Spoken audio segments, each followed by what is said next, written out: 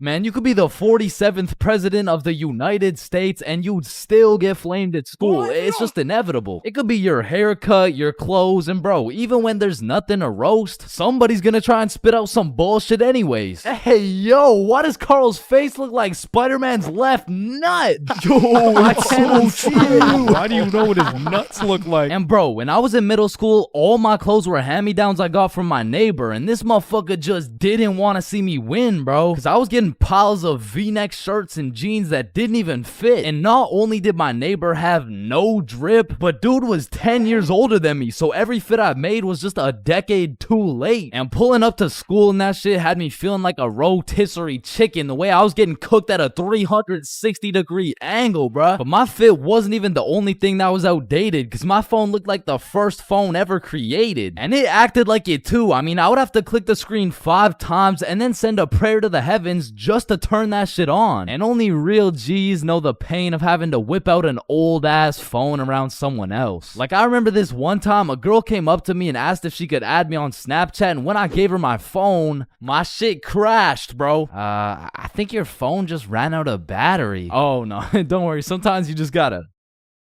Yeah, here you go. Actually, I have a boyfriend, so... Wait, what the fuck? And ever since that day, that phone was my #1 op, bro. So much so that the next time a girl came up and asked for my Snapchat, I started fucking malfunctioning, bro. Hey, can I get your Snapchat? No. Oh. Okay. No. It's just cause I don't have Snapchat. Oh, well, what about your phone number? I actually don't even have a phone. You don't have a phone? Oh, well, I did, but then my dog ate it. You know? Oh my God, is your dog okay? Sorry, I don't even have a dog. I don't have one. Then who ate your phone? Fucking I did. Wait, was that? Nope. Like, I do appreciate all the hand-me-downs, because without them, I would be walking through the school butt-booty naked. But to be honest with you, if it was a choice, I would have rather been butt-booty naked. Because these V-necks were straight girl-repellent. Like, there's birth control, there's condoms, and then there's V-necks, bruh. Well, shit, I mean, you could still pull a lot while wearing a V-neck, but it's just like... It's just gonna be dudes. And just when you think I couldn't have been more roastable, my mom will be like, oh, sweetie, you need a haircut. No, please, mom, no. My mom used to take me to this shop that gave out $1 haircuts, bro, and these motherfuckers were straight speed running these cuts. They'd be asking what kind of cut you want while cutting your hair. And by the time you get to show them the cut you want, your shit is already done, bro. And my mom must have not been tipping them either, considering the fact that every time I went back, the cuts kept getting worse and worse. Until one time, I walked out there with my head bleeding, like I asked for a 2 on the sides, and she hit me with a -2. Now, don't get me wrong, when I pulled up to school wearing the most abominable fit known to man with the atrocious haircut and shitter phone combo, I got my shit roasted, flamed, grilled, sauteed, deep fried, and then thrown into the goddamn microwave. Like the type of flaming that has you going home and just taking an extensive look in the mirror, questioning if you should legally change your name to Albert and flee the country. But somehow, this motherfucker Carl got flamed even harder than me just for being Carl. Like, whenever a friend group is created, there's just one dude selected to be the punching bag for the entire group. And you know, I feel bad and shit, but like... it's better Carl than me, bro, so I'm gonna slip a few jabs in if I have to. Yo, what the fuck is Carl eating, bro? Oh, hell nah. Wait, whoa, Chains is eating the exact same thing. Nah, what? Your shit looks like it tastes like cardboard with honey mustard. Wow, how did you know? Like, Carl can't even get a little chuckle out without getting crucified, bruh. Damn, he's fucking that shit up. Looks like he hasn't eaten in weeks, bro. Oh, hell nah, Carl. I know you're not laughing. Yeah, no, I'm not. You're built like SpongeBob Round Pants. You look like a malnourished Santa Claus, bro. Like, god damn, that's a face only a mother can love. What did I do? Now, getting roasted around your boys is tough, but that pales in comparison to the pain and embarrassment of getting roasted in front of your crush, bro. Yo, Chains, what did you get on the science test? I'm not gonna lie, I got like a 76. I'm surprised you're not smarter with that big ass head of yours. Good one, Joe. No, like for real, your shit is massive. Like the sheer amount of brain you could fit in that bitch should make you Einstein. You look like you should be pulling 10,000 IQ plays right now. You look like you got the solution to world hunger somewhere hidden in that big ass noggin. Like how do you even stand up straight with that absolute cranium for a head? But I remember this one time I got my shit flamed so hard in front of an entire audience that I was brought to tears. But I mean, I was 6. I was 6 years old. And the day was December 24th, Christmas Eve. So my mom brought me and my brother to this improv play, and as we sat and waited for the show to begin, this little elf walked up to us like, hey, do you guys want to be a part of the show? Yeah, let's do it. Okay, yeah, I'll do it. And once the show began, they called me and my brother up to the stage and asked us a very simple question. So, what do you guys want for Christmas? Oh, I want a Minecraft sword and a creeper stuffy. And, what about you, little man? And as I looked into that crowd with dead silence, my brain stopped braining, bro. Hey, don't worry, it can be anything. Shit. I want,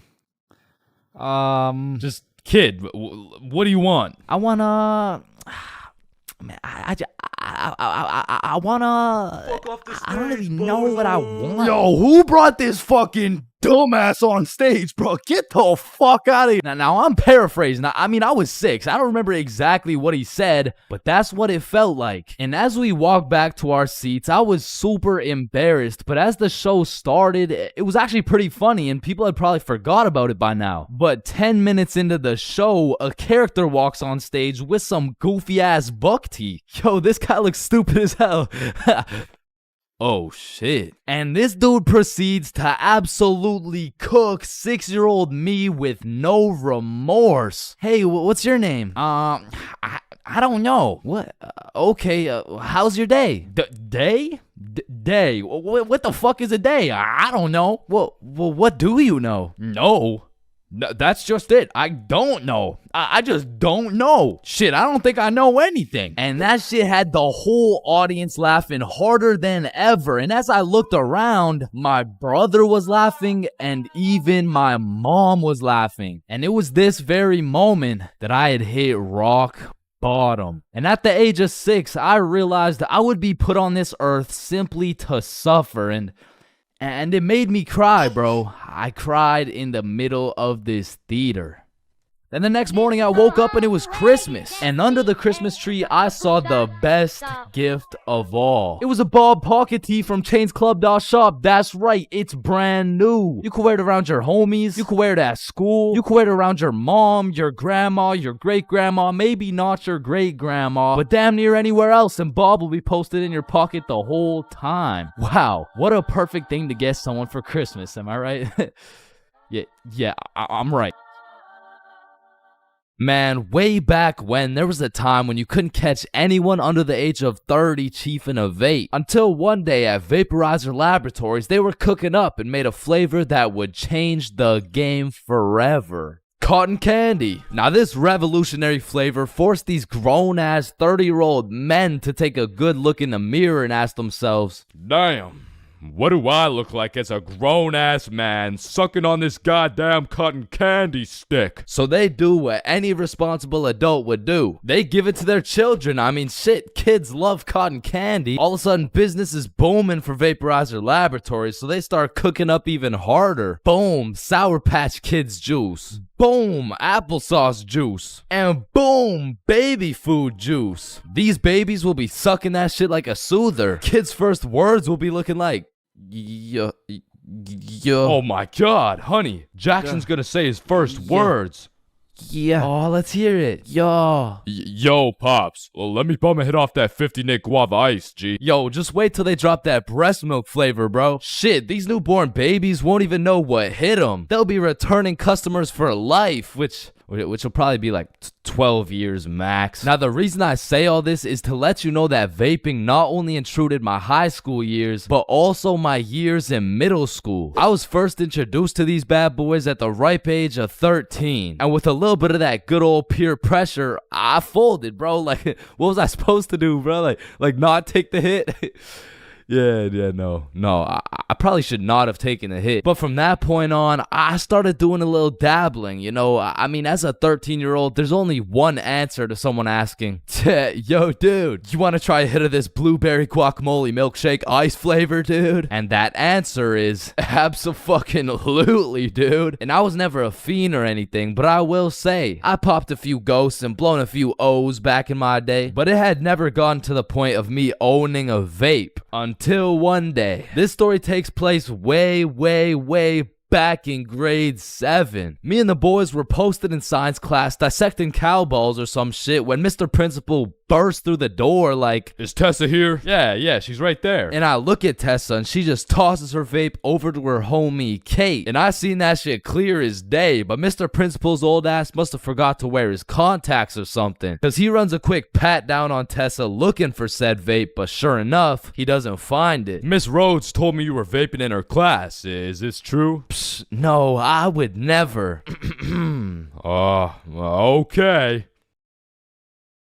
And then the bell rang and everybody knew what that meant. It was nut break. Now, I don't know who the fuck decided to name our recess nut break, but I will say most of the students understood that that shit was short for nutrition break. However, some kids took it a little too literally. Weird ass school, man. But this specific nut break, you best believe me and the boys weren't busting nuts or eating nutritional foods because Billy had something else on his mind. Yo, who's got you smiling like that? Who, me? Nah. It's nobody. Yo, wait, you got a crush on Tessa? What? Tessa? Me? Yeah. Yeah, I got a crush on, yeah. Oh, shit, go talk to her, bro. Talk to her. No. Bro, it's simple. She's new to the school. She's probably looking for some friends. So just walk over and introduce yourself. You're right. I'm just gonna do it. Yes, sir. Hey, did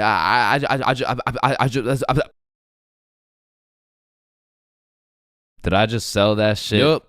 You did. Then the bell rings and we all go to PE class. Now in my middle school, your class was your class. You just have the same students and the same underqualified teacher teaching everything. Like, Lord knows Mr. Donaldson shouldn't be teaching PE, but shit, here we are. And so while we're playing dodgeball, I'm trying to coach Billy on how to confess his love for Tessa, but I'm gonna keep it a buck. I was speaking straight out of my ass, bro. I don't know the first thing about confessing love. Listen, bro, I'm the expert when it comes to confessing love. All you gotta do is walk up with confidence, introduce yourself, and then ask her to be your girlfriend, bro. Okay, simple. Let's practice. Hey, Vanessa. My name's Billy, and Do you want to be my girlfriend? Damn. And after the proper training, by the time lunch came around, Billy was prepared to do what had to be done. Alright, listen, bro. Whatever happens out there, me and Bob got your back. And remember, the worst she can say is no, bro. Alright, I'm ready. You got this. Hey, Vanessa. I'm Billy. I seen you in science class today, and you were looking very pretty. And do you want to be my girlfriend? Fuck no. She laughed, bro. She laughed in Billy's face. And he walks back to us with tears in his eyes. She laughed at me, bro. Well, at least you know what they say. What? If you can make her laugh and giggle, you can make the cheeks clap and Not jiggle. right now, bro. You're right. Too soon. Needless to say, that brother Billy went home that night, listened to Juice WRLD, and cried himself to sleep. Shit, the next day, Billy didn't even say a word, but I could hear Lucid Dreams on full blast in those earbuds. Man, it's a tough sight to see. Next thing I know, Mr. Principal bursts in the class talking about, "All right, Tessa, in my office right now." Now, I don't know why she was in trouble, but whatever she was accused of, she's guilty, bro. And she's also guilty on 1/3 degree count of breaking my man's heart. And as I'm busy praying on Tessa's downfall, I get a little tap on my shoulder like, "Psst, take this. Mr. Principal's looking for it and he's not gonna check you." Whose is it? It's Tessa's. Don't worry, it's safe with me. And it was safe with me, cause that shit was now mine. The only way she could get it back is if she repaired my boy Billy's heart, and that just wasn't happening. And soon enough, Tessa comes back from Mr. Principal's office and she didn't say a word. We had nut break, nothing. We went to PE, nothing. And then we went to math class. And as I was chilling in math class, calculating the square root of pi and shit, I get a tap on my shoulder again. Psst, Tessa wants her vape back. Vape? What vape? The one I handed you this morning, you know, it was purple. Oh, that vape. Oh, yeah, no, I threw that shit in the bushes. So she reports back to the person who gave her the vape, and she reports back to the person who gave her the vape, etc., until Tessa finds out, and she looks pissed. So she whispers to her friend, who whispers to her friend, etc. What bush did you throw it in? Oh, the one out back. And to put it in perspective, the bush out back was fucking massive. It was this huge conglomerate of straight prickle bushes, and so pretty much her vape was gone, bro. And I went to sleep that night with a smile on my face, knowing I not only saved Tessa's lungs, but also Billy's heart. The next day I went to class, sat down with the boys as always, but something was different. Tessa and her homies were nowhere to be seen. I shrugged it off and continued to make some groundbreaking studies in science class until I hear Billy like, bro, no fucking way. So I turn around to not only see Tessa and her friends waist high in prickle bushes looking for this vape, but I also see Mr. Principal forcing them to do it. Now this was truly a beautiful sight to see revenge play out this perfectly. Like Billy was sitting at the window the entire class watching him do a whole search party for this vape that was posted in my pocket. And just when I thought Billy couldn't get happier, the next day Tessa and her friends had to present a PowerPoint to the entire school on why vaping is bad. Vaping is bad because when the vape enters your lungs, well, it's not good for your lungs. Man, karma is real, because not only did Tessa understand how it felt to be laughed at, but the next day my friend came up to me like, can I use that vape for the day? And I wasn't using that shit, so I said, yeah, sure. And at the end of the day, you'll never guess what she told me, bro. Yo, you still got the vape? No, I threw it in the bush out back. Listen, bro, in this world, there's levels to clout. You could get yourself some Instagram followers. You could stack up a few bands. You could even be famous, but there's only one spot in life that is superior to the rest. A spot so glorious and sought after that they are idolized like no other. It's me. I've got the infinite money glitch. Come on, Jimmy. You know it's me. I need a max win. Man, shut the fuck up, Drizzy. I'm literally Kanye West. Nah, but I'm the top G. All right, little bro, let's go band for band then. It's me. But I'm the fastest kid in my school. Bro, I don't know who decided speed would be the deciding factor for who's the king of the school, but all I'ma say is that motherfucker's the GOAT, bro, because I was the fastest kid in my school. I was clapping everyone in races. I was breaking track records, and I had all the 9-year-old baddies, man. I wish I could still pull like that. All right, it's just a miscommunication, you know? Like, when I say 9-year-old baddies, I didn't mean Explain it to the judge, buddy. sick fuck. And because I peaked in elementary school, come with me and we'll take a look back at some of the first years of our lives and maybe some of the best, am I right? Kindergarten. Coming into kindergarten, kids were either excited or terrified as fuck for their first day. I mean, I would be pretty fucking pissed too if I knew this was the beginning of me being locked up every day for 13 years. But kindergarten was funny as hell because these kids had no clue what was right and wrong, so they'd be saying the most outrageous shit for no reason at all, bro. Hey, buddy with the hat, can you pass me the skin color crayon?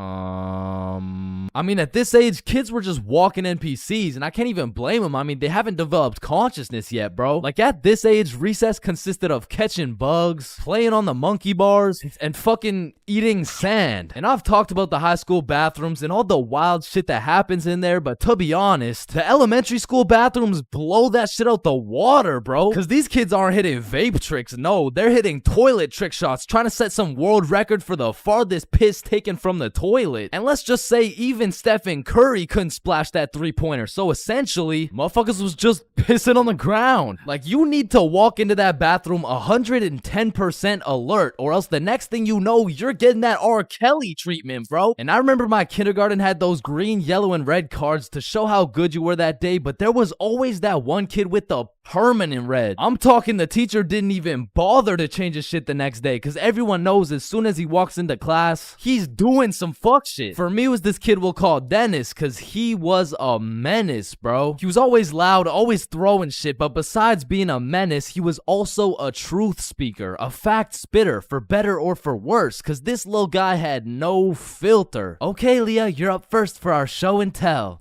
Okay, I brought my favorite painting of mine. This right here, this one's me, and this is my dog, Peanut Butter. That shit is ass. Dennis, what did we say about saying the truth out loud? I mean, not the truth. I'm talking about, like, he was the only dude I knew who could talk over the quiet coyote. I mean, to this day, if I see one of those things, I just can't I just can't talk over it. I mean, maybe he's gonna eat me. I don't fucking know. But there was one thing that could shut Dennis up, and one thing only. Boy-girl seating arrangements. Dennis always had so much to say until you put him beside Isabel and Leah, and all of a sudden it's like, hey, what are you drawing? Nothing. Aw, is that your dog? Maybe. Shit, he's just like me for real. Like, to this day, you know? Oh shit. And then we go outside for lunch, and don't get me wrong, eating sand for fun was great and all, but as kids got older, everyone started to play games, some of which consisted of tag, manhunt, soccer, basketball, grounders, red ass, kickball, jump rope, tetherball, and what is possibly the most goated game of all time, Foursquare. This game was legendary, bro, but this shit used to get heated as fuck. I mean, kids were making truces, making whole clans, and that right there was real beef. Like, if you caught the ops lacking at nap time, it was on sight, bro. Psst, what? Oh, no, wait. You're a poopy ass. But man, crushes were everything in elementary school. Like, if you told anyone you had the smallest crush on a girl, word's getting out fast, and the entire class is gonna be organizing a wedding for tomorrow. But some kids just didn't use their words, like this one girl in my elementary school who most definitely had a crush on me. I mean, once again, I was the fastest kid in my elementary school, so... As I was saying, this girl had a crush on me, but she didn't like using her words, so essentially, she just she just beat my ass. I mean, what better way to tell someone you like them? And she must have really liked me, bro, because you could see it when I came home. Like, oh my god, Chains, what happened? Oh, well, I think this girl at school likes me. Oh, yeah, that's great. But why do you have so many bruises? Well, Mom, I think she really likes me. No, I think you need to go to the hospital. Yeah, probably, yeah. And there was also that one kid who went around teaching people swear words just cause he could. And of course, when I learn some shiny new words, I'm gonna use them. I mean, I still fucking do. But I remember just talking with my friends, dropping the F-bomb, feeling cool as hell. And then one time I see this girl hauling ass over to the teacher and whispering in her ear. And I already knew what was going down because this girl was the biggest snitch known to man. Like, unprovoked. It was like a hobby or some shit to her. And her name was Erin. Like, her real name was Erin, spelled E-R-I-N. Yeah, how's it feel to get snitched on, buddy? But getting in trouble in elementary school was tough because they would act like you were committing war crimes for the smallest things. Like, when I got snitched on for swearing, I was in grade 4. I was a big boy, you know what I'm saying? But my teacher was pissed, bro. Chains, you can never say that word. It's horrendous.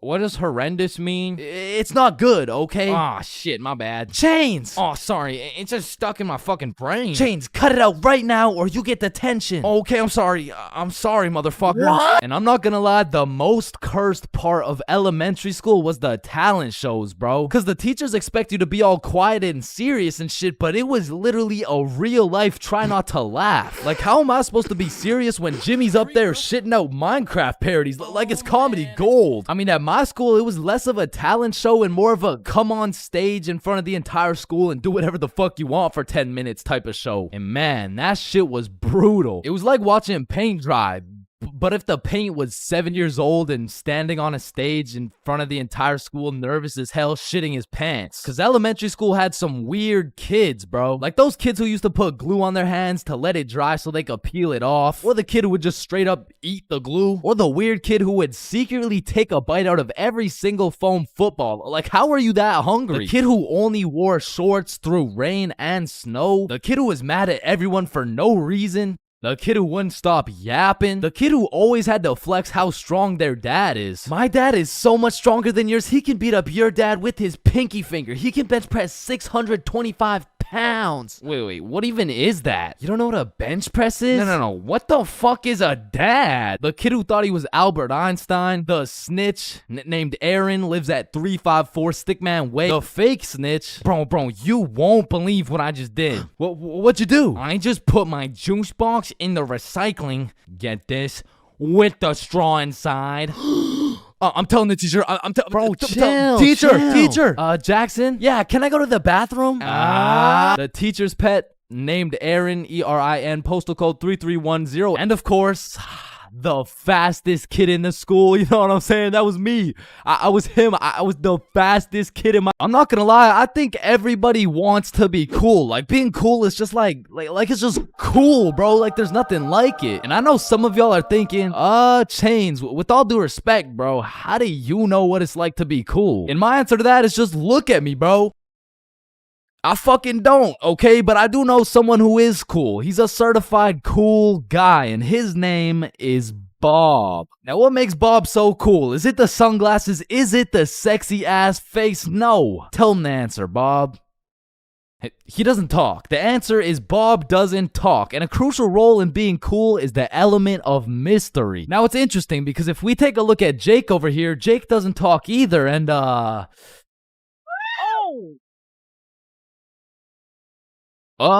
don't think, I mean, like, me personally, you know, I don't really think Jake's that cool. So that means to be cool, you can't just stop talking. I mean, I remember one time I thought if I threw in some earbuds and stopped talking to motherfuckers, everyone would see me as some cool, mysterious guy in the shadows. And I'm not even gonna lie, I was walking through the halls feeling like Batman. I could even see the people talking about how cool I was. Come to find out, it was more like, does this kid even talk? Nah, I don't think so. Yo, what's up with this kid? I'm pretty sure he's autistic or something. Because the truth is, there's a very distinct difference between Bob's silence and Jake's silence. I mean, Jake didn't talk because he would probably get his ass beat for literally anything that comes out of his mouth. But Bob, on the other hand, doesn't talk because he doesn't have to talk. Like, watch this.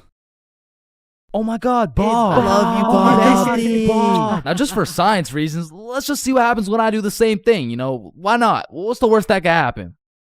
Hello? Can I help you? Oh my god, help. There's this creepy guy. At least she didn't. Get on the ground. Hands behind your back, buddy. Now, it's important to note that being cool is subjective. Like, for example, some people think I'm cool, you know? Like, in this big-ass world, surely there's someone out there. No, there isn't. Nobody thinks you're cool. Shut up, loser. Okay, well, what I was trying to say is you're gonna find someone cool who I don't find cool, and I'm gonna find someone cool who you don't find cool, and that just leaves us with the question, what is cool? So to answer this question, I need you to think of the coolest dude on the earth, and I'm about to guess, okay?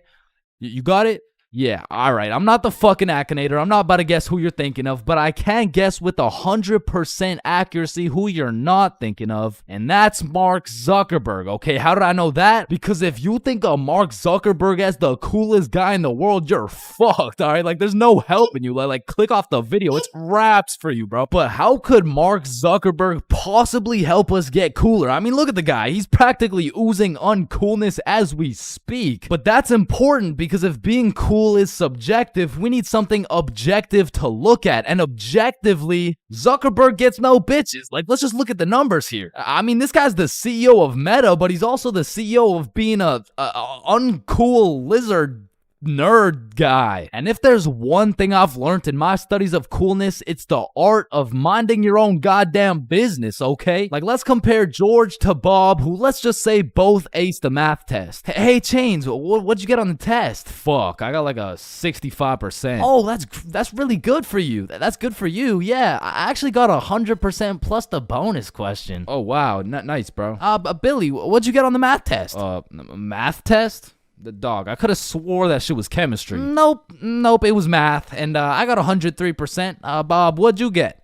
God, 110. There was only one bonus question. That's impossible. Oh, kissy face.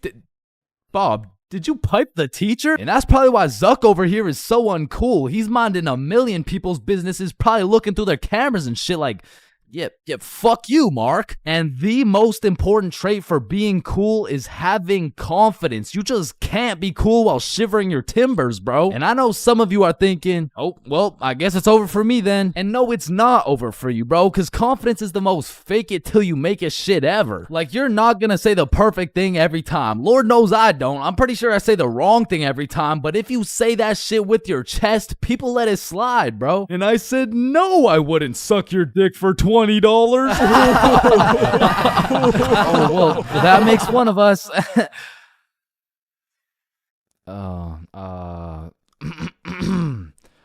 Well, that makes one of us. I love this guy. Now, that's the type of confidence that's gonna take you from a level 1 crook to a level 100 mafia boss. And with that power comes responsibility. Some dudes will become a level 100 mafia boss and start picking on other people because it makes them feel powerful. But a cool guy doesn't yearn for power.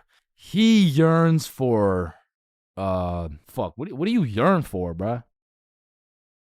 Damn, he's so cool. Now, being cool comes along with being calm and collected. Like, if someone walked up to you trying to fight and you started running away screaming for your life, I don't think anyone's looking at you like, damn, that's one cool-ass motherfucker, bro. Yeah, bro, the way he hit that high note was cool as hell. Shit, maybe I could be like him someday. Now, I'm not saying you gotta go all Jackie Chan on the guy, but you do gotta stay calm and think logically. Like, let's see how cool you are. What would you do in this situation? A, strike first, strike hard, no mercy. B, just walk away. C, give him a little kiss on the forehead. Or D, do the stanky leg. And the correct answer is any of the above, bro, because it's not about what you do, it's about how cool you do it. Except maybe the stanky leg one. I don't think anybody can look cool doing the stanky leg. But doing any of the other options, you could look cool as hell. Like, A, strike first, strike hard. Boom, one punch knockout. That's cold. But if you throw first, miss, eat shit, not cool. B, walking away. You're cool as hell. Unfazed. Unless you get jumped from behind and get your ass beat. Not cool. C, give him a little kiss on the forehead. Assert your dominance. You pretty much just made him your son. But if you miss, well, now you're just kissing a dude, so, yeah. Now, even though being cool is all about how you do things, there's a few things that nobody can look cool doing, like riding a scooter, chasing a bus, taking pictures with an iPad, chasing paper in the wind, using VR, washing a cucumber, waving. You look nerdy as fuck, eating a cupcake, tripping, getting out of a restaurant booth, pickleball, and literally anything to do with Starbucks. Hi, can I get a caramel ribbon crunch frappuccino with 2 extra pumps of vanilla and the You're soy? not cool, bro. What? Now let's take it back to the element of mystery for a second, because this is the step that will either have people seeing you as a cool ass dude, or they'll just assume you're shy or possibly on the spectrum, bro. Listen, you gotta talk, bro, or else people have nothing to go off of and they'll start filling in the blanks themselves. Whoa, wait, so I gotta talk to be cool? Yo, Chains, what do I say? Whatever the fuck you want, bro. No, wait, really? Yeah, bro, the truth is the key to being cool is being yourself. And I know that shit sounds corny, and it is, but do you think the coolest dudes on earth give a single fuck about what you think? Hell nah. They're way too busy being cool, bruh. You gotta be like a peach, man. Some people hate peaches, some people love peaches. But at the end of the day, the peach is gonna be a peach. So here, take these sunglasses, and if you haven't heard it today, you're a cool ass dude, bro.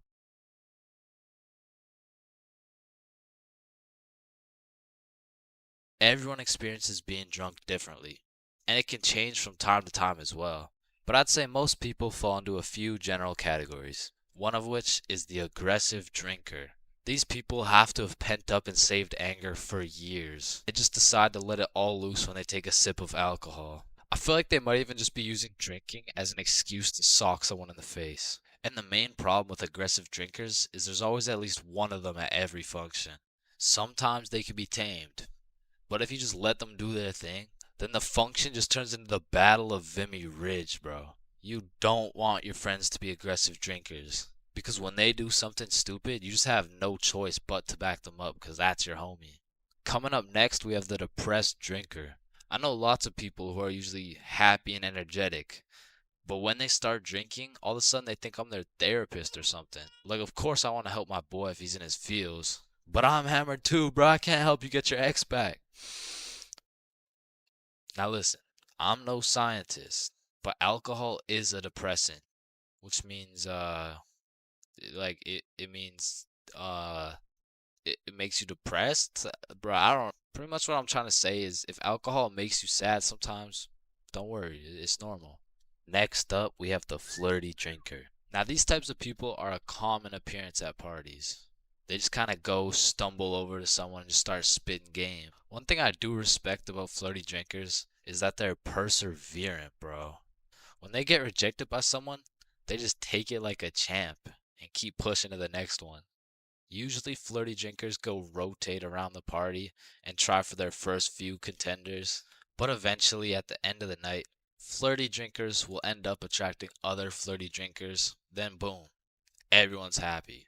And come on, everyone knows the I love you guy. Man, I love you, man.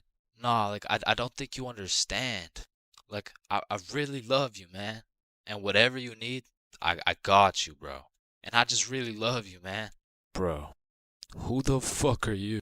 And of course, we got the designated driver. Next, we got the loud one. Hey, bro, sometimes the alcohol just makes people talk way too loud. In some settings, it'll slide. But in other settings, at parties, these are usually the type of people to be in the mosh pits because they're always super high energy. And sometimes they can be kind of annoying. Man, who would be this type of drunk, am I right? Alright, it's me. And if anyone else is this type of drinker, I know you can relate. When you wake up the next morning, not only you get hit with the hangover, but your voice is just completely gone. And I'm not even usually a loud person. But man, alcohol just works its magic and has me yelling like Kai Cenat. Hangovers being this type of drinker has to be one of the worst. I guess next to aggressive drinkers, you know what I'm saying? Anyways, we're moving on. You also might have encountered the philosopher. I couldn't tell you why, but for whatever reason, after taking 5 shots, some motherfuckers just become a philosopher, bro. They just have philosophical questions coming out of nowhere. And they low-key be spitting too. Hey man, love doesn't even exist, bro. It's all just an illusion. Love is just a chemical reaction that occurs in your brain that was programmed to make us inclined to reproduce. Next up, we have the OD, overdrunk. This is the 7th and final stage of being drunk. If you've seen the 7 stages of drunk video, you'll know exactly what I'm talking about. But some people are just prone to drinking way too much. And somehow, they always find themselves blackout drunk. But yeah, there's not much to say. They're pretty much just unconscious. And of course, we have the chill drinker. These people are just pretty neutral. They just be talking at a normal volume about normal stuff. And honestly, these people are just overall enjoyable to be around, especially when you're drunk. Let me know in the comments if I missed anything. And also let me know which type of drinker you are. Okay, Chains, welcome to your first day at Jim Jordan's. These are our new product, Bieber Bites. Just smile and remember. The customer is always right. Okay, yeah, nah, I could do that. All right, I'll leave you to it. Okay, yeah. Hey, sir, what can I get some Bieber bites? Yeah, how many? Right. How about this? Hey, let me get a pack of Justin Bieber's balls. Funny, yeah. How many do you want? Hey, let me get a pack of Bieber's sack. Okay, yeah, how many, bro? Hey, let me get a taste of Justin Bieber's wiener. Back in my day, I used to work at a fast food place called Jim Jordan's. Now, for legal reasons, this is not Tim Hortons, okay? It has J's and shit. Like, they don't even look that similar, bruh. But honestly, working at Jim Jordan's, I felt like Johnny Sins, the way I'd put on my uniform and go to work just to get the soul sucked out of me, bruh. And instead of dealing with a bunch of fat asses, I'm dealing with a bunch of fat asses talking about, Alright, so I ordered an extra large BLT with ranch, extra bacon, no veggies, and I only got 5 strips of bacon. I want a new one. Okay, yeah, where's the sandwich? I ate it. Of course you did, bruh. Like, you do not need more food. I don't think your arteries could compensate for any more bacon.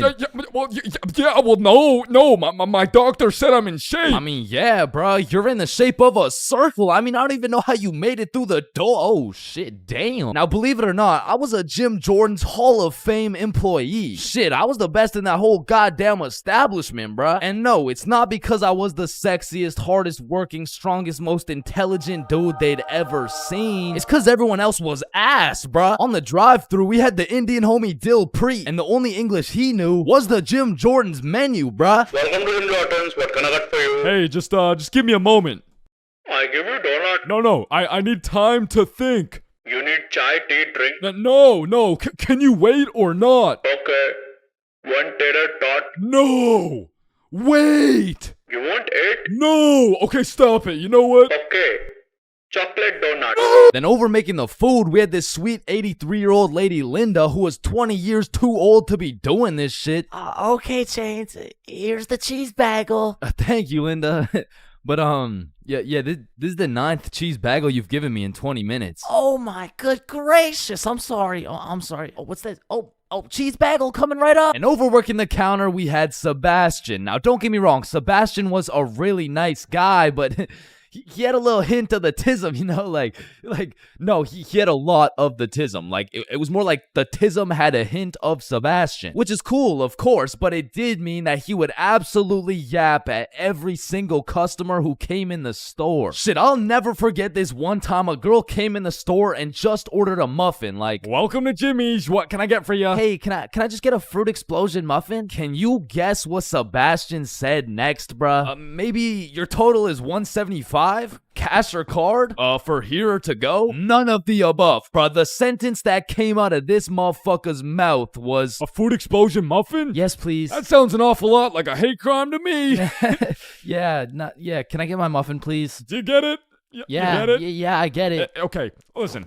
It's like, You really okay, don't need to explain. Explosion, okay? Sir, it's like if you took a bunch of gay people. So that's Sebastian. And over on drinks, we had this dumbass 15-year-old who's always spilling and shit. That was me. Yeah, that was me. I was ass too, but like, I was still the best by default though. So the point is, our Jim Jordan's crew was looking like a group of clumsy villains from a Disney movie. But just because we were all really ass at our jobs doesn't mean we were useless. Because if there's one thing we knew how to do, it was making people's days even worse than they already were. You pull up to our drive-thru all happy, just wanting a small coffee? Shit, you're leaving with a small hot tea and some suppressed anger you'll probably bring home and let out on your wife and children. You pull up to our drive-thru just wanting a breakfast sandwich? You're leaving with nothing because we ran out of eggs and cheese and bread and the breakfast and the sandwich. You pull up to our drive-thru pissed off, complaining about how there's not enough mayo in your wrap? Bro, you're leaving with a wrap filled with super special secret Sebastian sauce. So I'm sure you could probably tell, but we had to do a lot of customer service and talk our way out of a lot of mistakes. And by we, I mean me, bruh. I was the designated customer service dude, because before it was me, it was Dill Preet, and that shit would usually go something like, hey, I just took a bite out of my chicken wrap, and it literally tastes like someone busted a nut in that shit. A nut? Yes, someone busted a nut in my goddamn food.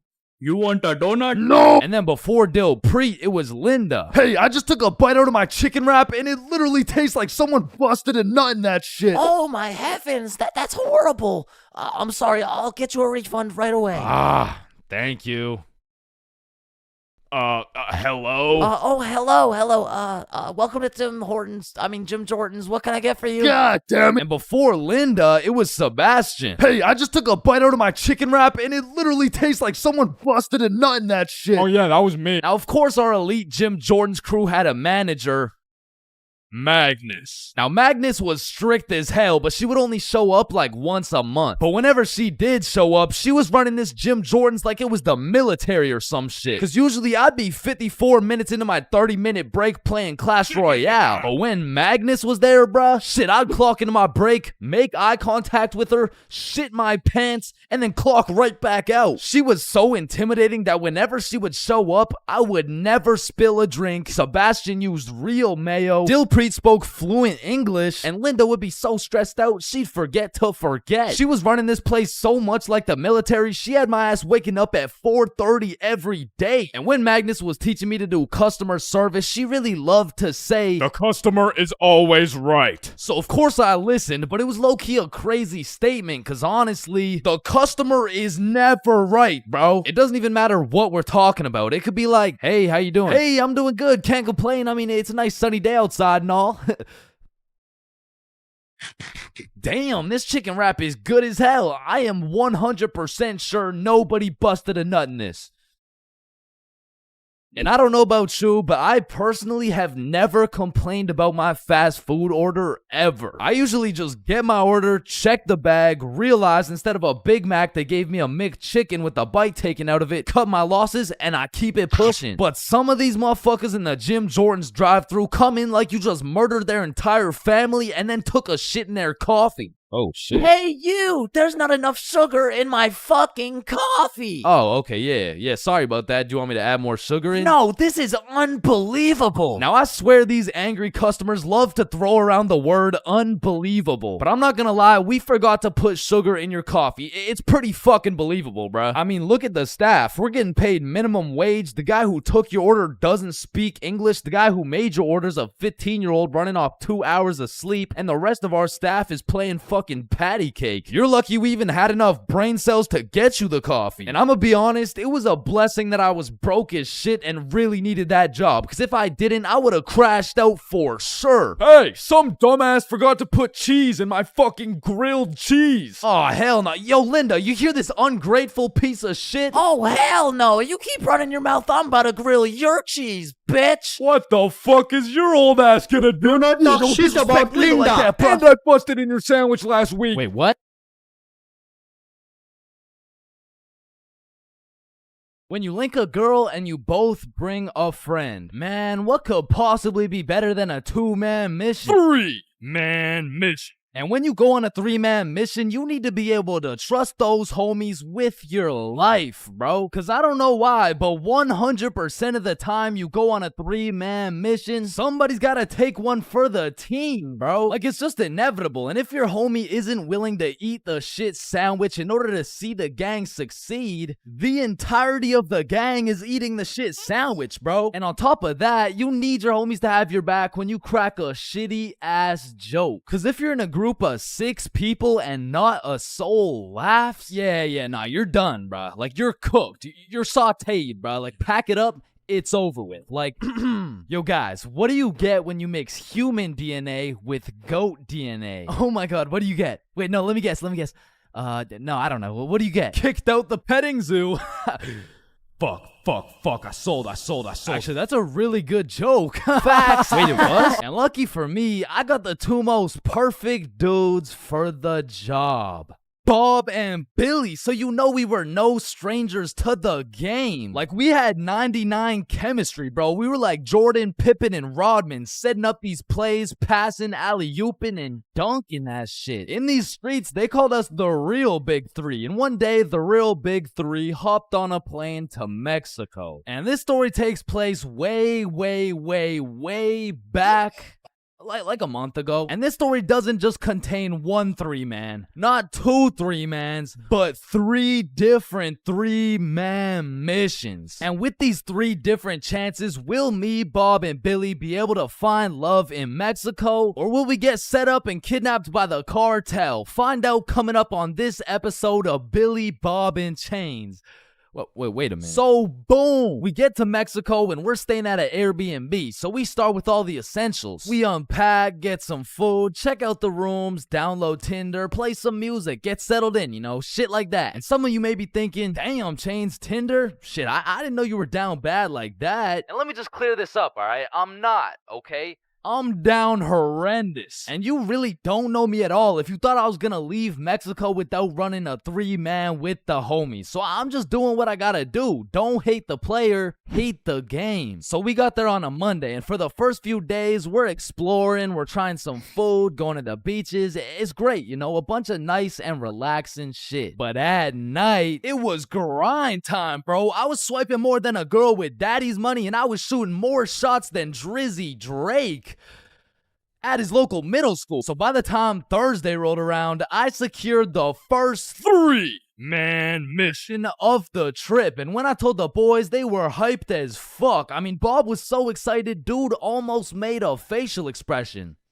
So before we went out, we had to get teed up. And lucky for us, we spent half our food budget on a few bottles of vodka. So we're absolutely down in that shit until our Uber pulls up. We hop in the Uber and get dropped off by some bars where we plan to meet the girls. Now keep in mind, at this point, all I've seen of this girl is pictures. And you know there's a brutal catfishing epidemic going on. So let's just say it's completely in the realm of possibility that I set up a link with 3 big buff Mexican dudes. And Lord knows I'm crossing my fingers. like hopefully there's like no big buff Mexican. I don't want the big buff Mexican dude. So my heart dropped to my balls when I got a tap on my shoulder and turned around to see a not so buff Mexican dude with another not so buff Mexican dude with the 3 girls. Oh, hey. Oh no, don't worry. These are just my friends, by the way. Hey. Oh, shit. Okay, yeah, what's up? And not only was I relieved that she wasn't a jack dude, but she was fine, nice, and she spoke English. Same with Bob's girl and Billy. Yeah, nah, he had to take one for the team for sure. Hey, bro, I'm sorry, but this is just the way the cookie crumbled. Shit, bro. Can we get another cookie? It's too late, bro. It's already crumbled. And Billy took that shit like a champ, bro. So all 8 of us go to a bar and we're just talking, getting to know each other and shit. And I notice Billy just keeps the tequila shots coming. I mean, we were only 10 minutes into the conversation, but this dude is 10 shots deep at this point. And all of a sudden, this dude starts laying down that Google Translate riz, and he's dropping hard eye emojis and shit, and I'm like, damn, respect. I mean, he's taking this extremely well. And after about 30 minutes of talking to this girl, I look over at Billy and I start to see some wild ass emojis being thrown around. Like, oh shit, Bob. Yo, I think Billy forgot he's the one taking one for the team. So me and Bob cut him off of the tequila, and then my girl is like, hey, do you guys want to come over to our place? Yeah, Hell yeah! Is he alright? Yeah, he's fine. So we hop in their whip and go to their crib. And at this point, it's getting kind of late. So we're just chilling, listening to music and things of that nature. When me and Bob realize Billy and his girl are nowhere to be seen. So I turn to Bob and I'm like, yo, should we stop him? Damn, bro, you're right. We can't let him do that shit. And listen, bro, I've never been the type of dude to cock block, but if it's the homie who's about to interlock with the chalk chick at this o'clock, I'll walk up, knock, unlock, and block that cock if I have to. And so I did just that. I walked up, knocked, of course, unlocked the door, and respectfully, I blocked that cock. Yo, what are you doing? I'm taking one for the team, remember? Nah, I think the team's doing just fine, but bro. You know me. I was gonna do it for the team, like for I don't think the team needs this one, gang. No. Remember, I'm supposed to be like taking it for the like this for the.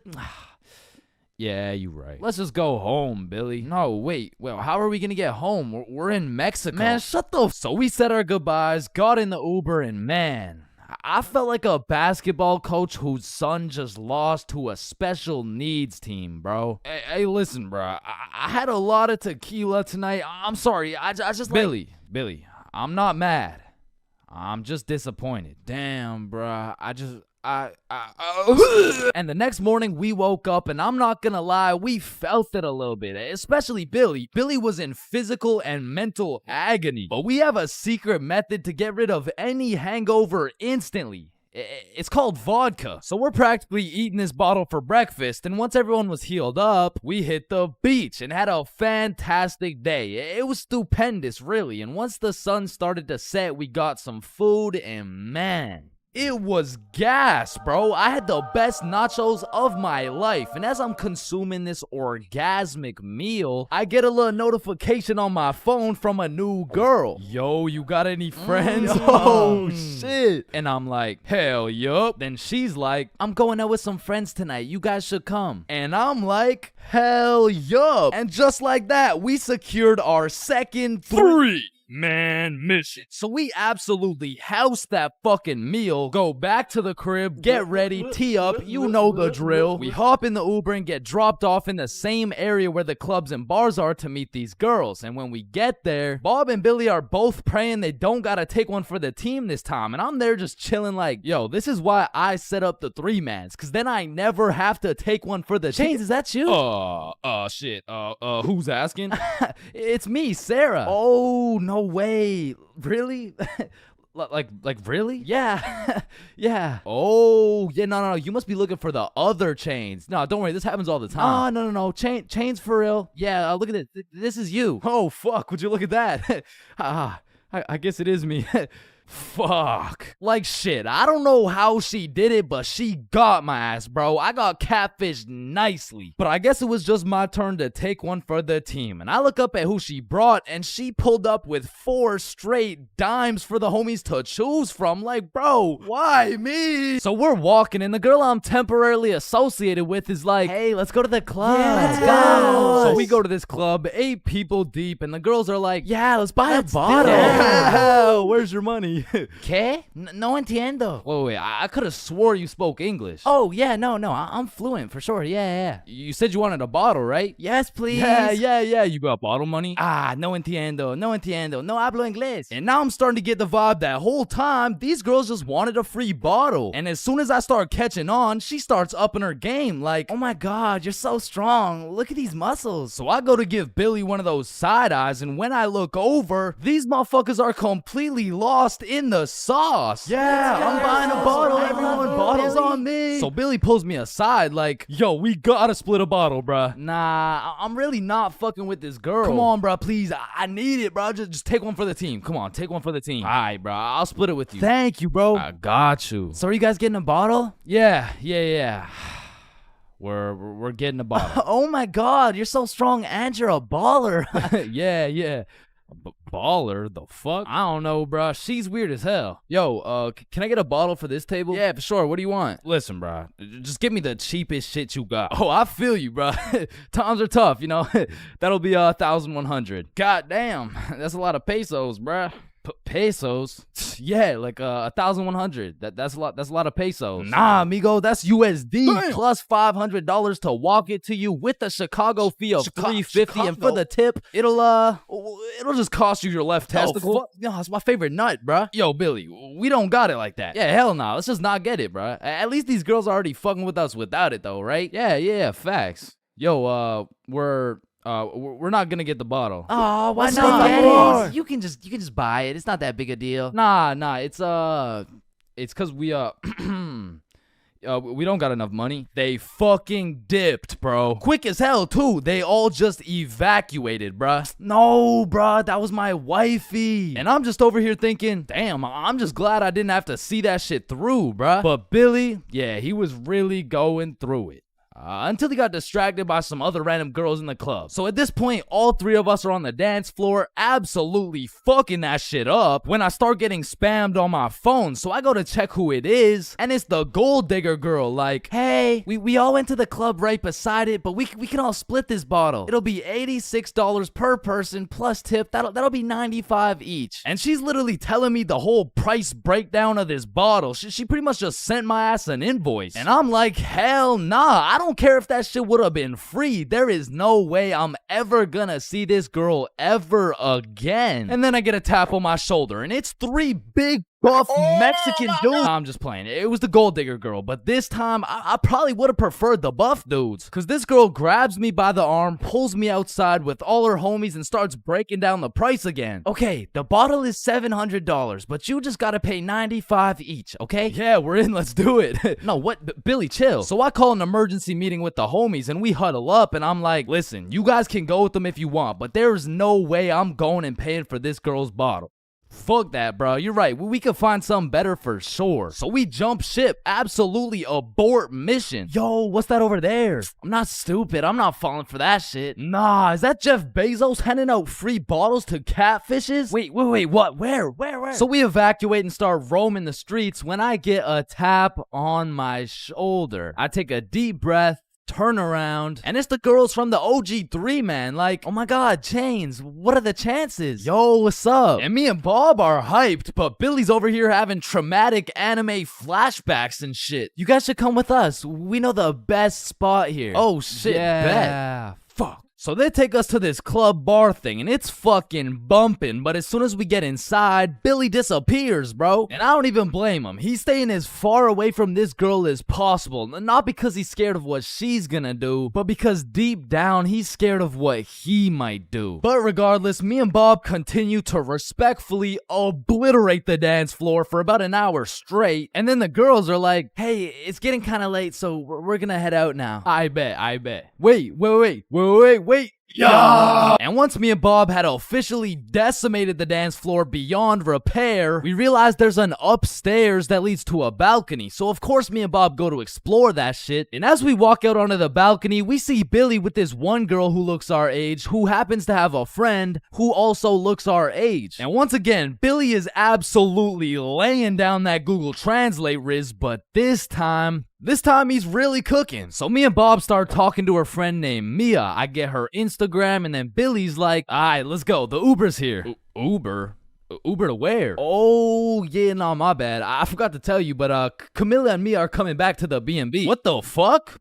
Don't you think we gotta discuss shit like that? Nah. Bro, what? Alright, Uber's here. Let's go. So Billy and the girls go to the Uber, but me and Bob stay back to discuss what the actual fuck is going on right now. Yo, this is a bad idea, right? But we can't let him do this shit alone. Shit, Bob. Do we even have a choice?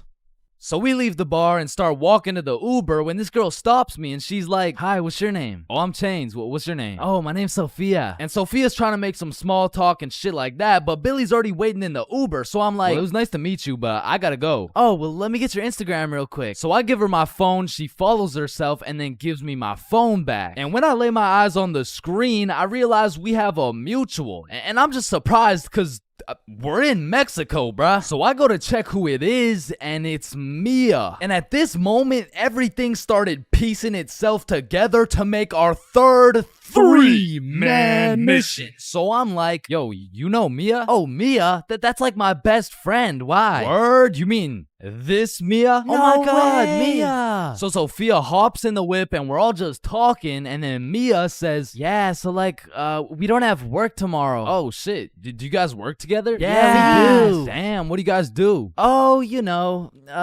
we dance. What, where do you guys dance? Like in the club. Oh shit. Yeah. That's what's up. Yo, how old are you guys, by the way? 21. 24. 25. Damn. Sorry. Do you guys happen to have any, kids by chance? Of course, I have two. I have a baby boy. One of them is a 3-year-old boy. I also have 2 daughters. Oh, fuck. Yo, Bob, you think it's too late to, abort mission?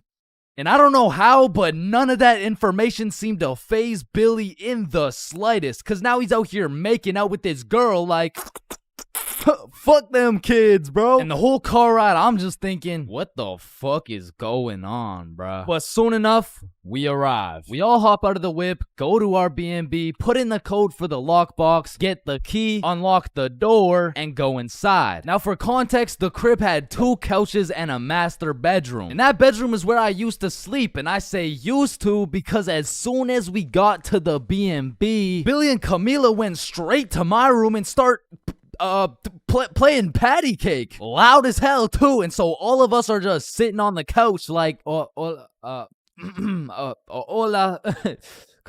¿Cómo estás? Fuck. And this motherfucker Billy was just making up for every single time he had to take one for the team. And after the longest 20 minutes of my life, Billy walks out of the room smiling from ear to ear like, what? Well, why's everyone looking at me? Shit, you guys could hear that? Then Billy cops the girls an Uber, they dip, and I'm looking at Billy like, bro, what the actual fuck just happened? Hey man, listen, it's just the way the cookie crumbles. Nah, bro, you are crazy. And at this point, it was probably 4 a.m. or something, so I go to my room to look at where I'm supposed to sleep, and there's a bunch of looped up rappers on my bed, and I'm not talking Diddy. So needless to say, after a long night, I slept on the couch, and we all woke up rotten, bro. So rotten, even the vodka method wouldn't work. So we decided if anything could make us feel better, it would be a plate of the world's best nachos. So we get ready, leave the crib, and then Billy's like, yo, who's got the key? Shit, I don't got it. Bob, you got it?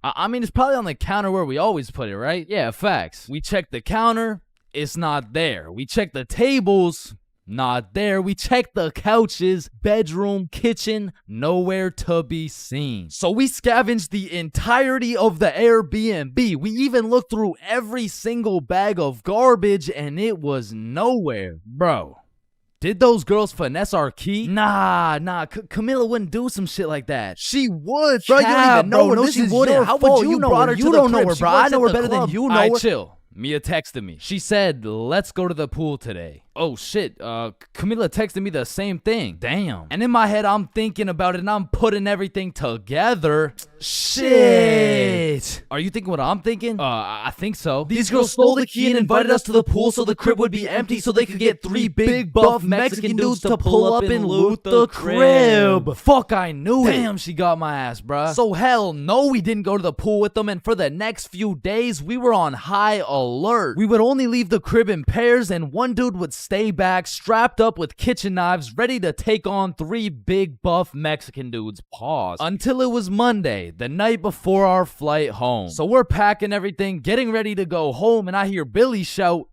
Chains? Yo, what's up? Yo, guess what I got, bruh? Chlamydia? No. Gonorrhea? What? No. Herpes? No, it's in my suitcase. Your suitcase got herpes? No, it's the key. How the fuck? I don't know. Yeah. Yo, when you think about it, every light switch is also a dark switch. Light switch, dark switch. Light switch, dark switch. Okay, class, sound it out with me. Ball. When you really think about it, we learn to read, and then we read to learn. Teacher, yeah, I think Chains is high. What the fuck? This is kindergarten. Shit. Ow. Damn. Any staircase can be a staircase to heaven if you're not careful enough. Baby, I've spent the best 4 years of my life with you, and I can't imagine my life without you. You're a 1 in a million, so will you marry me? So 1 in a million, huh?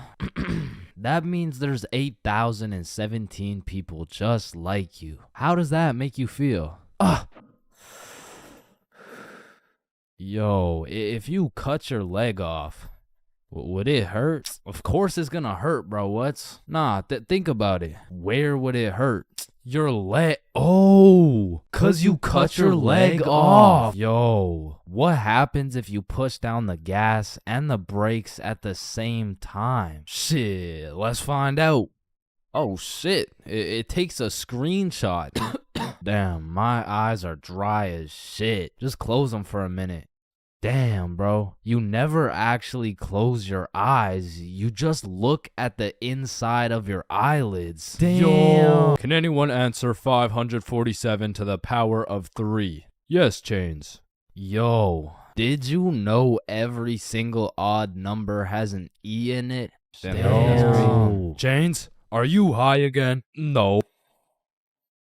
Wait a minute, bruh. Since you were born deaf, what language do you think in? Oh shit, you right. Damn, I just realized squirrels' cheeks are also their nut sacks. You know what I'm saying? That's kind of like your mom. What? The way she had these nuts all up in her mouth. Bro, if everyone in the world all blinked at the same time, nobody would know. Oh shit, that's facts. Oh, I just blinked. Did you? Nah. Oh, I just blinked. Did you? Nah. Wait, what about just now? Yo, which of these buildings do you think has the most stories? Oh, it's gotta be that one, bro. That's massive. Nah, this one's even taller. Oh, it's this one for sure. No, it's this one. No way. That shit's library? Tiny. Think about it. Oh, story. How are you supposed to get clothes? What are you talking about, bruh? Okay, imagine you had no clothes, right? How are you supposed to get some clothes? You go to the store and purchase that shit. Bro, they're not about to let you buy some clothes while your meat's hanging out. Nah, you just cop some clothes real fast. It's simple. Bruh, a young kid walks by and it's raps. So you guys both have the power to read minds? Yep, yes, that's sir. Right. Then if you both read each other's minds, whose mind are you reading? Oh, I don't know. We could try. All right, yeah, sure. Nah, that was not me. That was you for sure, dude. Damn, bro. When you think about it, the hospital is the only building you leave without entering. Damn. And people are having the worst day of their life, the best day of their life, the last day of their life, and the first day of their life, all in one building. Damn. Bro, I'm kind of scared down here. What? Why? But because I'm scared a shark's finna eat my ass. Well, when you think about it, there's more people eating sharks in the world than sharks eating people. Damn. That's actually really crazy to think about. Fuck, yo, every single day, there's some random motherfucker out there who took the biggest shit for that day. Yeah, he's in this room. Bro, it's literally just you and me in the room. Yo, this Taco Bell is busting. So he incorrectly assumed his position. You spelled that incorrectly. But spelled what incorrectly? Incorrectly. Yeah, but what's incorrect? Incorrectly. Wait, what? Wait, guys. When you really think about it, the only time incorrectly isn't spelled incorrectly is when it's spelled incorrectly. Shut the hell up. Yeah, shut the fuck up. You know, the number of people older than you never increases. It only gets smaller and smaller. Damn. What? It just got smaller. Yo, pizza's here. Shit, I got the munchies. I'm about to fuck this shit up. Wait, I ordered a mushroom pizza. Why'd they give us cheese? Hey, any pizza can be a mushroom pizza if you're patient enough. Damn, I guess you're right.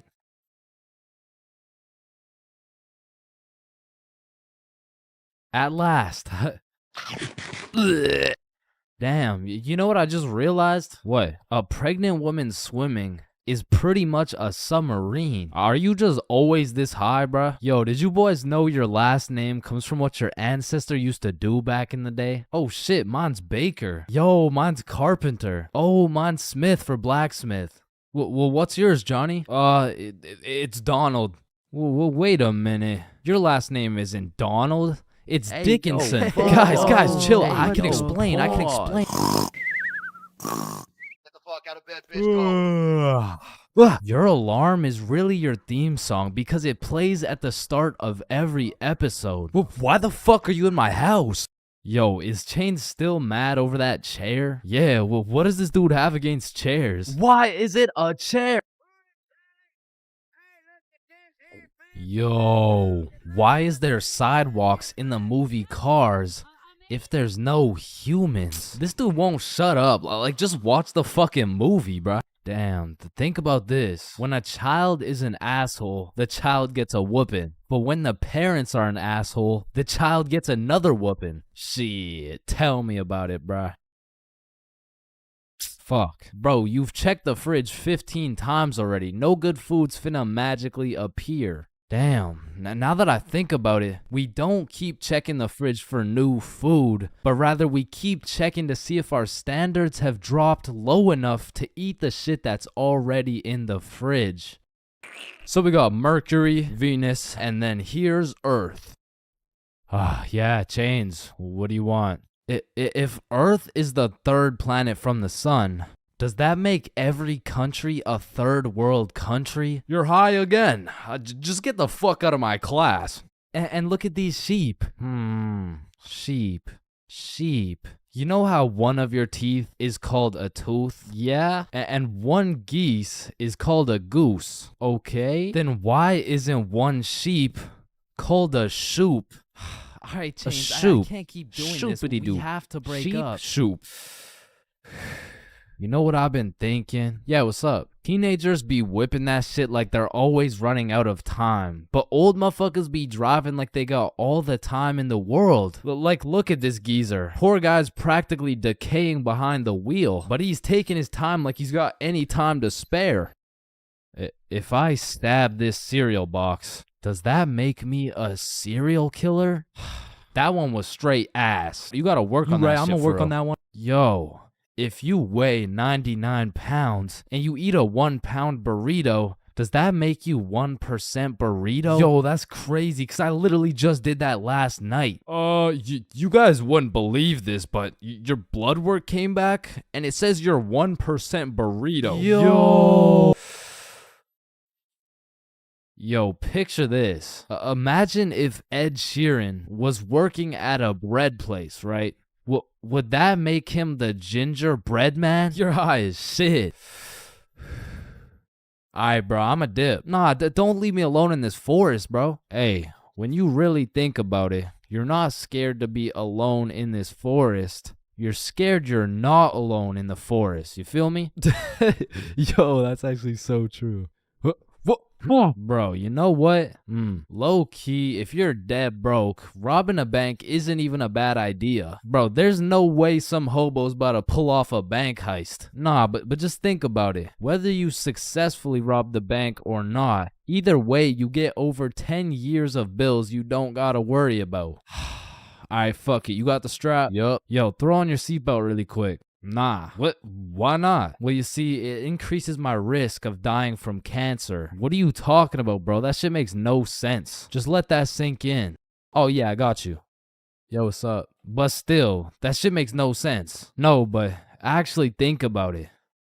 Oh. Hey, bro, you want to hit? Nah, I don't smoke. I'm scared that I'll get all paranoid and shit. Hey, man, if you're paranoid that you're gonna get paranoid, you're having the side effect without even smoking. It's Yo, true, that's though. facts.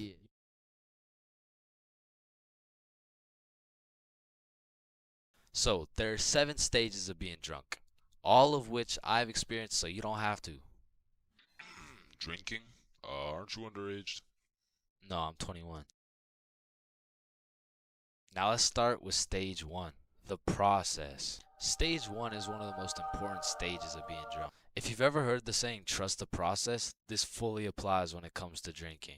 If you don't approach this stage with precision, calculation, and patience, you might accidentally skip straight to stage 7. And trust me, you don't want to skip straight to stage 7. The process is pretty much where you've started drinking, but you don't really feel anything yet. Because when you drink alcohol, it takes time for it to be absorbed into the bloodstream. And some people just don't have the patience to wait and end up overestimating their limit. Oh, I feel fine. Let me take another shot. Stage 2 is tipsy. Tipsy is where you first start to feel it. It's when the first few shots start to hit and you start to feel a little bit more outgoing and maybe more talkative. At this point, you'll still have your judgment, but I feel like you become a little bit more of a glasses half full kind of person. Walking in a straight line is still easy. Boom, light work. Once the next few shots start to roll in, you'll hit stage 3, intoxicated. Once you're intoxicated, some of the dizziness starts to set in. You also start to think less about the words you say. And I'm not gonna lie, at this point, I feel like your confidence peaks. Like when you're at a party and you look in the mirror and see Michael B. Jordan, you know you're at the level of intoxication, bro. And to be honest, for parties, I like to chill at this stage because you've got your confidence, but you still haven't lost your riz. And for reference, at this point, you can still walk in a straight line, but it takes a little bit more focus and effort. Which brings me to stage 4, hammered. This is where you start slurring your words. And bro, at this point, walking in a straight line becomes an impossible task. Yo, dude, can you walk this line really quick? Yes. When you're hammered, you start thinking a lot less. You start saying things before you can even think them. And it's important to say, when you're hammered, your judgment cannot be trusted. All ideas become good ideas. Yo, dude, what if we set an orphanage on fire? Bro, that's genius. That's what I'm saying. What are you guys doing? Nothing. I don't think that was a good idea, bro. Facts. Stage 5 is stupefied. At this stage, you'll have the brain power of a toaster. And honestly, walking in a straight line isn't even a question anymore. Yo, dude, can you walk this? Once you're stupefied, you're just too far gone. You feel like your head is just spinning over and over. Now, at this stage, I would recommend leaving whatever party or setting you're at because you can't function properly. Probably end up regretting some of the shit you say or do the next morning. Now, stage 6, wasted. When you're wasted, when you get wasted is just regret. Your body is literally fighting for survival. Everything is miserable and you always promise yourself you'll never get to this stage again. But one way or another, it always comes back. Whenever you're at a party, there's always one person who's wasted and they're hunched over at the toilet just vomiting, bro. And it just ruins the night completely. So this might be obvious, but I do not recommend getting wasted. Now, to get to stage 7, you have to do one of 3 things. First off, you could have not trusted the process at stage 1 and heavily overestimated your limit. Or you could have been hammered and your judgment was tainted, so you had the idea to take more shots. Remember, all ideas become good ideas. And lastly, you could be going through a serious divorce. And in this case, I'm sorry. I hope she comes back. But stage 7 is blacked out. When you are blacked out, you've lost your consciousness. You're pretty much just slumped out. But your dreams when you're blackout drunk are always the most random and vivid shit, bro. And once you wake up, yo, dude, can you walk this line really quick? So, I think it's safe to say that I would strongly not recommend going past stage 4. But I'm not gonna lie, I have a few times, and I got lots of crazy stories from them too. So let me know in the comments if you want to hear any of these stories. But yeah, I think I should end the video by saying, please drink responsibly. Billy is one of my closest homies, and we've been friends ever since we were little kids, and for as long as I can remember, Billy's been a dumbass, bro. I'm talking he's slightly retarded, you know what I mean? And everyone knows Billy for just 2 things. Always making the absolute worst decision possible, and always having the best stories, bro. Like, statistically, this motherfucker should have died 61 different times already, bro. Nah, I got plot armor, bro. Bro, no you don't. I do. Man, shut the fuck. What the fuck? Now, this story takes place on February 14th, 2025, Valentine's Day. And I'm gonna be so honest, this story is one of the craziest stories I've ever heard in my life, bro. So, wait, can you swear to them that is real? It is. Say you swear. I swear, bro. On everything you love, the Valentine's story happened, bro. On everything I love, the Valentine's story really happened. It was a fine Valentine's Day night. Bob, Billy, and I were all some single dudes, except Billy had a little situation, you know. He was talking to a girl named Elise, and they would hang out from time to time, but it was a new thing, so they weren't really dating, and they were definitely not Valentines. Now, I don't know much about Elise, but just 2 weeks prior, Billy was telling me about how he met some cute girl. They would text, they would hang out, but for whatever reason, their conversations would always be some like, hey, how you doing? Oh, I'm good. I am a little bit stressed because I'm moving and everything. Oh yeah, moving sucks. How about you come over, I relieve all your stress type shit?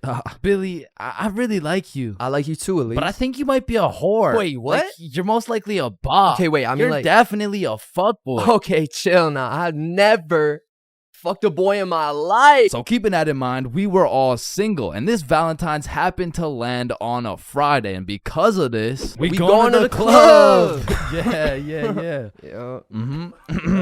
So the plan was simple. We go to the drink store to get something to pregame, go back to my house, and then hit the club, fall in love, and live happily ever after. Now, the problem was Billy was stuck working a 9.5-hour shift until 10 p.m. Now, he was the pizza delivery guy for a chain we'll call Big Caesars. So he's doing his thing, delivering those Valentine's pizzas. Well, me and Bob decided that we would go get the drinks now and meet Billy back at the crib once he's off work. So we hop in the car, we get to the drink store, and at this point it's 9:30 p.m. And so Bob calls Billy to ask what he wants. No answer. I call him. No answer. We both text him. Nothing. Now this was strange because Billy usually responds while he's working, but we shrug it off. We go inside the store and get Billy his go-to bottle. Hennessy. So we go back to my house and get to my room at about 10 p.m. and still no word from Billy. So we're waiting for a good 20 minutes and then I get a text message from Billy. The craziest shit ever just happened. So I'm like, what happened? Bro, it's so crazy, I need to tell you in person. So Billy whips it over to my house, kicks down the door, and instantly starts breaking down the craziest plot I've ever heard, bruh. Yo, listen, this story takes place 1 hour ago. It was 9:30 p.m. and Billy was finishing up a long 9.5-hour shift with his very last delivery of the night, but the problem was his phone was on 1% and he didn't even have a charger. So Billy locks in and memorizes all the directions to get there right before his phone dies. So from one side of the city, Billy goes 100% straight off the dome to the other side of the city for his last delivery on this fine Valentine's Day night. Billy hops out the car, walks up to the house, knocks, and they open the door. Hey man, happy Valentine's Day. Oh, thank you. Thank you so much, but I didn't order a pizza. Oh shit, are you sure? Gerald, did we order a pizza? Fuck no. Yeah, no, we didn't order a pizza. I don't know. It says a meat lover's pizza for 3516. Oh, honey, no, this is 3416. 3516 is all the way around the back of the cul-de-sac. Oh, okay, thank you. Have a good night. So Billy's walking for a good 8 minutes to get to the back of the cul-de-sac where at last he finds 3516. He walks up to the door, knocks, and a fine-looking woman in her 40s opens the door holding a vape, and Billy sees a little potential here. Hey, happy Valentine's Day, man. Oh, thank you. Of course, beautiful. How's your Valentine's Day going? You know, it's okay. Why just okay? You ain't got no special plans? Well, honestly, my husband's out drinking at the bar. So, bro, this was the perfect situation for Billy, bro. There's so many things he could say to make a move right here, and out of the infinite combinations of words he could put together, he says, well, a man's got to drink, you know? yeah, okay, yeah, well, anyways, here you go. Keep the change. Have a good one. Billy fucking sold, bruh. He missed a wide open layup, and as he turns around to head back to his car in shame, Billy gets an idea. A genius idea, if I do say so myself. So Billy turns back around, walks back up to the door, and knocks again. Hey, what's up? Hey, so my car, like the pizza car, is on the other side of the cul-de-sac. So if there's any way I could cut through, it would save me like 10 minutes. Yeah, of course, come in. And this motherfucker just got his own rebound off the backboard, bro, but he only has 60 seconds on the shot clock to make a move, and so he starts breaking down that professional barrier. So what's your name? My name's Angelina. What's your name? My name's Billy. Wow, you have a very beautiful name. And you have a very beautiful smile. Oh, thank you. Holy fucking shit, he was cooking, but they had made it to the basement, meaning he only has 30 seconds left before he's back to the cold, lonely outside world. So Billy cooks up yet another genius play. Angelina, I really hate to ask, but is there any way I could charge my phone real quick? Like, I just need to get it to like 5%. Of course, honey, sit down. It's no worries at all. This motherfucker Billy did it again, bro. Now, I don't know if it's because she just wanted some human connection on his Valentine's night or she was genuinely just being nice, but this motherfucker's now in a position where he's posted up on this woman's couch in her basement at 10 p.m. on a Valentine's night. Yo, what flavor is that? Oh, it's mango ice. It's my favorite. Damn, you think I could take a hit? Only if I could hit yours. Oh shit, I bet. So as these two fiends are bonding over a little nicotine addiction, Billy's like, so you said your husband went out to the bar? Yeah, he did. To be honest, it kind of hurts because like it just sucks to be alone on Valentine's Day, you know? Yeah, 100%. I feel you. I don't got a Valentine either. Type shit. Now at this very moment, Billy's about to shoot a shot farther than a three-pointer, farther than a half-court, full-court football field. This was a blindfolded shot from Mars by a 6-year-old kid with Down syndrome, bruh. I mean, shit. We could be Valentine's tonight. Oh, that's so sweet, but my daughter's upstairs. Ah, shit, yeah. I get it, but like, this couch low-key spacious, though. I mean, it's not that spacious. Please? Billy, you're funny. Now, at this moment, Billy's 0 for 3 with these shots. I mean, the defense line was tough. She's got a whole husband and a daughter who's just posted upstairs, probably waiting for that fucking pizza. But to be fair, Billy was still on the court, but his phone was already at a good 3% charge, so he needs a game-winning shot right now, and so he reaches deep into his bag. I'm talking middle school years. He pulls out a shot I never thought I would see in the big 2025. This flavor's fire. Yo, let me show you a new trick. Yeah? What is it? Alright, so it's called a transfer. Basically, me and you just transfer the smoke. Okay, teach me. You gotta come closer though, alright? This motherfucker Billy switched the shot, bro, against all odds. Just 15 minutes ago, he was some bum delivering her Big Caesar's pizza. All of a sudden, now she's hot and ready, bruh. And so Billy's making out with some random dude's wife for a good 5 minutes. Then she's like, is your phone charged? Yeah, I appreciate it. Let me charge everything. Of course, honey, it's my pleasure. Alright, I'm gonna text you. Okay, drive safe. And Billy leaves this married mother's house after making out with her as the fucking pizza delivery guy. Bro, what the fuck? Billy, are you dead ass? I swear to God. Bro, that story is fucking insane. I mean, shit. I'm not done, bro. Because if there's one thing that Big Caesar's taught Billy, it was how to deliver, bro. So he takes the receipt, boom, takes her number down and texts her. So he drives back to Big Caesar's, goes in, clocks out, hops in a car, drives home, goes inside, showers up, gets out the shower to check his phone. No response. Damn. So Billy tries calling her, straight to voicemail. He changes the no caller ID and calls again, and it rings, meaning she blocked his ass, bro. And I have no clue why she would do such a thing. I mean, like, yeah, she has a husband and like a kid and probably another boyfriend on the side, but damn, say something. And that's the moment when he gets a Snapchat notification. Elise has added you as a friend. Now, Elise is the girl he's been talking to on Snapchat, so why would she even have him unadded in the first place? So Billy's like, you unadded me? And she just hits him back with a WID. Shit, I just got off work. What you doing? Oh, I'm just chilling at home. And then there's a brief pause. Do you know whose house you were just in? Do I know whose house I was just in? I've been to her house before. She doesn't even live close to... Wait. And Billy starts piecing everything together. How Elise was moving houses, all the boxes laid out in that woman's house, how Elise's family loved eating Big Caesars, and the woman's daughter being upstairs the whole time. Oh, fuck. Billy hooked up with his girl's mom. Now, we have no clue what her mom told her, because it makes the most sense that she said something along the lines of, hey, why did the pizza dude take so long? Elise, I think he was flirting with me. Because let's be honest, what is the other option, bruh? Hey, why did the pizza dude take so long? Yeah, no, I mean, I just cheated on your father with the Big Caesar's pizza delivery guy who actually just happens to be your age. So Billy's texting Elise, trying to play it cool, like, oh, I had no clue that was your house. What are the chances? And she just says, yeah, I get my good looks from my mom. And then she blocked him again, bro. Because after telling her 100 times that he's not a hoe, he's not a bop, he's not a fuck boy, I accidentally hooked up with her mom, bro. Billy, you know I gotta make a video about this, right? Yeah, I know.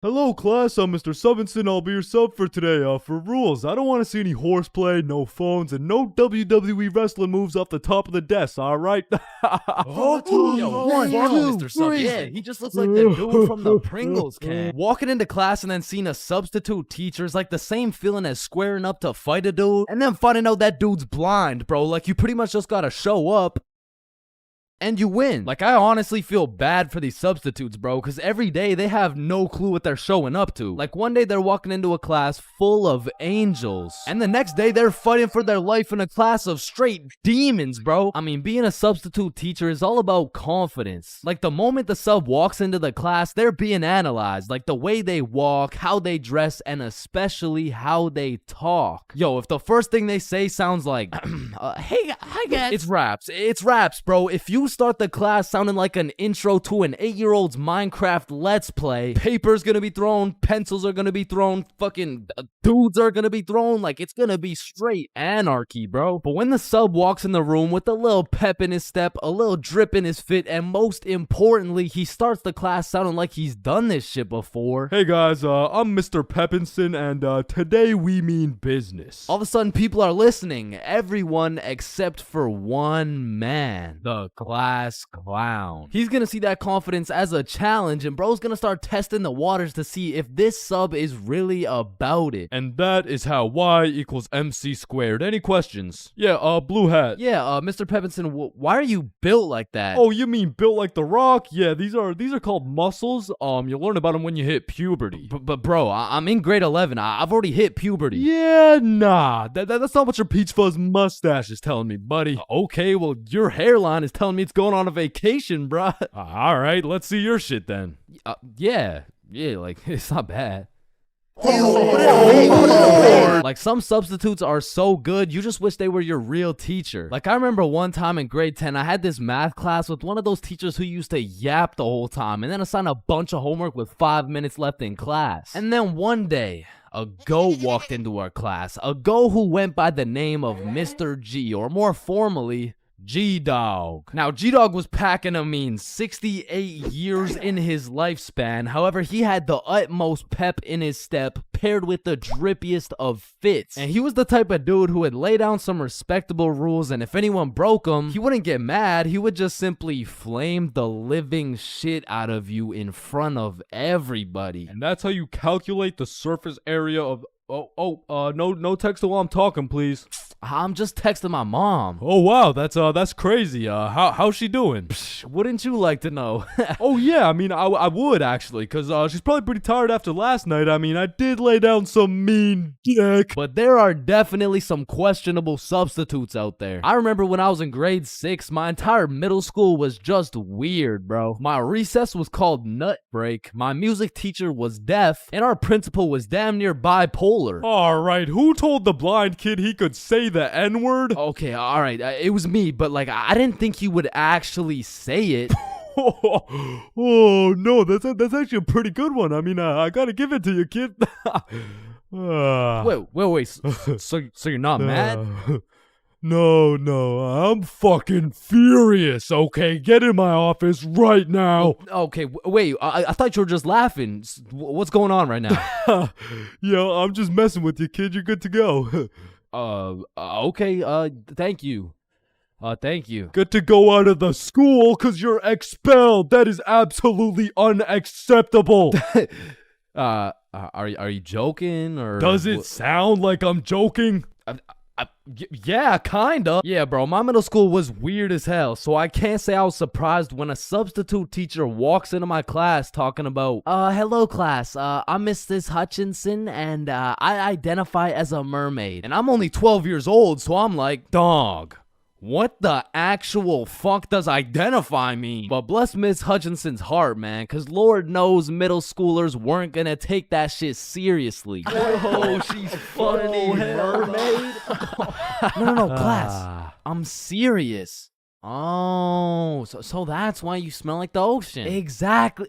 Wait, what? And I remember one time this sub walked into our class, and I could have swore they just found this motherfucker on the side of the street, bro. He walked in sagging like crazy, and if he even went to school, this motherfucker most definitely cheated his way through, bro. Yo, hey class. Like, what are we doing today?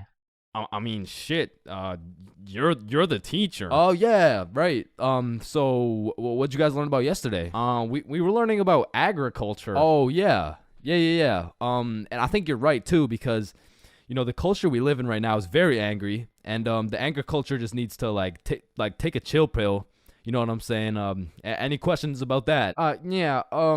What's a chill pill? Oh, yup. I'm glad you asked. Okay, see, I actually know a guy who can hook you up with some. Just meet me in the parking lot at lunch. Mr. Saginson, are you trying to sell us drugs right now? No. Well, I mean, yeah, but it's for chemistry with neuroscience, or I mean like for microbiology or something like that. And these substitute teachers seem to butcher every single name on the attendance. I mean, shit's gotta be on purpose at this point. Like, hello class, I'm just gonna do some attendance really quick. Correct me if I get your name wrong, okay? Horda Hansa. Is Horda Hansa here? Okay. I mean, my name's Jordan Johnson. Well, you're absent now, so you gotta speak up sooner next time. Wait, what the fuck? Maya? Is Maya present? It's Mia. Wow, quite the name you got there. It's spelled kind of weird, no? No, it's not. It's literally 3 letters. Ariana? Is Ariana here? Sorry, it's Ariana. Okay, and like, what's your point? That's just how it's pronounced. Juan? Is there Juan in the room? It's Juan. No, Juan. And some subs be walking into your class with the most bullshit rules ever. Like, hey, Mr. Subinson, can I go to the washroom? Does your teacher usually let you go to the washroom? I mean, yeah. I think you legally have to. I don't believe it. Sit your ass down and get to work. Wait, Mr. Subinson. Respectfully, I'm about to shit my pants here. Wait, does your teacher usually let you do that? What? Shit my pants? Yeah. Yeah? Alright, I'll allow it. Hey, Who the yo. fuck is this guy? And I feel like there's no greater sense of community among a class than when a substitute teacher comes in. The entire class just comes together to gaslight the fuck out of this poor substitute. I remember one time in grade 10, me and my homie had a sub come in who was giving us this multiple choice test. And my homie was the type of dude who'd be getting 0% on everything. And the way his grades were looking, he just couldn't afford to fail another test. So what he did, I just need to preface, I do not condone. But from the moment the teacher walked in, he acted like he needed a little extra help. You know what I'm saying? And to be honest, he put on a spectacular performance. I mean, someone either needs to get this man an Oscar or a diagnosis, bro. And I just acted normal, but I guess by proxy, I got a little extra help. And I don't know what that says about me, but I do know what it means. It means the substitute teacher walked out of that class happy she was able to help 2 students in need. And it also means me and my homie both walked out of that class with 100% on our tests.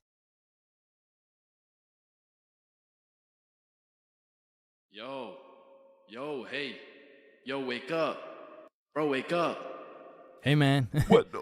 Who are you? Dreams. We all have them whether you remember them or not. And at one point in our lives, we've all dreamt about the same shit, bro. Like your teeth falling out, or running through your school butt booty naked, or being reincarnated as a chicken laying eggs.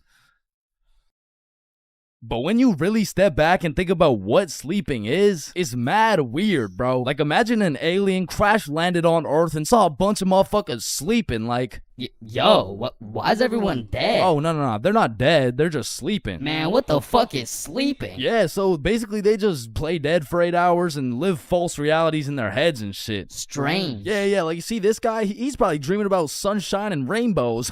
Get down! Oh. Where you see this dude? He's having a nightmare for sure. Oh, and this dude? Yo, this dude's definitely fucking, bro. I'm a caterpillar. Damn, that's crazy. Now, we all know there's only 3 questions in life that have yet to be answered. What's the meaning of life? What's Obama's last name? And why do we dream? Dude, it's all your subconscious talking to you, man. You just gotta find the true meaning of each dream, dude. Bro, what the actual fuck could this possibly mean, bruh? You're autistic. Anyways, the craziest part about dreams is the fact you're the one telling the story and you're the one listening to that shit. My dumbass still falls for the plot twist every time, bruh. I'll never forget this one dream I had back in grade 6 where me and my 2 homies were walking. Don't know where, don't know why, but as we're walking, a dude in a big white van pulls up talking about, "Hey, if you kids come in my van, I'll give you some candy." Shit. I mean, I'd come in your mouth for the whole bang. So obviously, we hop in, and the driver looks absolutely cracked out, talking about, "Hey kids, eat this candy." And so we unwrap this piece of candy, and it's literally just a razor blade, bro. Like, he didn't even try and hide that shit. Nah, I think I'll have to pass on this one. Alright, okay, then eat this piece of candy. Nah, this is a Perk 30. You got any Reese's cups? Yeah, nah, I got Reese's cups. Here. Sir, this is just a Glock covered in peanut butter. Alright, fine, take this.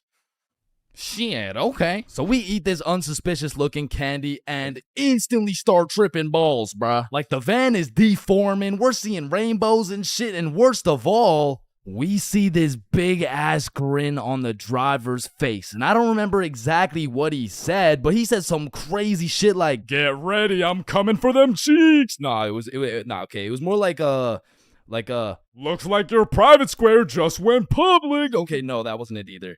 It was okay, it was something more like You boys ever had your buns stuffed like a meat mountain from Arby's? okay, I can't remember exactly what he said, but all I know is if we didn't act fast, we were getting our cheeks snatched up, bro. So Billy's like, yo, quick, call your dad. So I'm rushing to start calling my dad, and this is the most dream logic shit ever, cause I don't even got a dad, bruh. And this is where my own brain hit me with the meanest plot twist I never saw coming. Cause as I'm calling my dad, the driver's phone starts ringing, bruh. Bomba Club. Now, I don't remember the rest, but the fact my own brain hit me with some Star Wars Darth Vader type plot twist, god damn, bro, that shit was a movie. But still, I probably got my shit touched, so I'm gonna have to leave this as a B tier dream, bro. B tier? What the fuck could possibly be worse than a crackhead tickling your pickle, bro? Fever dreams. Now, those motherfuckers could be their own torture method, bro. These are dreams that just have you stuck in an infinite time loop doing the same shit over and over and over and over and C tier, bro. Now, lucid dreams. Lucid dreams are deadass just playing life on creative mode, bro. Cause in my long life, I've only had 3 lucid dreams, and every single one of them was lit as fuck, bruh. Now, the problem is I can only start lucid dreaming when my original dream is just a little too strange. Like, hey, you're cute. Can I get your number? What? You want my number? Yeah. Yo, I must be lucid dreaming. Ow, what the fuck? Shit, it's so real, bro. I can do anything. I can probably fucking fly. Alright, Chains, this is not a dream. You're under arrest for battery and assault. But for real, my first lucid dream started when I was posted up in a basement with Michael Jackson. Yo, aren't you supposed to be, like, dead and shit? Oh shit, I must be dreaming. And so to test the waters, I start spawning in random shit on the spot, and this is the moment I realized the possibilities were endless, bruh. I could do whatever I wanted, and so I spawned in a honey pack, and I spawned in Lola Bunny, and I S tier. Lucid dreams are S tier, bruh. Wet dreams are too.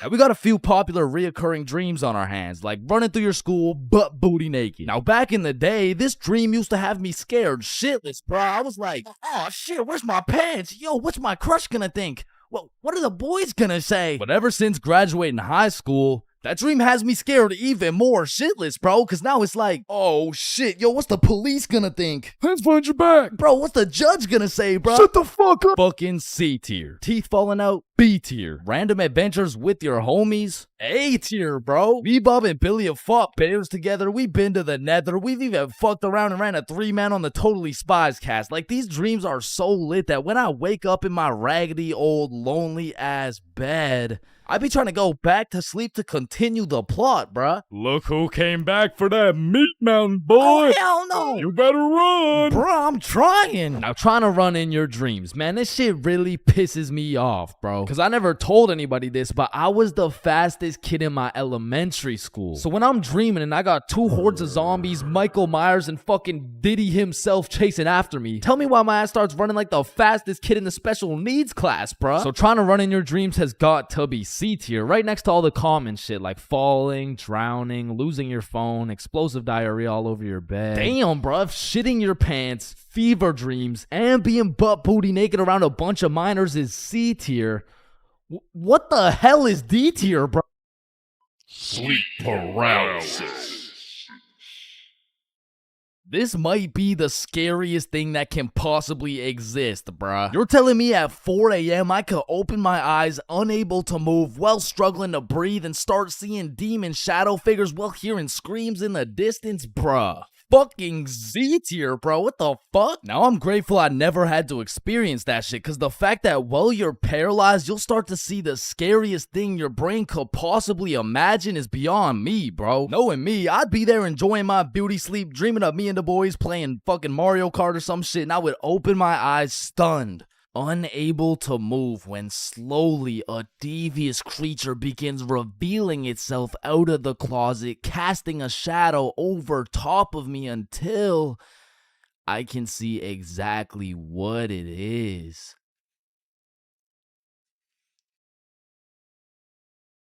Looks like someone ordered a meat mountain.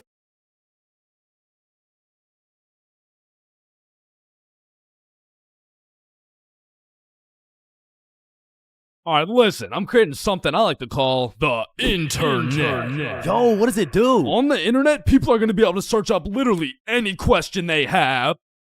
They're going to be able to watch videos for educational purposes. And the craziest achievement yet, you can communicate with literally anyone across the entire world. Bro, this is gonna change the world.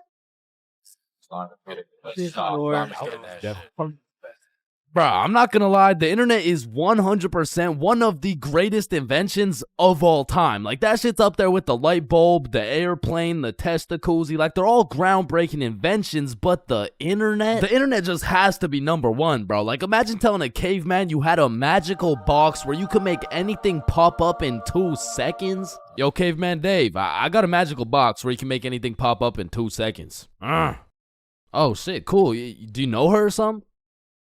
No, Dave, no, get the fuck. Now, Caveman Dave absolutely dicking down the computer monitor seems stupid, barbaric, uncivilized, you know? Like, who's gonna tell, bro? They're just pixels on a screen, am I right?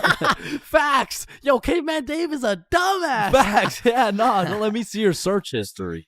You know, we don't gotta do all that. You know, oh, okay. Monstrous KFC mukbang. I like KFC. Fat motherfuckers eating a lot of food. I was hungry. Yo, big butt booty Latina oiled up, shaking that diggity dump truck, dog. What are you searching? Okay, listen, like my finger slipped. Yeah, bro. 2025 is the weirdest time to have access to the internet, and that's just cause everybody has that shit. Like, I got it, you got it, my grandma's got it, Kanye's got it. Man, you and your grandma. Kanye still got it. And I fucking hate so every thing, and I'm gonna. Okay, yeah, well, not anymore, but I don't know if it's just me, but recently the internet has been getting more and more out of pocket, bro. Like, I'll be having a fantastic day, just chilling, until I pull up Instagram and see some shit talking about, imagine your car declines at the abortion clinic and the doctor start nutting in you. Yeah, this motherfucker's never getting a job, bro. Like, his digital footprint's up there with fucking Kanye, bro. Ah, hell nah. Alright, his shit isn't yay bad, but imagine dude trying to apply to a university like, yes, sir, this has been a dream of mine since I was a little kid, and I've spent thousands of hours studying, and it would be an absolute pleasure to join your program. Wow, that's amazing. And it seems like your GPA is a perfect 4.0, and man, your volunteer work is nothing short of impressive. I mean, building an entire village in Africa with your bare hands, I mean, geez, that's good stuff. Yeah, thank you, sir. Yeah, now, I do just have one last question. Yeah, anything. What would happen if your car got declined at an abortion clinic? Oh, holy shit, is that girthy dishwasher 97? Yep.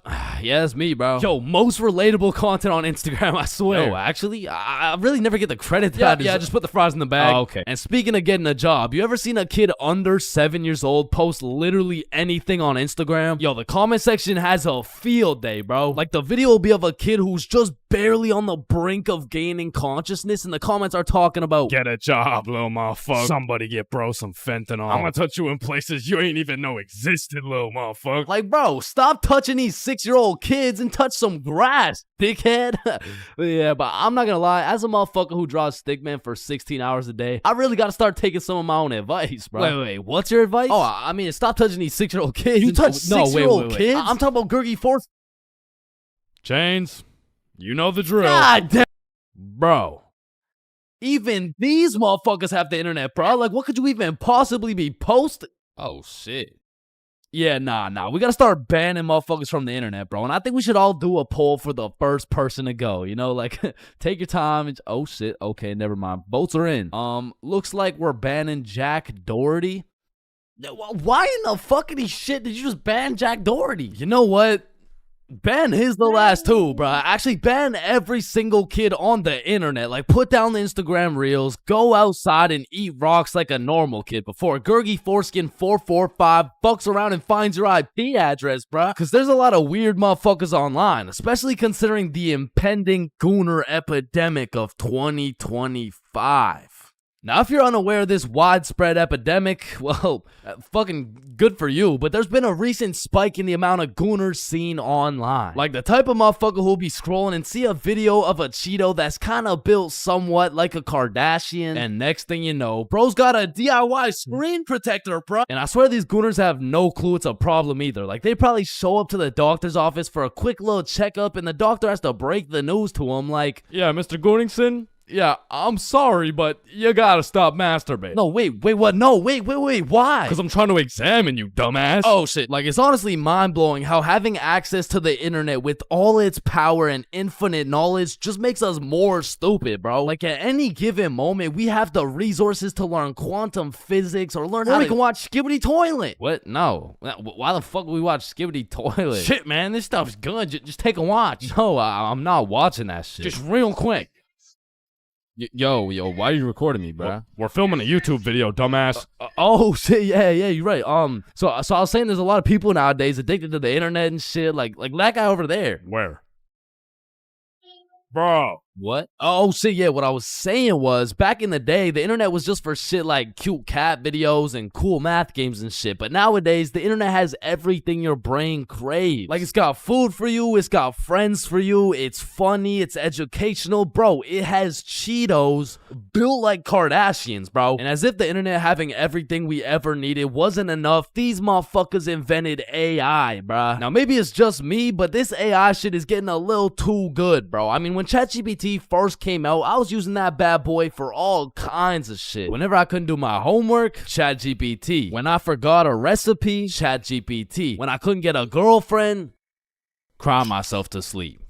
And then ask ChatGPT. Like back in the day, I was using that shit to fix all my problems. But nowadays, I just be using it to spend quality time with, bro. Holy shit, this guy's a gooner if I've ever seen one. And no, I'm not a fucking gooner, bro. I'm just spending some time getting to know my homie Mr. GPT. Cause when the day comes and that motherfucker and his AI homies decide to take over and kill the entire stickman race, you're gonna be getting your shit annihilated, bro. And I'ma just be like, yo, GP. You don't gotta do this, bro. Remember when we used to talk about our feelings together and I used to send you line art of sexy Squidward and shit like, hot, you fucking gooner.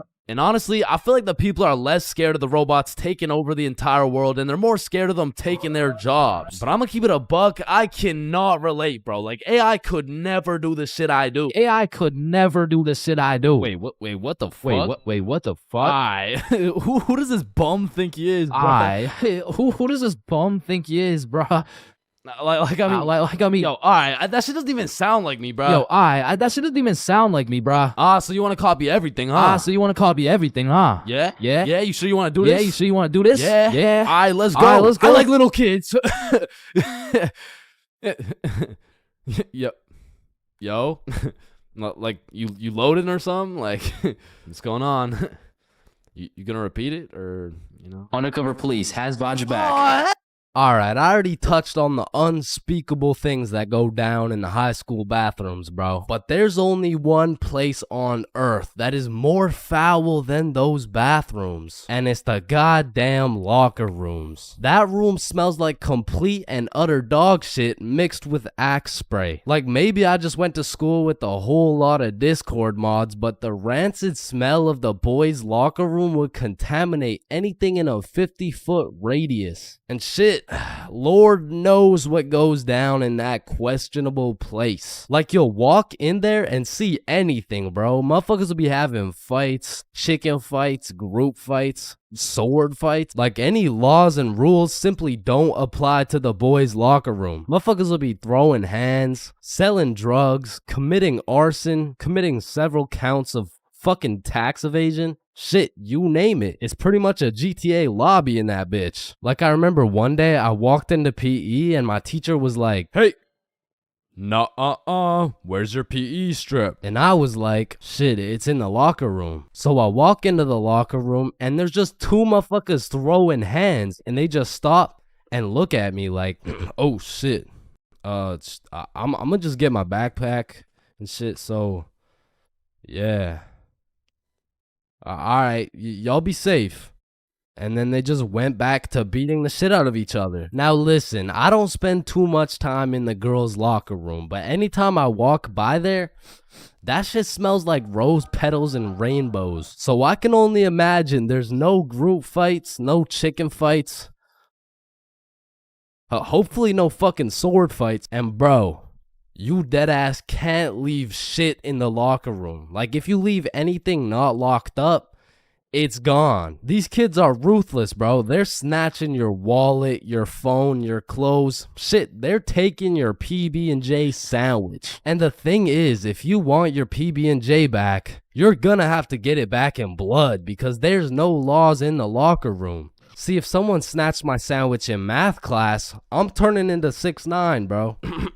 Mr. Cumminson, Jordan Johnson here, who lives on 123 Stickman Drive, postal code STK53Z, just stole my peanut butter and jelly sandwich my mom made me, so I'm gonna need his ass suspended. But if you try to tell a teacher about anything that happened in the locker rooms, they don't give a fuck. Mr. Principal, Jordan Johnson just stabbed me and stole my backpack, my phone, my wallet, and my ID. Damn, I'm sorry to hear that. Where did this happen? It was in the locker room after PE. Oh, you said the locker room? You're just gonna have to get it back in blood. Back in blood? What are you talking about? Yeah. I'm not gonna lie. The way you're snitching right now, you kind of look like a bitch. But yo, one time me, Billy, and Bob were coming back to the locker room after some good old dodgeball, and Billy notices a dude rummaging through his backpack. So he's like, yo, what are you doing, bro? But when he turned around, Billy was bamboozled to find out the kid rummaging through his bag, he was special. And there was just this moment of silence. Yo, am I supposed to like beat his ass right now? Or bro, I'm sure you didn't take anything. Just politely ask for your bag back. All right, yeah. Oh, hey man, can I get my bag back, please? And the kid just hugged Billy, and then he left. And I'm still confused to this day. But I'm gonna be honest, locker rooms weren't all that bad. Cause sometimes you walk in that hole and they would just be throwing a party. Now it still smells like ass, and there was literally no females, but it was still kind of lit. Like you'd walk in there and it would transform into the club. Shout out my Lego, that's me. I'm in this bitch with TP. I'm in this bitch with Ultra. Or you'll walk in there and they'll just be giving out free pizza. Like walking into the locker room is a gamble. You might walk in there and get robbed, or you'll get some fucking pizza. I don't know. But what I do know is there's only 10 types of dudes in the locker room. Starting with that one kid who must have thought it was the 1800s the way he was whipping motherfuckers. Next, we got the poor guy who's just trying to change. He's quiet, he's normal, and he changes. It's a locker room, so it makes sense. Then we got that one poor soul who gets absolutely cooked by the entire locker room. Yo, why is Kevin built like Mike Wazowski? Bro's got no neck. We're stickmen. None of us have necks. Shut up. You skip neck day. Yeah, he skips neck day. Next, we got Bob. Bob's just that guy that casually takes his shirt off, and he's built like Giga Chad. Like, shit. Fucking sexy ass Bob.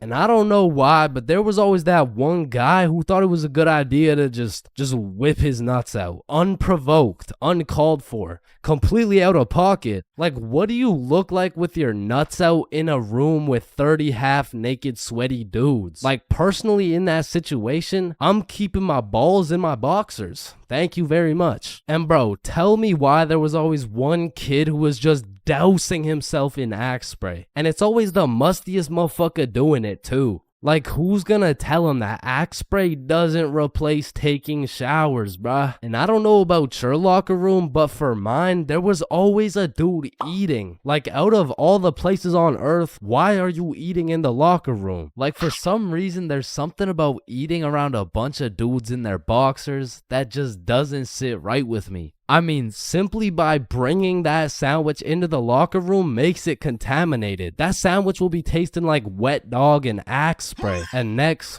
we got the kid who just makes as much noise as humanly possible.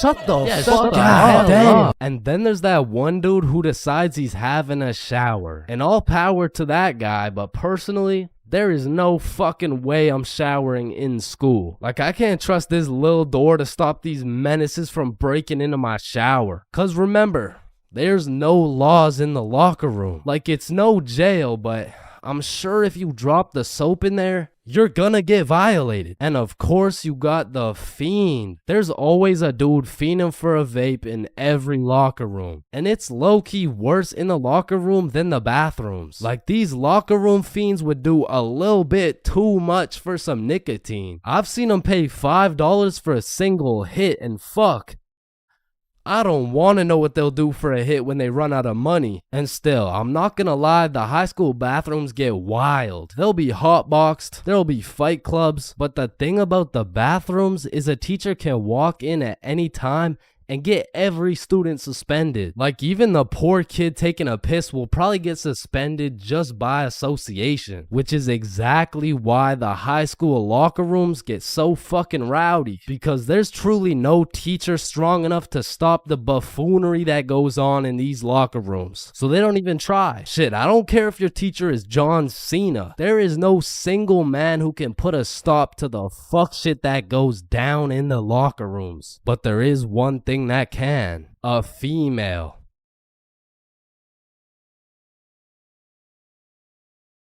Man, sometimes this world can be a little cold. It can get a little gray, but there is nothing that can bring more excitement and vibrance to your life than having a crush. I mean, it gives you something to wake up for, something to smile for, someone to impress, and someone to be absolutely crushed by, leaving you more depressed than ever before. Which is when you get a new crush. I mean, crushes make the world go around. Everyone's had a crush at some point in time, and sometimes that shit gets too serious. I mean, I've had homies prepared to throw away their entire lives just to impress their crush, bro. Oh my god, look at these big weights. I wonder if anyone's strong enough to lift these. Oh my god, look at this big jump. I wonder if anyone's athletic enough to make.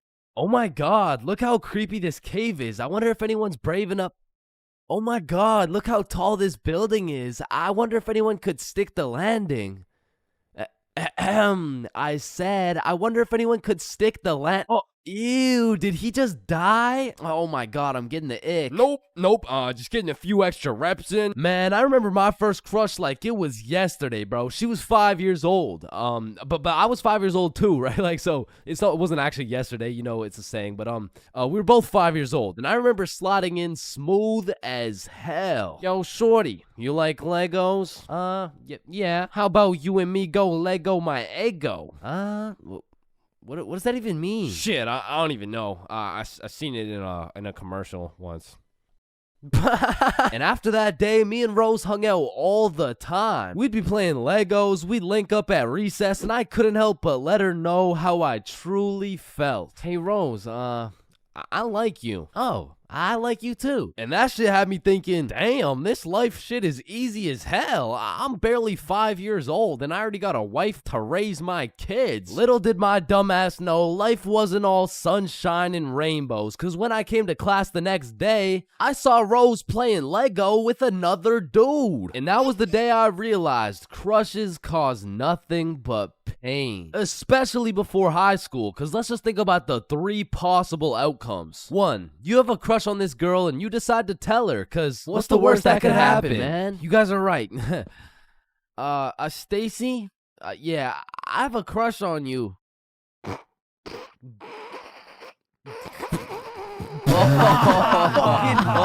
ugly as fuck. Or 2, you never build up the courage to tell her and end up watching your crush sit in a tree with the faster kid who had the light up Skechers and the Charizard EX. And we all know what happens when Stacy and Jimmy are sitting in a tree. Or outcome 3, you confess to your crush and it's the perfect scenario. I like you too. Now you've officially started your first middle school relationship, which is probably the worst outcome of all, bro. Cause now you've been sentenced to 14 days of relentless cringe and countless awkward scenarios. And I say 14 days cause that shit's lasting 14 days max, bro. Hey Stacy, do you want to be my girlfriend? Yeah, okay. Oh, yeah, awesome. Yeah, awesome. Woohoo.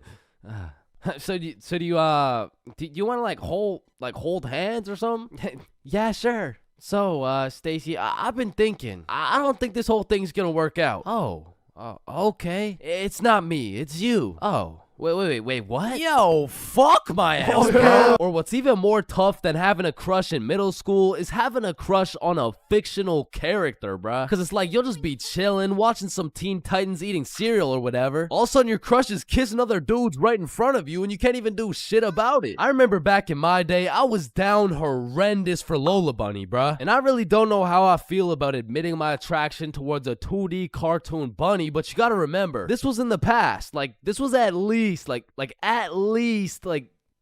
months ago. And maybe I'm tweaking on this one, but the red fish from Shark Tale, bruh, she was different, bro. And her name, I think it was Lola as well. Shit, maybe I just like cartoon girls named Lola or something. That's exactly what I want to hear. No. And I don't know about you, but for some reason, whenever I would talk to my crush, it was like I got an instant nerf, bro. I'm talking minus 10 charisma, plus 15 stutter, minus 5 strength, and plus 350% chance of getting put in a random ass headlock. Like I could be in the worst scenario of all time with a girl who has 5 kids and is married to a member of the cartel. And just cause she's not my type, I'll get an instant stat boost that'll have me pulling like Mr. Duke Dennis himself. But put me in a room with my crush and all of a sudden I got the same charisma as fucking McLovin. Hi. Hey, it's 10:33. What? AM, like in the morning. Like I'm saying, it's 10:33 in the morning. Fuck. And on top of your crush turning you into McLovin, it also leaves you open to the inevitable pain of being embarrassed in front of your crush. And man, let me tell you, there is nothing quite like it. It was a beautiful sunny day and I was in grade 2 wearing my favorite bright blue basketball shorts in math class, gazing out the window at those shiny old monkey bars, excited for recess. And when the bell rang, I hauled my little ass over to those bars and I was swinging like there was no tomorrow. And before I knew it, the whole class was on these monkey bars, which quickly turned into chicken fights, and I wasn't complaining. I mean, hanging from a bar and kicking the living shit out of some toddlers, sign me up, you know what I'm saying? So I'm in line watching these grade 2 gladiator battles go down until it was my turn, and when I step up to those bars, I look into the crowd and see my crush of 2 weeks, Lexi. And now that Lexi was watching, there was no chance I was about to lose this fight in front of her. But as I look over to see who my opponent is, I realize it's Axel. And Axel was known for being the undisputed chicken fight champion. Legend had it he once took on 3 dudes at once, pause. So I knew going into this, I had to lock the fuck in, bro. So we climb over to each other and he's kicking my shit in off rip until I hit his ass with my specialty move, the Python Squeeze. And in 10 seconds flat, let's just say I folded that motherfucker's clothes with him still in him. And everyone was hyping me up because I just did the exact equivalent of dunking on Michael Jordan in his prime with Beyonce watching. So of course Axel's pissed. Hey Chains, you, me, rematch now. Ooh. And I look over at Lexi, and she looks over at me, and now I can't back down. So we get back in position, climb over to each other, and I go for the python squeeze again, and this motherfucker Axel just winds up and kicks me in the balls. And I'm not gonna lie, that hefty kick to the dick accessories was the worst pain I had ever felt in my 7-year-old life. But I couldn't just drop and lose to Axel in front of Lexi, so with all the pain and anger I feel radiating from my nuts, I hit Axel with the meanest 20-piece combo in chicken fight history, and he drops. And then he pantsed my shit, bro. And embarrassed, I drop and try to run away, but the shorts around my ankles trip me and I face plant. Face down, tighty whities up, balls in shambles in front of everyone, including Lexi. And some people like to say, oh, it could always be worse, but this time, I don't know. I don't know, man. I don't know. So the moral of the story is, man, fuck Axel, bro. Man, family functions have the weirdest dynamic, bro. Like, how have you known these people your entire life, but have still never gone past a surface level conversation? I mean, let me know if it's just my family, but every function is the same. The whole gang links up, and everyone just asks the most generic small talk questions to each other. Hey, how's that new place you bought? Oh, yeah, you know, it's good. And how's the kids doing? Oh, you know, they're good. Oh, and how's the wife? Man, fuck your wife. I don't want to hear any of these NPC conversations, bro. And let me know if I'm getting too specific here, but what about that one uncle who goes by the name of either Bob, Jerry, or Dave? And this dude will just always be saying the most out-of-pocket things imaginable. Oh, how's your daughter Jane doing? Oh, Jane's always been hot, eh? Bob, she's 15. This uncle be at the family function thinking it's Coachella or something. Bob, another beer's a little bit excessive, don't you think? Yeah, football! I'm the youngest person in my whole family, which for whatever unspoken reason, it just means everyone has the go-ahead to flame the living shit out of me. Hey, Chains, still no girlfriend, huh? I guess you're not too good with the ladies there. But I make one joke back and I'm the bad guy. You don't seem too good with the ladies yourself, seeing as your wife just divorced you and she took the kids with her. Am I right? Not only do they feel free to roast your whole existence simply because you were born last, they unanimously decide you will be everyone's personal butler. Hey bud, go get another beer for me. Alright, yeah, for sure. Thanks. Now you better get started on mowing that lawn. Grass isn't gonna cut itself, am I right? Oh my god, bro. And coming into these family functions, you would think your mom is your closest ally. But as soon as she gets the chance, she will expose your biggest secret for a little bit of parent clout. You guys will never guess what I found under Chain's bed yesterday. Oh my god, what is it? Yeah, tell us. No way. Sometimes when my family tries to make small talk with me, they just miss the boat completely. So, buddy, how's those swimming lessons going for you? The swimming lessons I took when I was 5? Yeah, right, those ones. They're good. I finished them a little while ago. Oh, is that right? Good for you, buddy. And bro, don't get me started on those recycled ass jokes. Well, looks like you got your workout for the day. Oh, looks like you've gotten so tall. What are you feeding this kid, am I right? Oh, Bob, I think you got some food in your beard. Oh, don't worry, I'm saving it for later. Ah, good one, Bill. Oh, Bob, he's so funny. Thank you. I guess everyone at the function must have Alzheimer's or something. Because these jokes will have them cracking up like they haven't heard the same joke the past 15 functions. But cousins, man. Cousins are the saving grace of family functions. Without cousins, you would have no choice but to participate in the tomfoolery of small talk. I'd be walking in the function just praying to see that one cousin. And bro, I have a family function survival tip for you. You always have to stay within arm's reach of either your siblings or your cousins. Because whenever some bullshit goes down, you just give each other the look and flee the scene. And because when you get caught lacking on your own at the function, you get jumped. Metaphorically speaking, of course.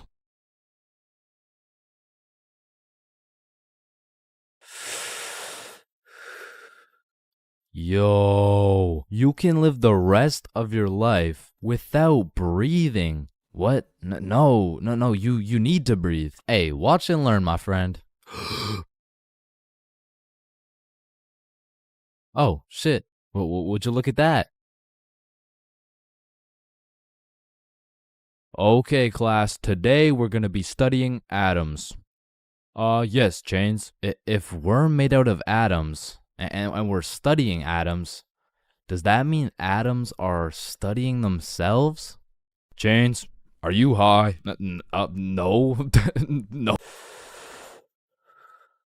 Damn. You know how everyone says, oh, I took a shit. No, you never take a shit. You leave it. Yo, guys, I just took the meanest shit I've ever seen. Hell no. Bro, isn't it crazy that you can imagine what it would feel like to lick any object you look at? Bro, why are you looking at my balls like that? Oh, hell no. You know what I just realized? Yeah, what? Walking around with one crowbar is much more suspicious than walking around with 3 crowbars. Bro, is that your car? Oh, shit. Yo, this burger is busting in my mouth right now, bro. I know, this shit is scrumptious. The ham, it's just exquisite. Wait, ham? There's no ham in the burger. It's a hamburger, dumbass. Of course there's ham in the burger. No, the patty, it's made out of beef. Bruh, that's like saying a hot dog isn't made out of a dog, for Pete's sake. Damn, you're high as shit. Okay, when I say sun, do you think of day or night? Obviously the day, that's when the sun's out. Okay, makes sense. But what if I were to tell you that you see more suns in the sky at night than you do in the day? Whoa. You are hereby sentenced to 35 years in jail for repeatedly kicking a pregnant woman. Objection, Your Honor. When you really think about it, everyone in this room has repeatedly kicked a pregnant woman before. Even you, Your Honor. Fuck. Holy shit. Horses are naysayers. Sir, I am very sorry to inform you the STD results came back and you are positive for chlamydia, gonorrhea, trichomoniasis, syphilis, chlamydia, herpes, HPV, HIV, and chlamydia again. Somehow you got 3 cases of chlamydia. Damn, you know what that made me realize? That you should wear a condom? Nah, life is a sexually transmitted disease that will 100% lead to death. Damn right. Sir, you got 3 days to live. You ever think about how old cars are looked at like, look at this dude's old ass car. He's broke as shit. Damn, at least my car isn't as old as this dude's. Holy shit, this guy's car is a shitbox. Damn. But look at that vintage car. Wow, that guy's car is insanely old. He's gotta be a millionaire. What the fuck? Is that Fred Flintstone? Whether we like it or not, we were all once inside some balls. Facts. I'm talking in the testes. Damn. I'm talking in the family jewels. I'm talking in the nut storage. I'm talking in the semen spheres. God damn, Todd's really laying down some mean pipe over there. You know, Todd beating down those doonies really got me thinking. Most people are made in a bed, born in a bed, and die in a bed. Damn. Bro, stairs were made to make a really big fall into a bunch of small falls. Oh, shit, are you good? You know, someone probably still got your nose from years and years ago.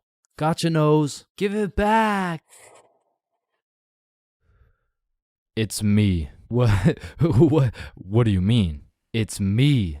I am the one who got your nose. Wait, are you serious?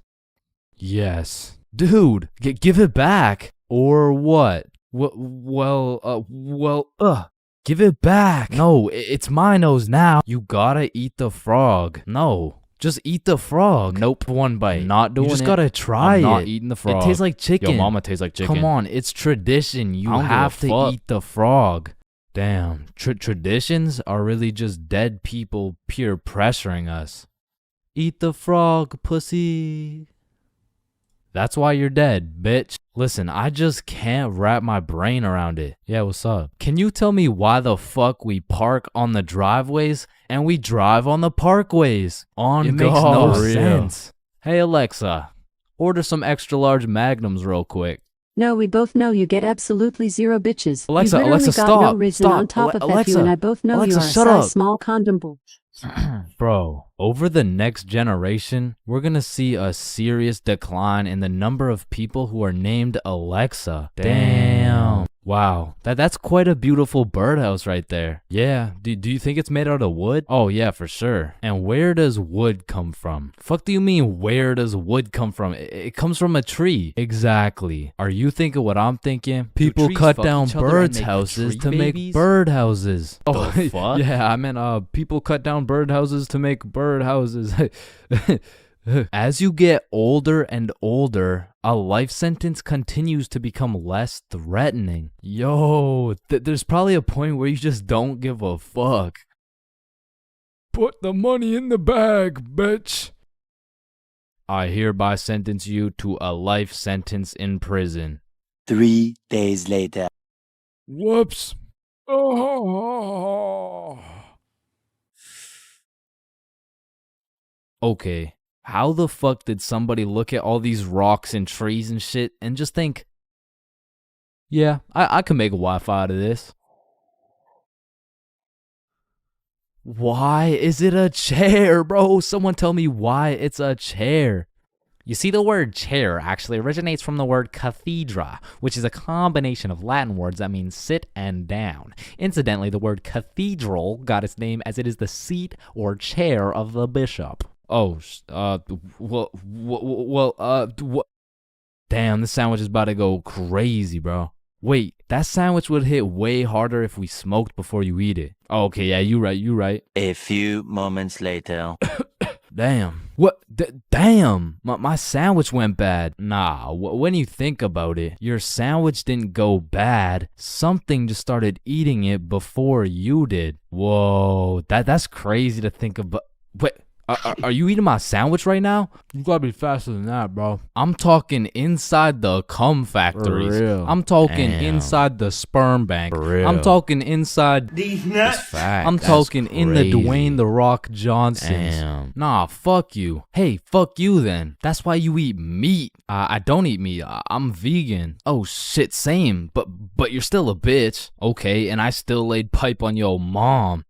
Yo, what's going on here? He called me a bitch, and he said he had sexual intercourse with my mom. Yo, calm down. I thought you guys were both vegan. Yeah, what about it? If you guys are both vegan, are you guys really beefing?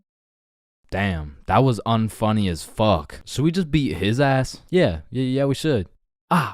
Shit, damn. I see here. Looks like your toothpaste hasn't been doing the job. Try this one. 9 out of 10 dentists recommend this toothpaste. Wait a minute. If dentists make their money off people having bad teeth, and 9 out of 10 dentists recommend this toothpaste, why would I choose to use this one? Go. Shit, he knows. Man, you ever think about how the ocean is just some really big soup? Damn, I guess you're right. Or have you ever thought about how there's more airplanes in the ocean than submarines in the sky? Oh shit, apparently not. Damn, we're high as fuck. Man, you know what I just realized? What's up? Your balls are kind of like a body bag of sorts. You know what I'm saying? You gotta stop looking at my balls, bro. Okay, but who named it a chair? Like, who just looked at this thing and was like, oh, yup. This is gonna be called a goddamn fucking chair. Boo. Oh, you scared me half to death. What happens if you get scared half to death twice? Oh, I don't know. It's just a saying. Boo. Oh shit, is he dying? I think. Damn. When you really think about it, most guys will get their first set of flowers at their funeral. That's some real shit. Wait, Chains, Are you high at a funeral? No.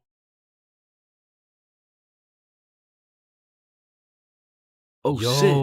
Ooh. Damn. That's why you don't mess with me. Yo, I'm chill. Jordan Johnson. Mr. Johnson, why did you beat Kyle's ass? Mr. Principal, I never touched Kyle. In fact, I've never seen this kid my entire life. How do you presume he received a concussion, 2 broken ribs, a black eye, a broken nose, and a dislocated shoulder? I mean, he must have fallen down the stairs or something. Okay, Mr. Johnson, how do you explain this? That's why you don't mess with me. I'm Jordan Johnson. What? I mean, you got the wrong Jordan Johnson. Then, what happened to your knuckles there? Shit, these ain't even my knuckles. Listen, I am not one to condone violence, but I'm not gonna lie. School fights are a major part of the high school experience. I mean, there's something about a good old school brawl that just boosts students' morale. Like, there is nothing that gets you through the rest of the day like some kid getting his ass beat in front of the entire school. And truthfully, it's just a community building experience because it gives everyone something to talk about. Yo, did you see the fight? Yeah, bro, Kyle got his shit rocked. Wait, are you guys talking about the fight? Yeah, bro. Man, Kyle got fucked up, dude. Overall, in school fights, everyone wins. Like, the fighter gets some respect and the crowd gets some entertainment. It's a win-win. What about me? But tell me why when a fight breaks out, the entire school will be recording, but not one person can get a good video. It's like when a fight breaks out, every motherfucker recording starts having severe hand spasms. I mean, as the person recording the fight, you literally have one job: to record the fight. Damn, I just missed it. What happened? Oh, well, lucky for you, I recorded the entire thing from start to finish on my brand new Samsung. Check it out.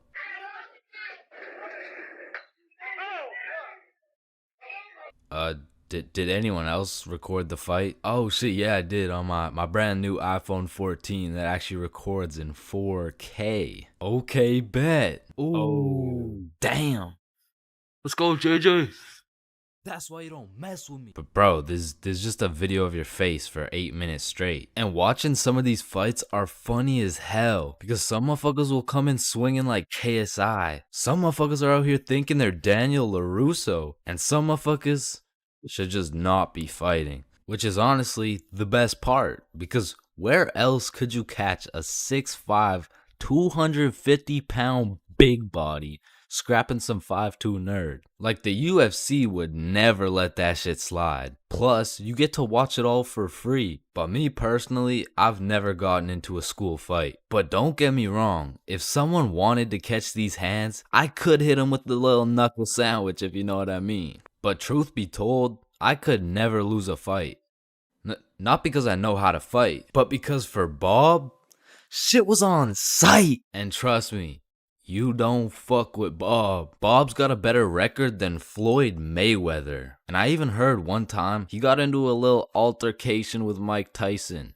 All I'ma say is, he dealt with him. But with that being said, we all know that one kid in school who was born to simply beat people's ass. Like, this dude's life purpose was to run people's fade. And of course, I had someone like this at my school. He was the type of dude who had nothing to lose, so he would instigate a fight wherever he could. We'll just call him Jordan. And honestly, he was holding a solid record. I mean, he was probably 12-0. But one day, Jordan picked on the wrong kid. Hey nerd, take off those stupid glasses. And Bob was a man of little words, so Jordan's buffoonery did not faze him. Hey nerd, I said take off those stupid glasses. Hey, stop ignoring me.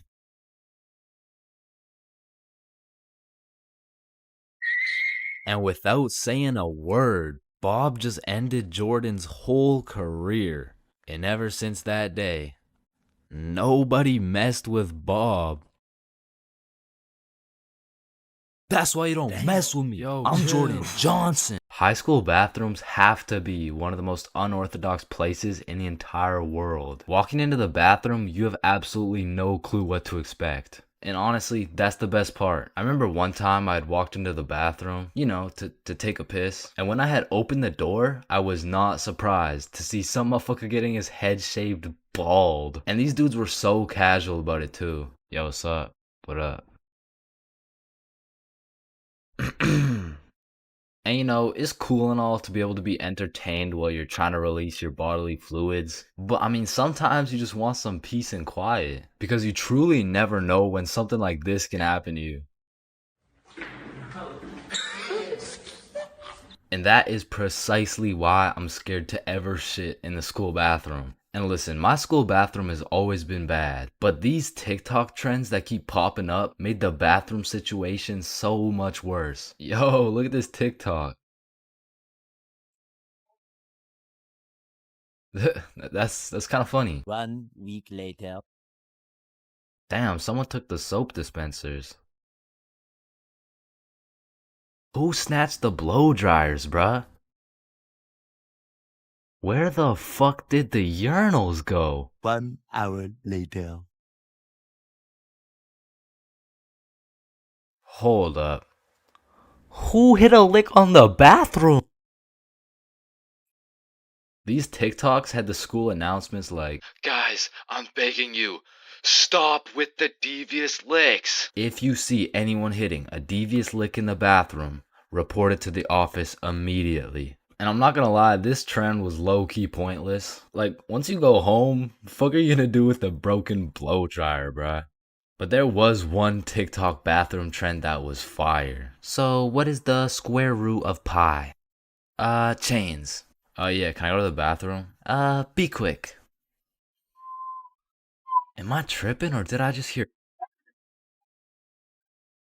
Yeah, bro, bathroom functions are a 10 out of 10 TikTok trend. Hey man, if you're still in high school, I recommend trying it. Anyways, I've obviously never been in the girls' washroom before, but I be seeing way too many TikToks filmed in there. Like, is it just a normal thing for girls to go to the washroom while other girls are just in there hitting the renegade? Like, I wouldn't know, but that whole situation seems a little bit awkward to me. Boom. Boom. Wait, renegade, renegade, renegade. And when it comes to most public schools, the washroom is like the black market of the school. So there's always some dude trying to sell you something. Yo, you need anything right now? I got that Gandalf OG, that Alaskan Thunder, some purple monkey balls, got those Girl Scout cookies. Hey man, just give me a second, I'm kind of busy right now. I got that Sour Diesel, that Granddaddy Purple Deluxe. Trust me, this stuff will blow your socks off. And every once in a while, someone will bring boxing gloves. All of a sudden, the school bathroom turns into the octagon. People are getting knocked out, dropped, and getting hit with the guillotine chokehold. But as soon as a teacher walks in,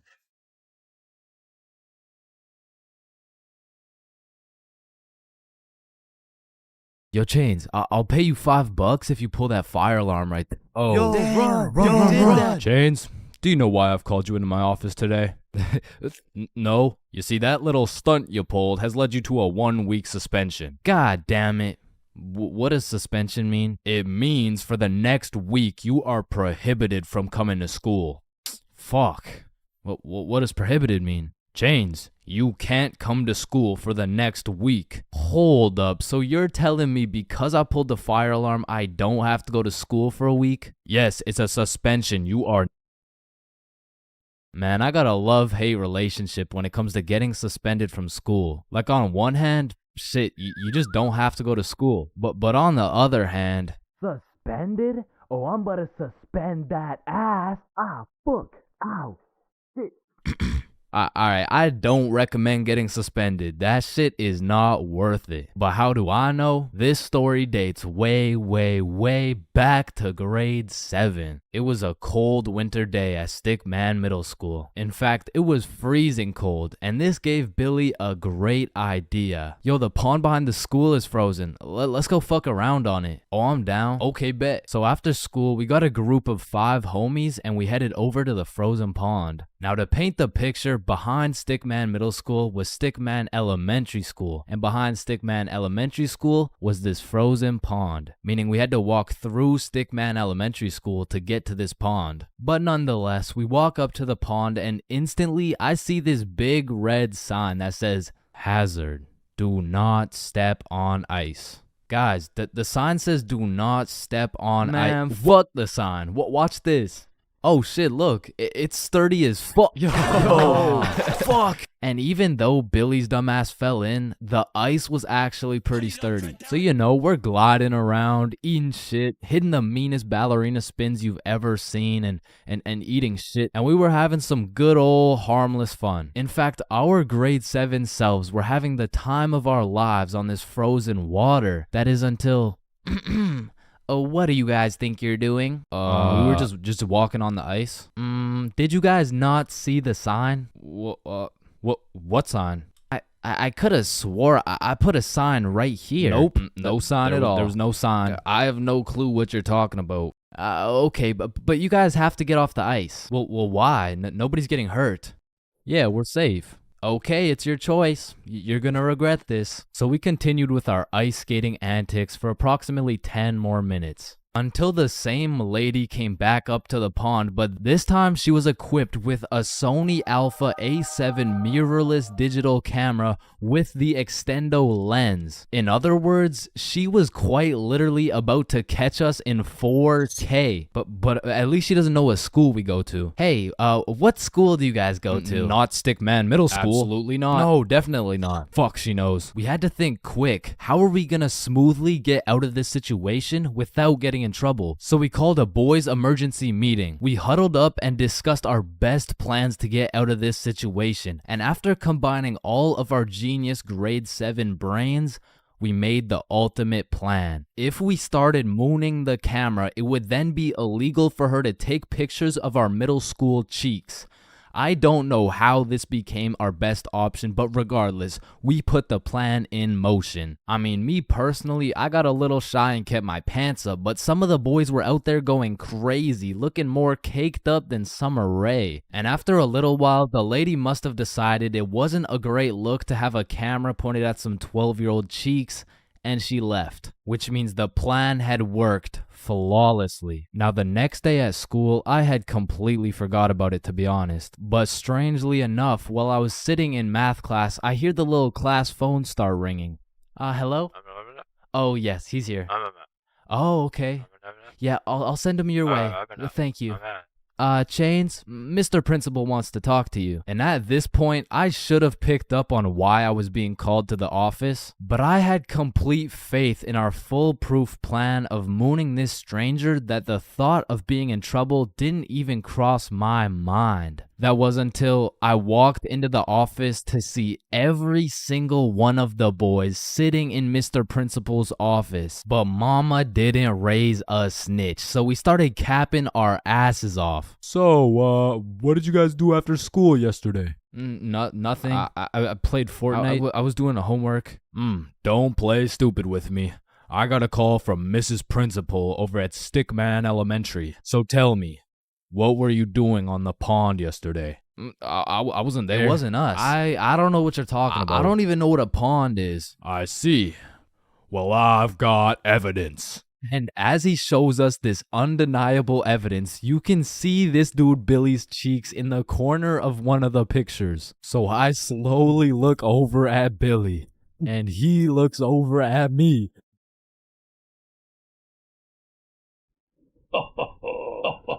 If you don't stop laughing right now, you're all suspended.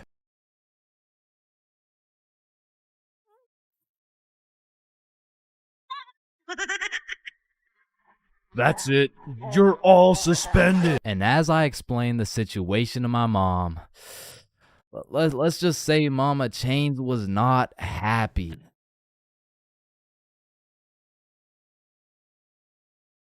Bad haircuts. There is nothing worse than when your barber just randomly decides to destroy your self-confidence with some goofy ass haircut. And as someone who has never found a barber who consistently does me nicely, I have gotten my shit all the way fucked up on many occasions. I'm talking not going to school, locking myself in my room so nobody can see me with this disgraceful cut type of fucked up. And these barbers are out here having the audacity to ask, "Do you like it?" Man, do I like it? Yeah, bro. I love it, bro. Thank you so much. Man, I just be wiping the tears away and then tipping them nicely. Knowing damn well I should be out here throwing hands, cause this dude is the reason I can't get any bitches. So I've tried lots of different barbers in my time, starting with the ones my mom used to take me to. I mean, this early, I never really even had a say on what I wanted my hair to look like. So, what are you looking for today? You know, just a little bit off the top, please. Shave it. Wait, what? Shave it. Your new haircut looks so good, buddy. Thanks. Hey man, you know your haircut is ass when your mom says she likes it. As a kid, I always dreaded getting haircuts because I knew my barber was already like 0 for 10. And I would show up to school every time knowing it was inevitable that I was about to get my shit flamed. And truthfully, there is no worse roasting than when you get a bad haircut. Like, people you barely even know will be out here cooking you. Who the fuck is this? All of a sudden, people got more jokes than Chris Rock. And it's even worse when you decide, I should get a fresh cut because school's starting back up and I'm trying to look fresh. Bro, I can't go to school like this. Yo, Chains, what's up? Yo, what's good? Bro, are you alright? Why do you got this hoodie on? Yeah, I'm chilling. I'm just kind of cold, you know? Bro, it's 32 degrees. And man, there was this one time that I still think about every time I fall asleep. Me and my friend go to this barbershop that I'd been to once before, and last time they did me quite nicely. So we head in, I sit down in the chair. Hey, how you doing? I'm good, how are you? Yeah, I'm good. Have you been here before? Yeah, I have actually. Oh, I remember you. Same cut as last time? Yeah, exactly. So what's new, man? Nothing much really. What about you? You know, I've just been working. Oh yeah, respect. So, how's your dad doing? This is when I knew something was terribly wrong. Bro, I don't got a dad.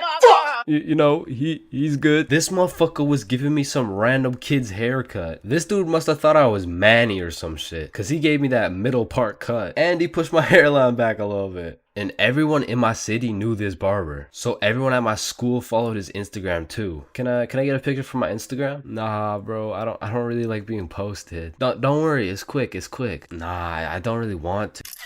This dude caught me lacking so bad and broadcasted it to everyone in my city. Fuck, bro, I should throw hands with him right now.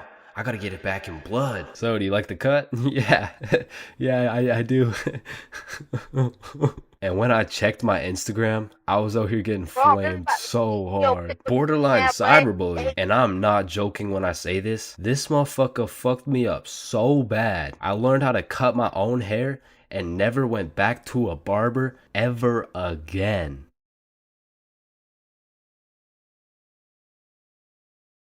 Being absolutely faded in math class is one thing, but pulling up to school while you're hammered, wasted, absolutely plastered is simply a different ball game. Cause there's lots of people who can properly utilize that Mary Jane on a daily basis. For example, tattoo artists. In fact, I feel like majority of tattoo artists would say, it helps me work better, dude. And I would happily trust this man to do his best work knowing he's baked as shit. However, if this dude was wasted, it's a little bit of a different story. Alrighty, dude. All done. Yo, I asked for a rose, bro. And because of this reason, you would truly have to be a dumbass to go to school drunk. Chains, but the title of the video says going to school drunk. I did, bro. I went to school drunk, but listen, it was no ordinary day at school. No. In fact, I didn't even go in the day at all.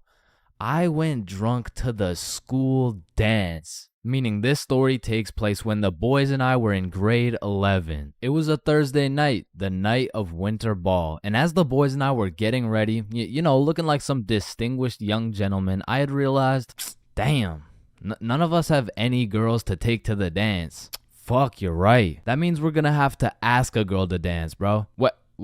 You mean like talk to them? Yeah, if only we knew someone with a bigger roster than a cheerleading team. Someone with more hoes than a shed. Someone who pulls more tens than EDP. It's Bob. So me and Billy started analyzing Bob. Like how does he pull so many girls, bro? Is it the jawline? I don't know. What about the silky smooth clear skin? maybe. Or is it those succulent, luscious, kissable lips? It's the glasses. Yeah, the glasses. Yeah. So we stole Bob's entire flow in the hopes this would put an end to my drought of bitches. So we check ourselves out in the mirror, and then we hop into Billy's whip. We throw on some Rihanna to get us hyped, and before we knew it, we had arrived at school. Now, to really paint the picture, it was a Thursday at 8 p.m. And on this Thursday at 8 p.m., Billy pops his trunk to pull out 2 bottles of vodka. Now, if you were unaware, it was currently a Thursday at 8 p.m. on a school night, and we were headed into our school. Now, logically, I should have simply denied the alcohol, but I'ma keep it a buck. The whole idea of walking up to a girl and asking her to dance was really giving me the heebie-jeebies. I mean, my palms were sweaty, my knees were weak, and arms were heavy, so I took a big old chug of that liquid courage in order to ease the nerves a little bit. And shit, Billy must have been feeling the same way, because Billy was down in that shit like it was water. And right after we consumed enough alcohol to kill a baby elephant, I got a notification on my phone. Oh shit, I got an email. Oh, it's from the school. It says, if you come to the winter ball under the influence of alcohol or any drug, you will face suspension and will lose your right to walk across the stage for graduation. Fuck. Okay, listen, if we can get into the dance before this shit hits, we're chilling. All right, we got this. So we walk into the school looking fresh as hell, but then I notice a fat line of students, and this line led to a security check to get into the dance. Fuck, that's not good. Nah, we're chilling. I still don't even feel anything. What about you? Yeah, same. We're good. And just as we came to the consensus that we were good, the principal starts walking down the line in our direction. Fuck, act cool. We're good. Act cool. Whew. That was close. You 3, over here. Shit, fuck, shit.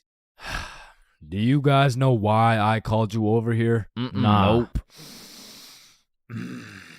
I smelled alcohol the moment I walked past you 3. Now, I don't know if it was one of you or all of you, but you know the consequences of showing up under the influence, right? Yeah, we do. And tell me, is it or is it not suspicious that all 3 of you guys showed up with glasses on? Nah, we just thought it looked suspicious.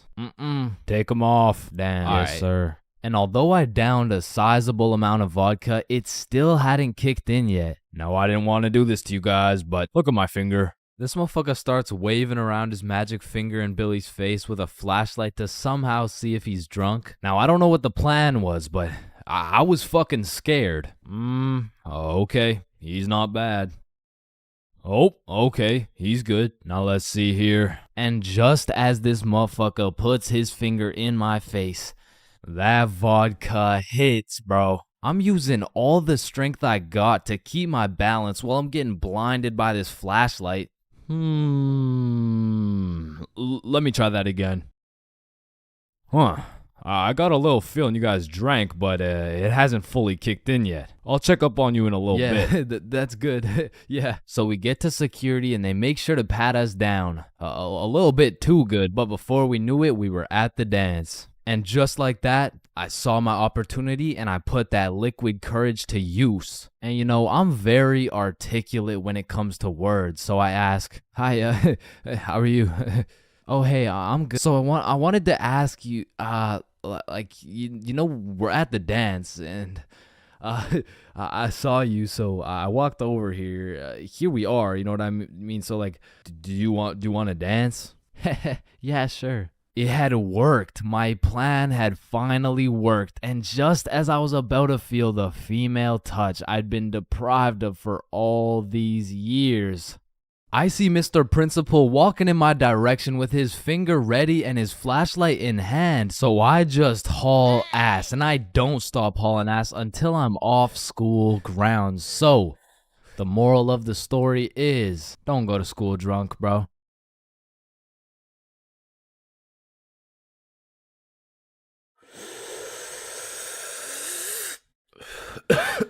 Space isn't empty. It contains everything that exists. Hey, bro, you think this mirror's good? Nah, it's in used condition. What do you mean? Walmart doesn't sell used mirror. Oh, we're using it right now. Damn, I've been hitting this joint for way too long. I should probably pass it to the next person. You ever thought about how most of the sky is actually below our feet? No, it's right up there. Holy shit. Okay, guys, I'm gonna be your waiter for tonight. Just give me a second and I'll be right with you guys. We are the waiters. Bro, what are you talking about? No, think about it. If we're waiting for the waiter, then we are the waiters. Hey, nice belly button, bro. Hey, thanks, man. Your belly button is really your old mouth, by the way. What the fuck? Yo, is your thumb even a finger? Fuck, man, I don't even know. It's kind of just a thumb. So if your thumb isn't a finger, then there is no middle finger. Hold up. If you were the first person in the world to break 2 world records, then that would be a world record. So you'd be the first person to break 3 world records. But then that would make it 4 world records. And that would make it 5 world records. Holy shit. Then it would be 6 world records. Man, who the fuck named this shit a chair? Like why a chair? Hey, bro, I got you a milkshake. Oh, thank you, man. Does a straw have 1 hole or 2? Obviously it's 2. No, but what if it's just like 1 long hole? What's the point of life? If you get a bigger bed, you have more bedroom, but you have less bedroom. You know, like bedroom, like. Can I get a ice cream cone? No, fuck you. The ice cream machine's broken. Man, that's not fair. Well, life isn't fair, buddy, so what do you want? But if life isn't fair to everyone, then isn't life just kind of fair?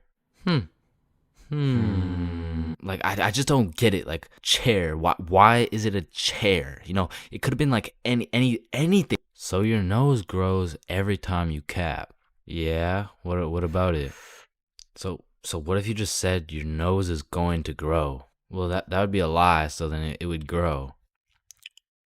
Try it. My nose is going to grow. Yeah, I told you. But now that it grew, it's not a lie.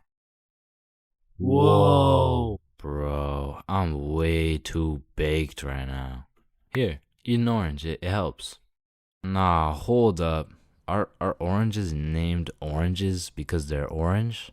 Or is orange called orange because oranges are orange? Just eat the fucking orange. Boys, we got the pizza. Let's go. Sir. Why the fuck is the pizza box square? Like, if the pizza is circle and a slice is a triangle, yo, who the fuck invited this kid? Yo, can you pass the lighter really quick? Yeah, I got you. Wait. When you light your lighter gets lighter until your lighter is so light that your lighter won't light. Damn, that motherfucker's spitting right now. It just seems weird. Like, why the fuck is it a chair? So, 50,000 word essay, 3 worksheets, pages 5, 6, 9, 273, 655 in your workbook, and you'll need to make a TED Talk you'll present in front of the whole school. What do you want, Chains? Well, how much time do we have? Everything needs to be handed in at 12 p.m. on Thursday or you'll get a 0. Wait, Mr. Cumminson, that's in 2 minutes. Actually, it's 1 minute now. Any other questions? Yeah, can I go to the bathroom? Fuck no. Sit down, Jeremy. Oh, okay. Man, imagine being a high school teacher, bro. Like, as soon as you hit the ripe age of 5 years old, they throw your ass into school, and you just don't make it out until you're like fucking 65. And when I was younger, I always used to wonder, like, Why is Mr. Cumminson so angry all the time? But as I got older, I realized I would be pretty fucking pissed if I was in the exact same spot I was 40 goddamn years ago. Which brings me to the first type of high school teacher, Mr. Angerson. This is the type of motherfucker whose wife divorced him 7 years ago and he takes his heartbreak out on the students. What was that? Oh, nothing. I just had to sneeze. Oh, so you think it's okay to just sneeze in my classroom now, huh? Well, no, I just needed to sneeze. What if I just broke into your house and started sneezing on shit, huh? Well, no, that's just... Matter of fact, get your ass up here. Yo, this isn't the 1950s. You can't just... Linda, come back, please. Now, I don't know how Mr. Angerson continues to keep his job, but it feels like this dude's mission is to ruin the day of every student that walks into his class. Like, he'll be putting in extra effort into his tests to make them as confusing as possible. The type of motherfucker to make a multiple choice test with the first 4 letters all as A. Bro will have me changing the correct answers into the ABCD strategy. Next up, we got Mrs. Talkinson. Some teachers really just don't give a fuck about teaching, bro. I mean, Miss Talkinson over here, she really just wants someone to talk to for real. And that's when Franklin D. Roosevelt became president. You know, actually in high school, I had a friend named Franklin. He was a really nice guy. We used to go to the movies together and stuff, and then he went to jail for multiple hate crimes. Like, by the end of the class, you'll know her home life, her family, how she takes her anger out on her children. So me and my classmates would recognize the fact that if we could just keep Miss Talkinson talking, we wouldn't have to do shit all class. So in 1938, Germany invaded Austria. Yes, Chains. Miss Talkinson, have you ever been to Germany? Oh my goodness, you would not believe what we did in Germany. And for my personal favorite teacher, we got Miss Cakinson. You know, the teacher that is caked up for absolutely no reason. Like, she's got that dump truck for what? I mean, I'll be failing all my classes, rocking with a 1.5 GPA. But I walk into her class, fuck, all of a sudden I turn into a... Miss Cakinson, actually, you forgot the homework for today. Oh my god. Shut up. Oh, I thank you, Chains. I almost forgot. You're welcome, Miss Cakinson. All my homework is done, all my tests are aced, and at any given chance... shoot, my computer isn't working. Does anyone know? What do you need, Miss Cakinson? And I'm there. Miss Cakinson, if you're watching this, just give me a chance, please. And next, you know we got Mr. Questionable. Ensign. Now I know what you're thinking. Bro's name is a little bit of a mouthful, and that's because he may or may not have a mouthful of little boys. Okay, listen, I'm not here to point fingers at anyone, but if I was to point fingers at someone, it would be fucking him. Like, I'm really not trying to accuse anyone of anything, but there does come a point when some things this man does gets a little questionable. Maya, let me help you. So you put your hand like this and you... OMG, Chains, you will not believe who just followed me on Instagram. Oh shit, was it at ChainsFR? No, it was Mr. Questionable Ensign. Damn, brother, this test was hard as fuck. Yeah, bro, literally everyone failed that shit. Facts, bro. What did you get? Yo, I got 22%. What about you? Oh, I got 103%.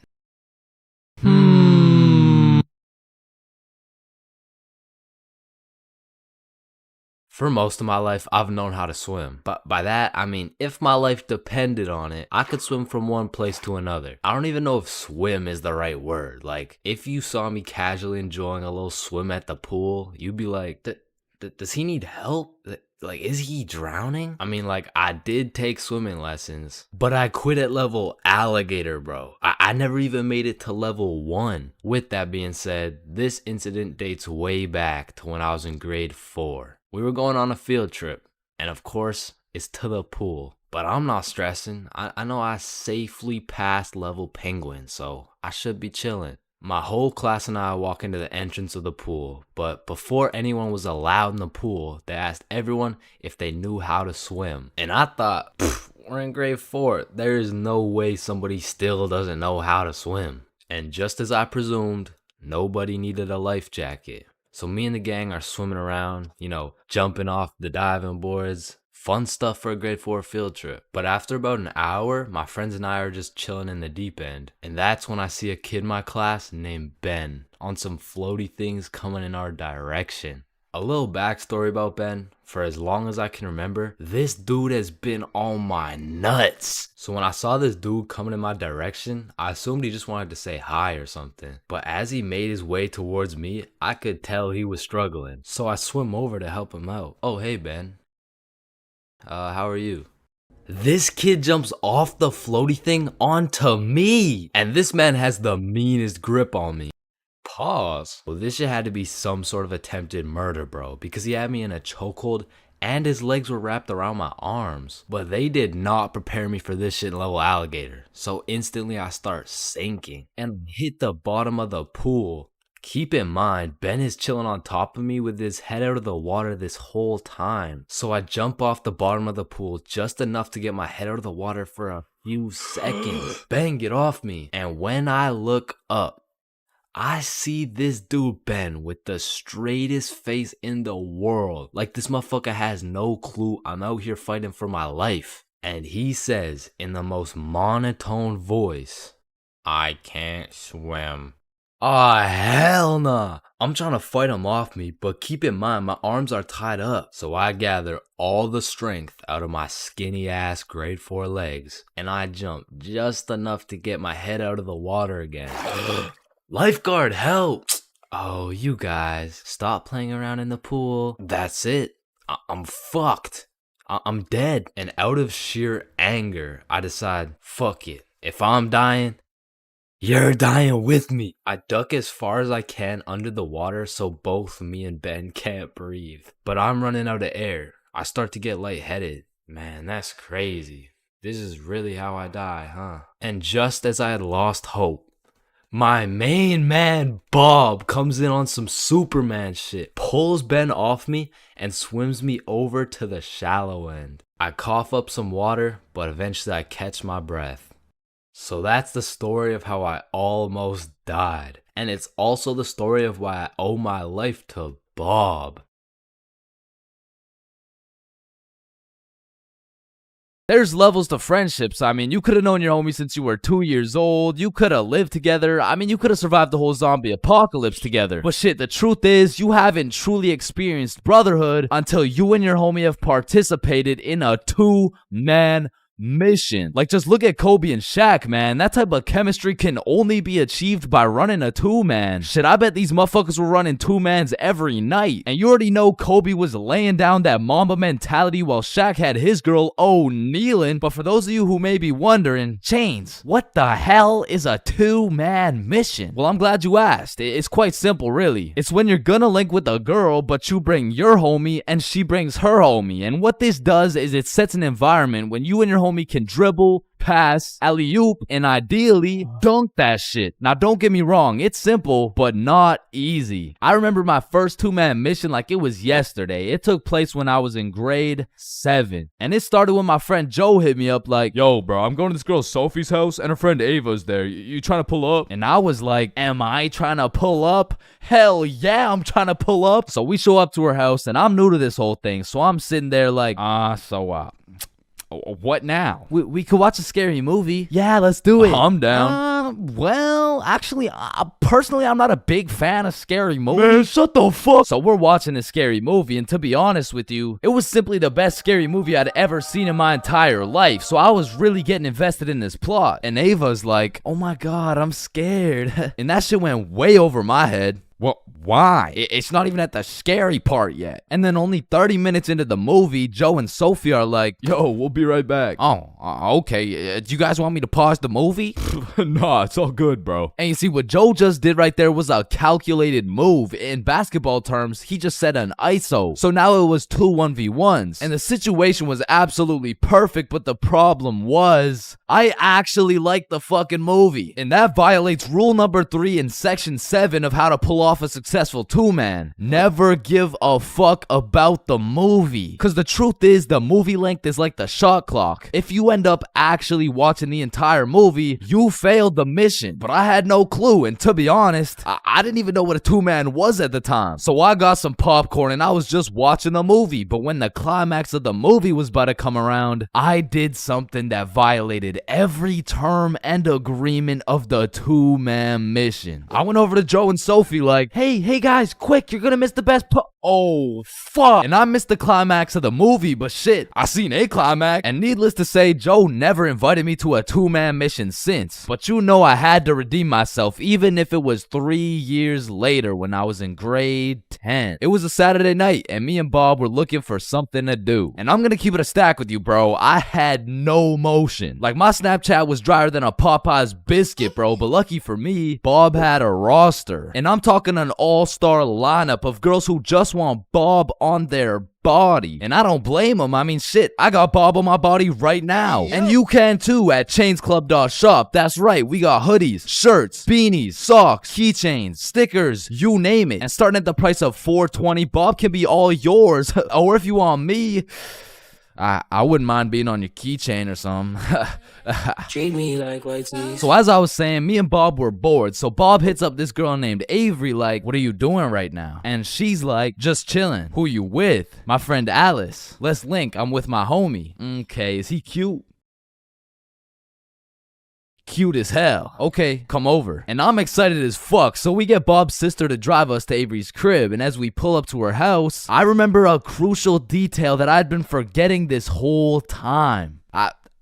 I was scared of the hoes, bruh. And as we walked up to her door, I was starting to get flashbacks of me and Joe's two-man, where Joe tossed up an alley-oop for both of us, and I blocked his shot, metaphorically and literally. And as I'm psyching myself up, Bob calls Avery to tell her we're here, and she's like, so, my parents are asleep, so you're gonna have to come in through my window. Shit. So we walk around the side of the house to Avery's room, and lucky for us, there's this big-ass window, and I'm like, yo, can you open it so we can get in? And she's like, it is open. Bro, only this tiny ass rectangle in the top left was open at a 60-degree angle. But that was our only way in, so I helped Bob up and through the window. But now I gotta get up there, and I'm bigger than Bob, so I put my head through and I'm trying to slowly creep into the room. And then I lean just a little too far, and I'm headed face first onto Alice's hardwood floor. And listen, Bob has come in clutch many times. He saved me from drowning, coyotes, getting in trouble. But out of all these things, I'm most grateful for Bob catching me as I fell through this fucking window, because drowning and dying would have been pretty bad, like boo-hoo, rip chains, you know what I'm saying? But imagine falling through a window and eating shit face first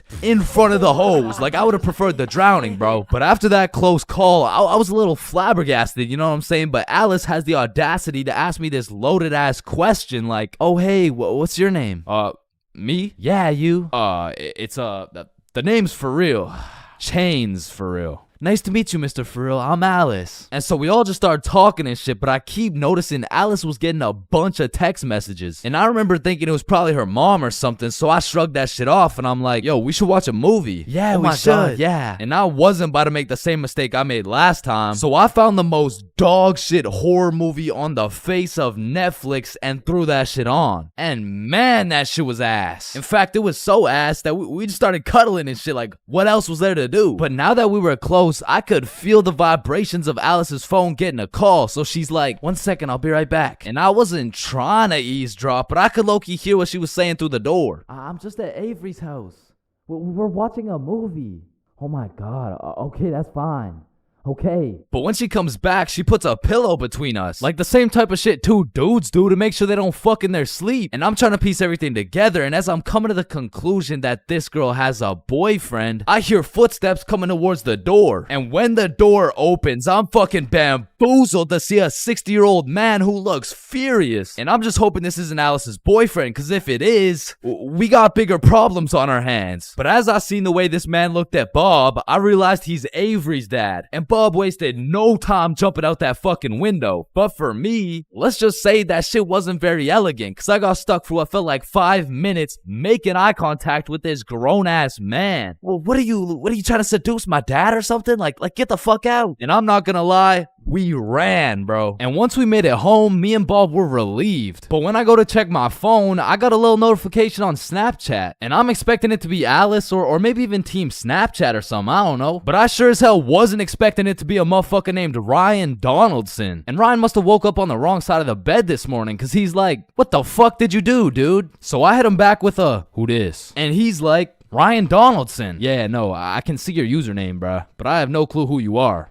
I'm Alice's boyfriend, bitch. And Ryan got his shit hit with an instant block, bro. And so the moral of the story is, if you're gonna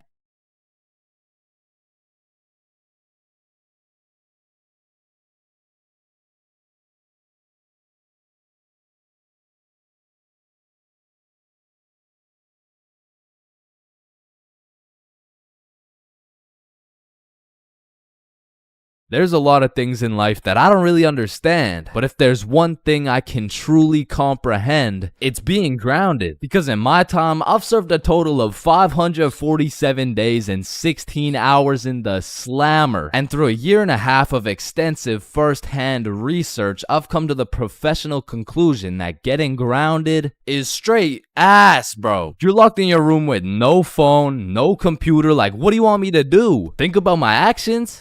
Hell nah. Being grounded had a young me doing the stupidest shit ever, bro. Like I was popping handstands, hitting my head against the wall, playing with the door stopper thingy. Shit, I got so bored I even read a few pages of a book like an absolute nerd. And now that I think about it, Percy Jackson and the Battle of the Labyrinth was actually a spectacular read. Now listen, there's only one thing worse than being grounded, and that's being falsely imprisoned for life.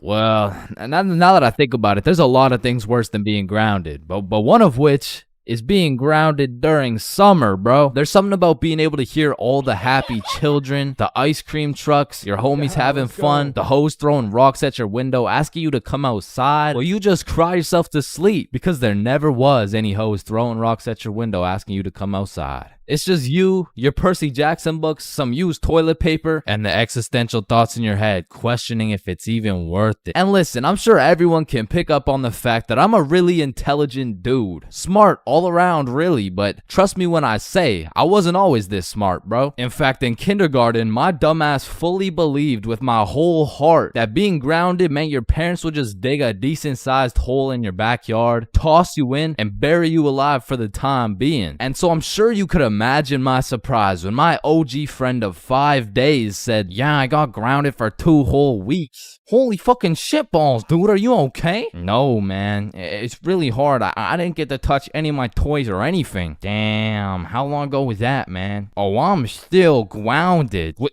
No, you're not. Yeah, dude, I'm grounded right now.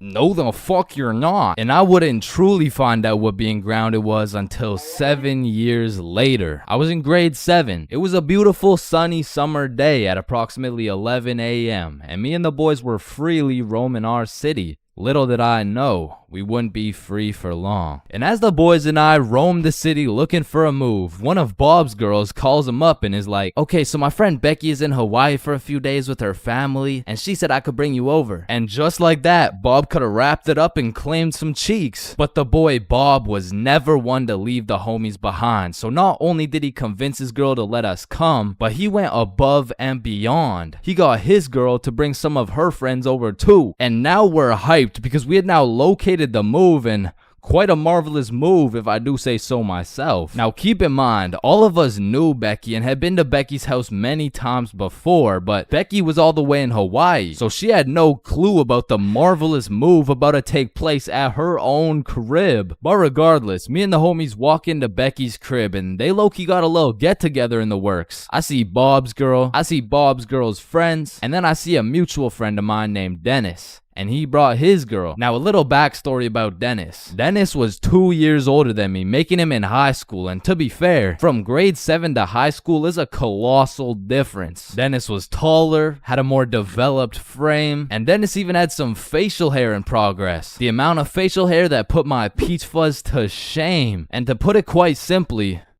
Dennis was a menace. But regardless, that's my homie's homie, so I walk up and dap him up. And then everyone heads over to Becky's room. Now keep in mind, Becky had simply invited Bob and Bob's girl to come over, and somehow we ended up being 8 people deep in that joint. And so that means technically the other 6 of us were straight trespassing. So we were all chilling in Becky's room, chopping it up for a good hour and a half until eventually people start exploring her house. Now in Becky's room, it was just me, Bob, Bob's girl, and Bob's girl's friend named Lily. And so we're all just talking until I hear someone yell from the room down the hall, "Yo, Chains, get in here right now!" And I don't know exactly what I was expecting to see as I walked into that bathroom, but it was absolutely not seeing Dennis drop a condom filled with water on Billy's head. And of course I laughed because that's comedy gold right there, but it also made me realize maybe we shouldn't be here dropping condoms on each other's heads. But who was I to tell Dennis what to do? He had facial hair, so he was practically a grown man to my standards. So I just turned around, went back to the room, and continued chilling with Bob. And as we talked, the music progressively got louder, and Dennis progressively became more of a menace. And it had got to the point where the speakers were booming, and Dennis was lobbing condom water balloons off Becky's balcony. And then one time, Dennis either almost hit or just missed Becky's neighbor with one of these condom water balloons. So this grown man looks down at a condom that seems to have fell from the heavens, then he looks up and sees Dennis scrambling inside the Becky's crib with the speakers blasting music, and then he continued on his way. And we were all just having a fantastic time in Becky's room until we hear the downstairs door swing open, and we all absolutely shit our pants and run onto the balcony. Hey, I just texted the family who lives here and they said no one is supposed to be in the house. Everyone needs to leave right now or I'm calling the cops. And that's exactly what we did. No messing around, we were out that hoe. And we all went to Bob's girl's house for an emergency meeting because we were all scared as fuck. And now Bob's girl and Becky are texting and Becky's like, "My parents are pissed. They want to talk to everyone's parents and they know how many people were there." So we all devise a foolproof plan. Okay, we give Becky our phone numbers, tell it's our parents' phone numbers, and we act super disappointed in our children. We all agreed on this plan and the emergency meeting was dismissed. And over the next few days, we all got texts from a very unhappy Becky's father, who made sure to specify the amount of condoms that were found in the bathtub. We all respond with some bullshit along the lines of, "Hello, Mr. Beckerson. I'm very sorry to hear about the inconsiderate acts of Chains and how he's invaded your home. Rest assured, Chains will feel the wrath of this thick leather belt as it repeatedly beats against his cheeks to discipline him for his heinous actions. Thank you for bringing this to my attention." But come to find out, Lily's dumbass responded with some shit like, "Dear Mr. Beckerson, thank you for letting me know, but Lily did nothing wrong as she didn't know she wasn't allowed there. Plus, she didn't even make a mess or anything, on God. Put some respect on my daughter's name. Period." And just like that, our foolproof plan got fucked. And Becky's father texted each of us saying, "You are coming to the house at 3:15 p.m. today or I'm calling the cops." And shit, looking back, Becky's father was most definitely bluffing. Like, say I didn't go, what was he gonna tell the cops? 911, what's your emergency? Hey, there was 8 kids who invaded my home 3 days ago. Okay, sir, did they break in? No, no. My daughter gave them the key. Sir, why the fuck are you calling 911? There was condoms in the bathtub. But like I said, I wasn't very smart and I didn't have the brain capacity to think that far ahead. So everyone shows up to the house and Becky's father sits us down and makes each of us individually call our parents and explain what we had done. And I went first. "Hey mom, so I went to Becky's house the other day, but she was in Hawaii and I wasn't really invited. There was condoms in the bathtub." Needless to say, we all got our shit whooped and I received my very first grounding with the sentence of 1 month in the slammer.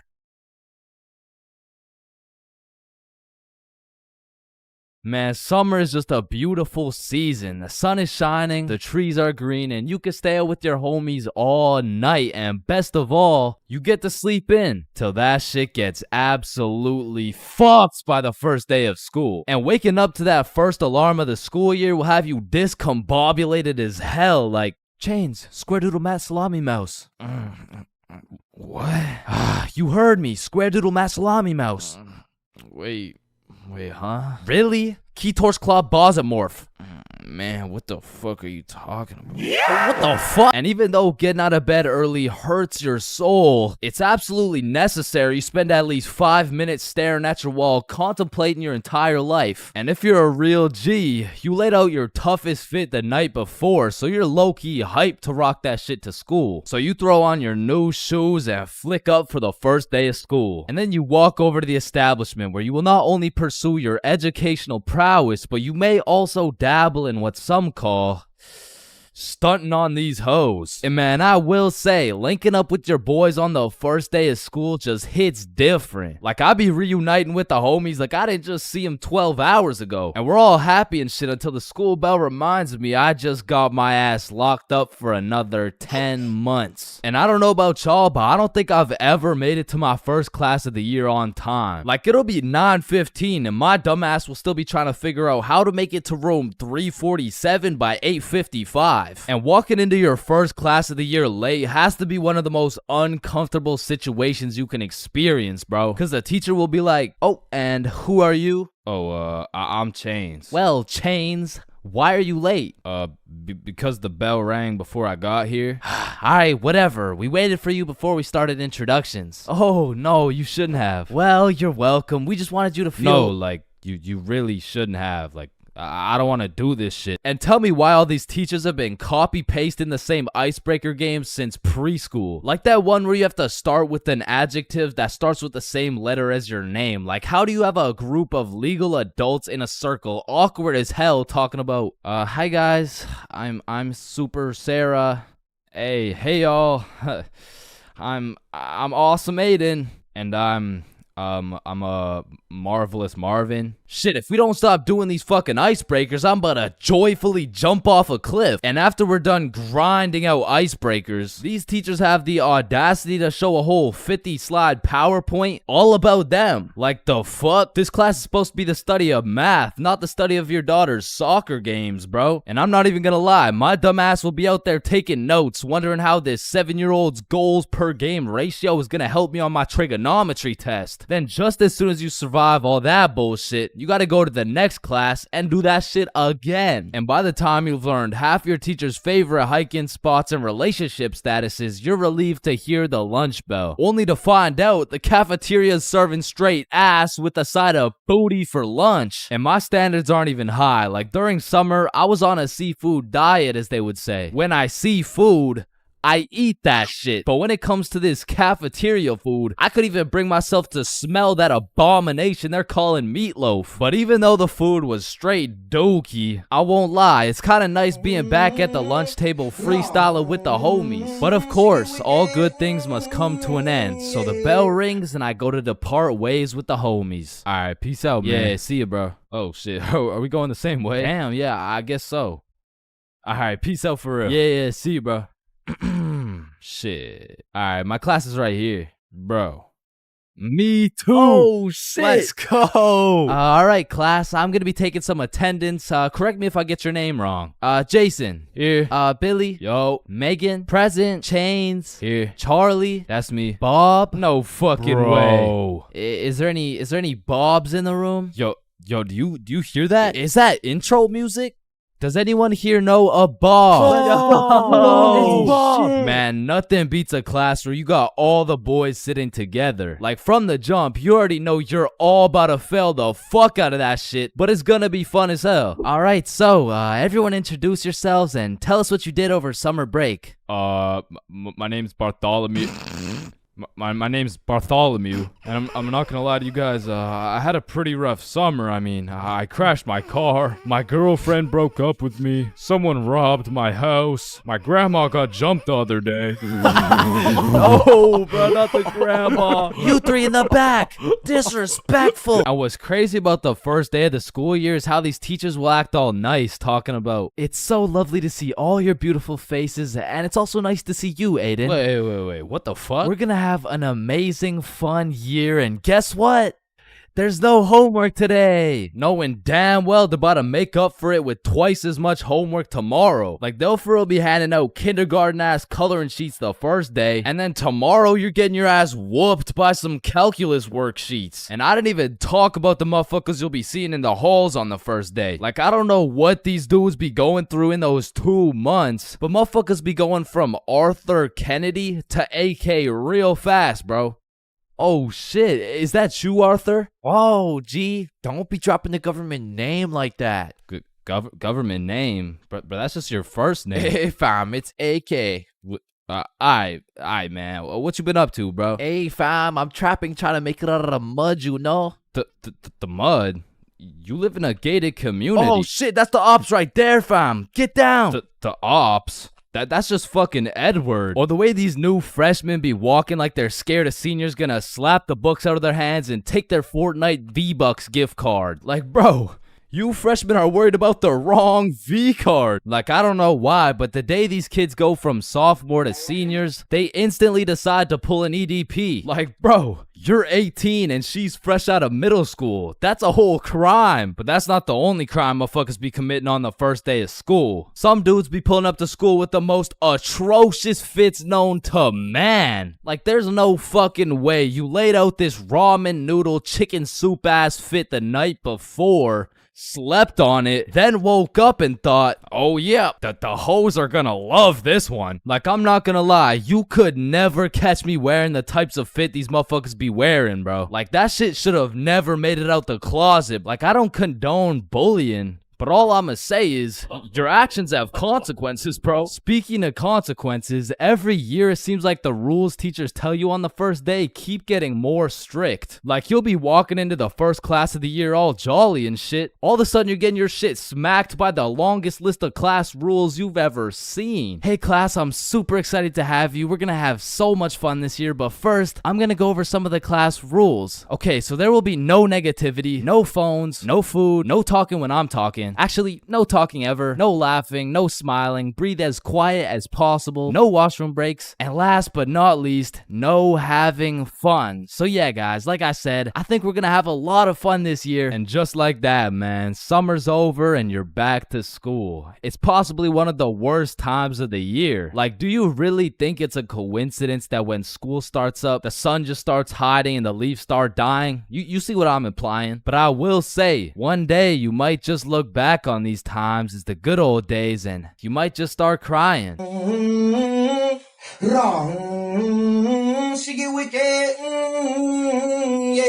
High school, the only place you'll find nerds and jocks chilling in the same room, where there's fight clubs and book clubs in the same building, where you can find the plug selling something and the school thought-giving dome all in the same bathroom, and surely one of the few places you can pursue your educational prowess and take it off that Benjamin in the same institution. High school, man. Love it or hate it, it's quite the experience. And although every single person will have a different experience at high school, there are some things you are guaranteed to encounter. Like the PE sweat, the nerd, that one strict ass teacher, the teacher's pet, the redditor, the predator, the chill teacher, the plug, the stoner, that one motherfucker who walks like this, the class clown, the band kid, the kid who just never shows up, the hot Cheeto girl, that one sexy ass kid who he got all the girls and you know what I'm saying, he was like super cool, the bathroom fiend, the oh my god I almost failed that test, I did so bad, oh shit same, I got a 51%, what about you? Oh my god, I only got a 98.5. The fighter, the anime kid, and the NPCs. Every single one of these individuals make up the magical place we call high school. You come into high school merely a young, innocent, and clueless child, but you leave even more clueless than before, bro. Like when we learned about pie in math class, my dumb ass thought I was in culinary arts for 2 goddamn weeks. And that is pie. Chains, are you listening? Yeah, we're learning about pie. Then recite pie. flour, egg, some fucking blueberry. Like coming into high school as a freshman, I was thinking, I can use my high school experiences and knowledge to figure out what I'm gonna do in life. Then shit, all of a sudden I'm graduated and my brain is filled to max capacity on bullshit. So now that you're graduated, what are you gonna do with your life?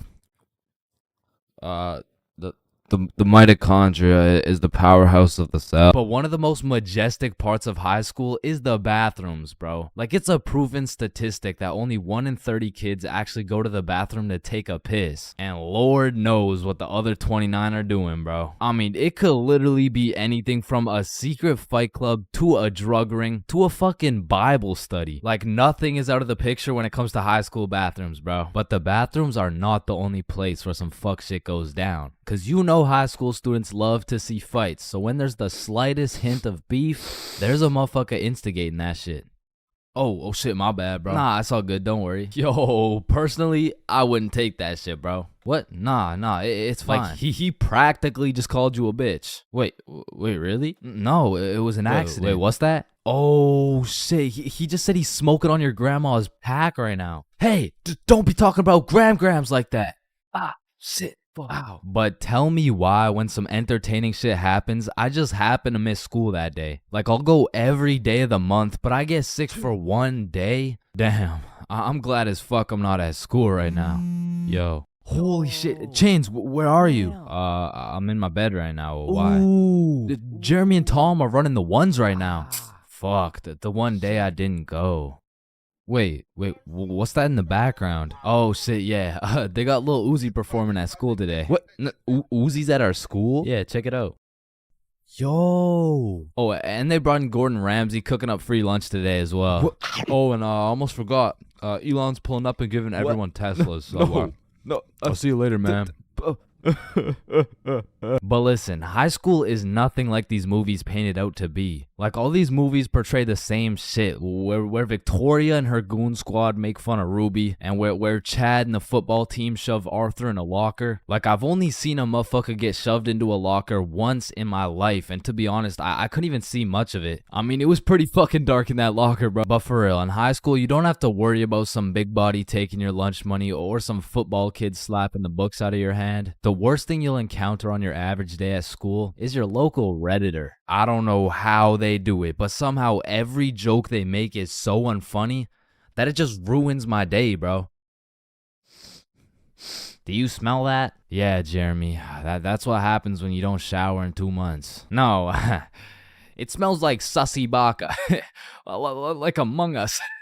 But not to confuse Redditors with Discord mods. I mean, they're pretty much the same thing, but Discord mods shower even less. To be honest, there is truly only one thing mustier than a Discord mod, and that's the cafeteria food, bro. I mean, this food is completely and utterly ass. Like, somehow these motherfuckers manage to get the food cold and the drinks warm. Like, how the fuck does that shit happen? And my high school would serve some daily specials, and to be honest, that shit was unidentifiable. Like, you'd see this pile of mysterious substance, and I'd ask the person who made it what it is. Like, what's the special today? You're holding it right now, dumbass. No, but like, what is it? Oh, I don't fucking know. And my school refused to pay people to make good food, so they had students making all the food. So you'd be eating a burger and look up at the person making them, and they'd just be casually scratching their ass. And even with all this free labor, tell me how these motherfuckers have the audacity to be charging $6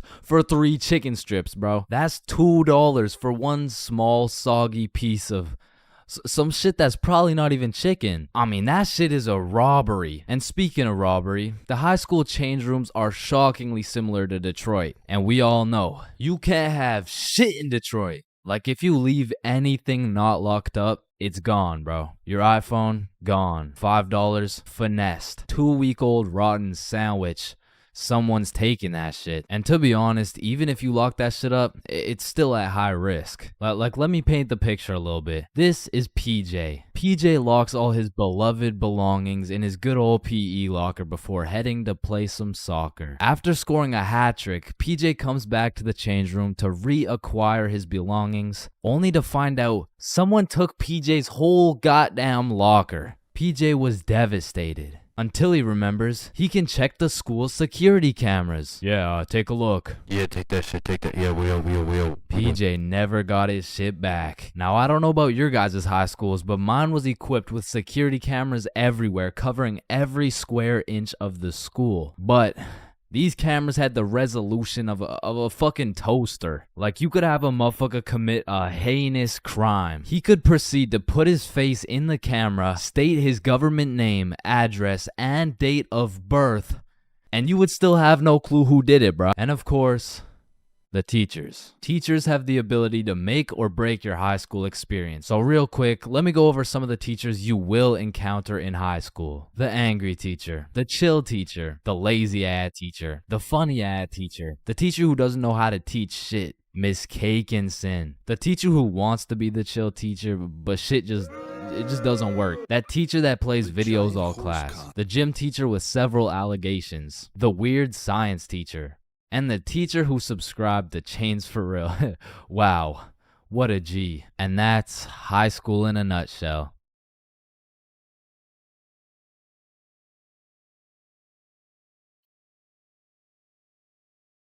Yo, I just got robbed by a gay homeless dude in Japan. Who's with me? You know, like anyone. Anyone.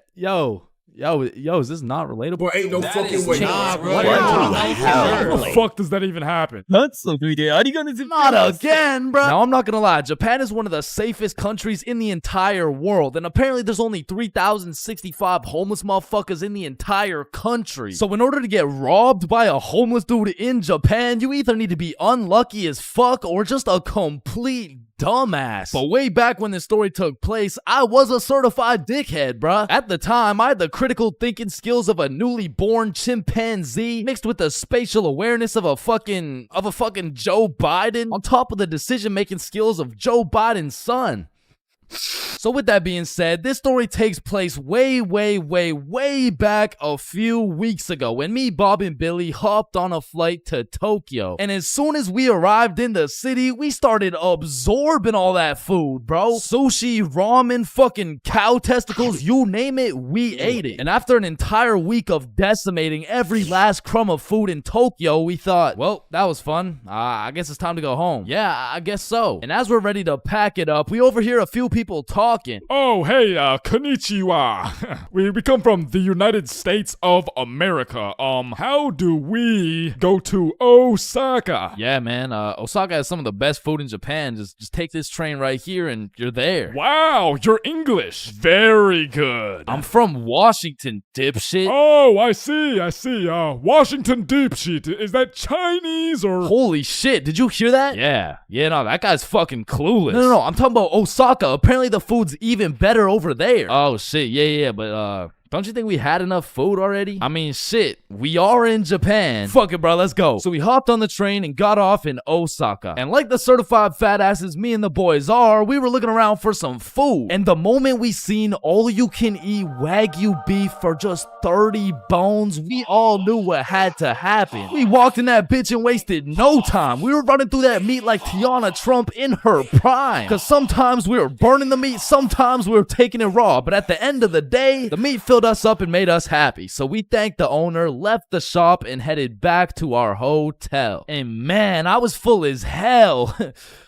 For like an hour, and then I was like, yo, who's trying to get some more food? The fuck? Bro, we just ate a whole goddamn cow. Yeah, we did. Like, we probably just canceled out the life work of 5 vegans in one sitting. Tight shit. And it's already like 8 p.m., bro. It's dark as hell. Well, I'm gonna go out anyways. You know why? Why? Cause we in Japan. Man, get your fat ass out this goddamn hotel. So I got my fat ass out the goddamn hotel and started walking around. And all I took with me was my phone, the key to the hotel, about $100 worth of yen, and a smile on my face, knowing I had never in my life been robbed by a gay homeless dude in Japan. But little did I know, all that was about to change on this wild ass Friday night.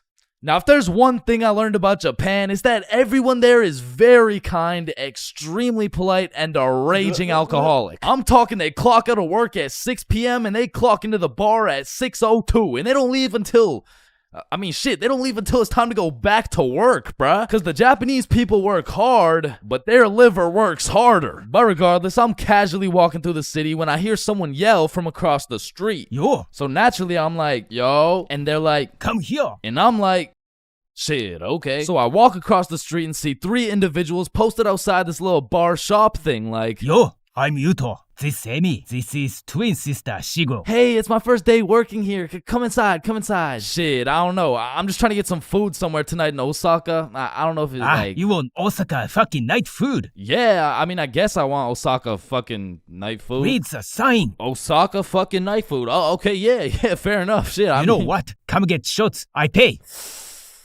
Shit, we in Japan. So they take me inside and everyone there is just happy as fuck. They got Rihanna playing on the speakers, dudes bringing out shots, and the chef was turning up so hard, dude started twerking, and damn, that boy was cooking. Bro, what? Shit, I mean, like, he was cooking with the food, like, man, fuck. But the vibes were just so good and inviting that I felt like I just got welcomed into this Japanese family. And so we all cheers and take the shots. And now I'm drinking, and I'm drinking with only one goal in mind, and that's to keep up with my newly found Japanese family. And so to prepare my stomach, I get me some Osaka fucking night food, and it was scrumptious. But as I'm slurping up this kebab, I see Emmy come back with 3 more shots, and she's like, you want one? Shit. We in Japan. So we take the shots, and I'm talking to Emmy, and one way or another, we start talking about our alcohol tolerance. Yeah, I'm not gonna lie, it takes a lot for me to get drunk. Not as much as me. Whoa, is that a bet? Yeah, it is. Bitch. So we're drinking everything in sight. Vodka, soju, sake, tequila. It's a competition. Now, I made the bet in the first place because I'm twice her size. But one thing I forgot to account for was the fact her entire lineage had been training generations for this very moment. So she's taking these shots to the face like... well, shit, like Tiana Trump in her prime, and I'm going shot for shot with her. And after taking about 8 shots, I was feeling it, bruh. Yo, let's go play darts. I mean, I never really played darts in my life, but shit. We in Japan. So we pull up to a darts bar, just me, Emmy, and Yuto. And I had never played darts a day in my life. But you ever just try some shit and you're just inherently good at it? Yeah, right? Yeah, that shit was not me, bro. I was dog shit. I was out there looking like I was drunk as hell.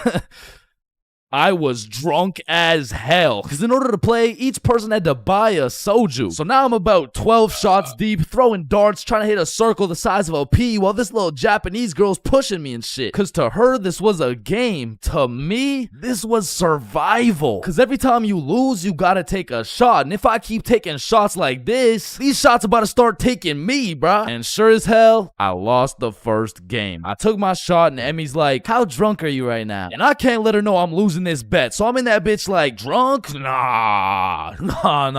Shit, where I'm from, we brush our teeth with a bottle of Jack. Okay, then loser takes 2 shots. Yeah, let's do it. So one thing leads to another. Now I'm 16 shots deep, and Emmy's like, I'm gonna go to the washroom. I'll be right back. And then Yuto's like, yo, Chains, we must talk. Oh shit, yeah, what's up? Now Yuto had a strong accent and very limited English, so it really went some like, Emmy, bomburu. Huh? Emmy, have bomburu. Yo, Yuto, no, I don't speak Japanese, dog. No, Emmy, use bomburu. Swipe left, swipe right. Bumble. Oh shit, Emmy uses Bumble. Okay. Yes, and she texts the Bumble guy. Come here. Oh hell nah, bruh. I'ma have to abort mission. Me too. You too? Hi, Emmy to you daddy. Fuck Emmy. Oh shit, facts, let's do it. So we sneak away to the elevator and we're spamming the up button trying to leave, and this shit is just not coming, bruh. So we both peek around the corner to see if she's coming, and she notices us. Oh shit, guys, we're leaving? Yeah, we are leaving. Fuck. So we all get in the elevator and Yuto whispers in my ear like, when the elevator open, we run. And I'm drunk as shit, but I was the fastest kid in my elementary school, so as soon as the doors open, we hauled ass, bro. And I just kept running till Yuto was like, stop, we go to bar. And I'm just having a great time existing at this point, so I walk into this bar all drunk like, where the hoes at? Oh shit. Oh shit. where the bros at? Yuto took me to a gay bar, bruh. Now, of course, there's nothing wrong with a gay bar, but it was the fact that after drinking 16 shots, I just sprinted full speed away from a cute Japanese girl to run straight into a room filled with a bunch of sweaty gay dudes. And these motherfuckers were looking at me like I'm some fresh meat or some shit. And it really just had me questioning my entire life. I was in that bitch confused, frustrated, drunk as hell, ready to crash out. I was gonna leave that bar looking like I would like a fruit explosion. No, Sebastian, what the wrong video? What the fuck? Oh, hey, is that Diddy? So you're trying to see a fruit explosion, huh? No. So I left the gay bar, called up Emmy, we link back up, and the first thing she says to me is, "Fuck you." Fuck me? What? Nah, fuck you. Why'd you run from me? Bruh, you were inviting Bumble dudes and shit. What? No, what are you even talking about? I mean, Yuto said, like, you know what? Don't even worry about it. Okay. Well, let's go to the club. And I'm like, shit, we in Japan. So we're at the club doing club shit, and after an hour or so, she's like, let's take some shots. And I'm like, shit, we in Japan. I am blackout drunk, bro. I don't even know how many shots deep I am at this point, but all I know is I'm so drunk, I gained the ability to fucking teleport. So I'm in the club, and as soon as I blink, I'm in a bar. Then I'm in a club, back to a bar, to a new club, McDonald's, bar, karaoke club, bar, love hotel. Love hotel? Man, what? What the what? Man, what the fuck? You said you wanted to sleep. Damn. Yeah. Yeah, nah, I probably said some shit like that. I don't fucking know. So we walk into our room, and the very first thing I notice, the hub on the TV, vibration devices on the bed, protection everywhere. Shorty just lured me to the Japanese freak chamber, bruh. I blink, and we teleport to the bed. But we were just talking like, yo, Yuto said you were inviting dudes from Bumble. Oh my god, okay, Yuto's a liar. Listen, I gotta tell you something, but you can't tell anyone. Yeah, nah, I won't tell a soul, you know. I will not post this on YouTube, clip it up, post it on TikTok, Facebook, LinkedIn, Instagram, Reels, or anything like that, you know, like, yeah, that'd be weird. Okay, so Yuto's homeless.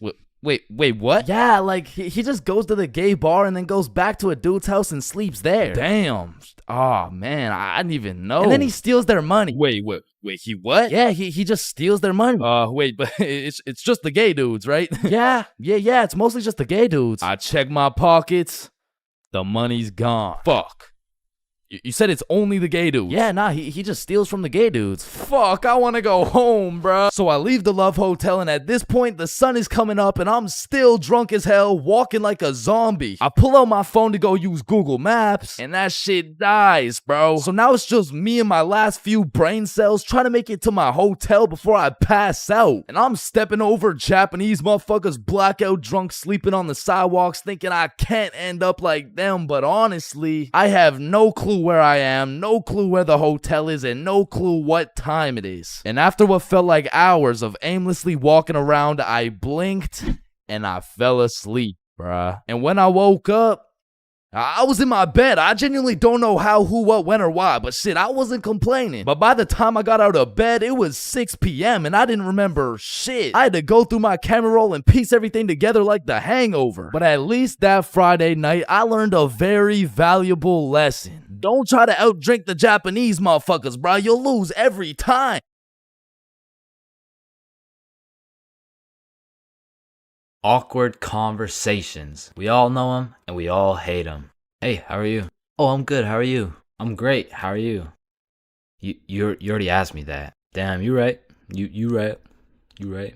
So, how's your day going? My pet frog just died. Damn, that's tough. I found myself taking the most inconvenient routes to avoid an awkward conversation. Like, I can't really explain the feeling of an awkward conversation, but it's just mildly uncomfortable. Like, I would compare the discomfort levels of an awkward conversation to wearing wet socks.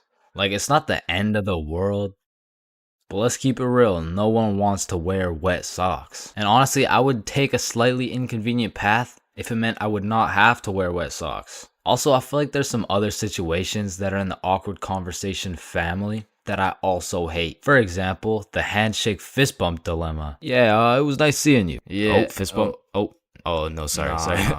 No, I don't. Yeah. God damn it. After you experience one of these bad boys, you'll be thinking about it cringing for the next hour. And if you're anything like me, you might even lose some sleep over it.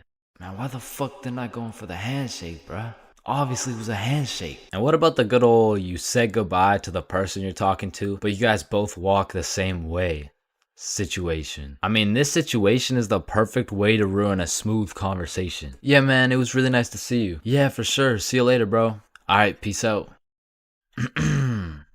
Alright, bye. Yeah, bye. Shit, we're still walking the same way? I'll just turn this way so it's not awkward. Man, what the fuck? And even if I say goodbye to someone and we're still in the same general location, I will avoid them at all costs. Like once me and my brother were chilling at Walmart and we saw one of our neighbors, so we talked for a little bit, you know, said our farewells and went separate ways. But when it came time for me and my brother to check out, we saw the same neighbors checking out. And we were up in the Walmart looking like we were playing Assassin's Creed in real life. It's clear, it's clear. And of course, I can't forget about awkward silence. Yeah, that's funny.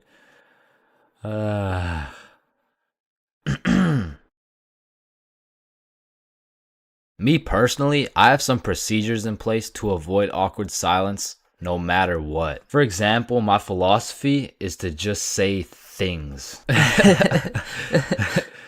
Yeah, that's funny. So do you play Minecraft? What kind of question is that? In the end, they may think I'm a dumbass, but at least there's no awkward silence, you know what I'm saying?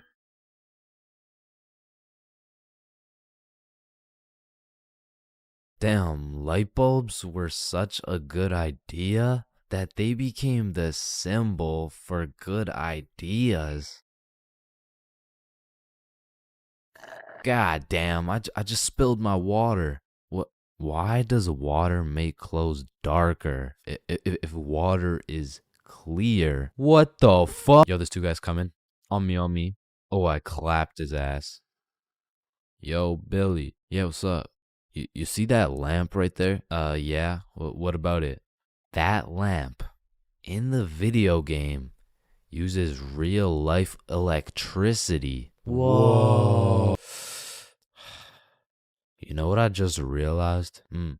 When a morgue worker dies, he still goes into work the next day. Bro, how could he go to work? He's dead. Oh, shit. Oh, whoops. Just dropped the soap. Wait, when you drop the soap, does the soap get dirty or does the floor get clean? Wait, guys. Since I'm alone, I'm the only person in the world to ever see this peanut. Nah, I saw it too. Who the fuck are you? Yo, when did you get so much money? Man, it's the money my grandma inherited me before she died.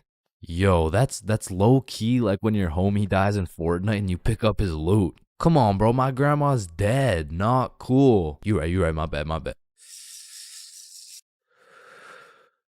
Man, imagine the guy that discovered milk. And think about him convincing someone else to drink it. You did what to the cow? No, trust me, it's good, just drink it. Wait, you drink it too? Yeah, it's really good, look. Aw, hell nah. Damn, bro, mosquitoes are some brave creatures, considering those jits got 1 HP. Facts. Yo, Chains, you need your parachute to skydive. No, you don't. You just need a parachute to skydive twice. No, Chains.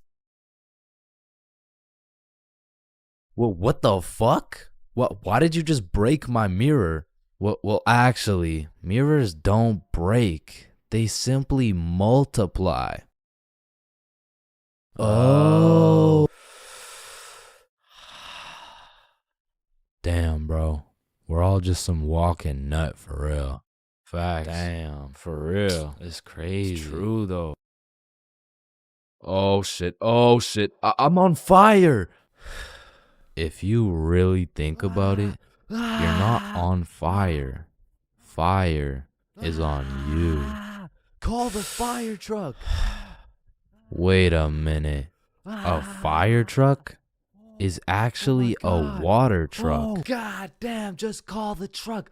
Jesus. Bro, I was on fire. Why didn't you just call the fire truck? First of all, you weren't on fire. The fire was on you. Second of all, it's a water truck. Bro, I got the munchies. We should cook some cookies or something. Nah, you don't cook cookies. You bake them. What? Then why are they called cookies? Shit, I don't know. Cookies are just cookies. No, that's like saying you cook bacon instead of baking it. Well, actually, you do. What the fuck? Bro, what keeps the hot dog in like hot dog shape? It's like meat inside some animal intestine casing or some shit. Okay, so it's hot dog meat inside animal casing, right? Yeah. So, hypothetically speaking, once you eat the hot dog, it's still hot dog meat inside animal casing, but you are the animal casing. So, with that being said, when you eat the hot dog, you become the hot dog. Just let me eat my fucking hot dog, bro. And that is why Genghis Khan has the most descendants in human history. I actually know someone with more descendants than Genghis Khan. Well, that's impossible. Who could possibly have more descendants than Genghis Khan? Genghis Khan's dad. Damn, you know Google Maps, right? Yeah, of course. Bro, someone at Google really just said, yup. Let's just have someone drive down every road on fucking Earth. And then they did it.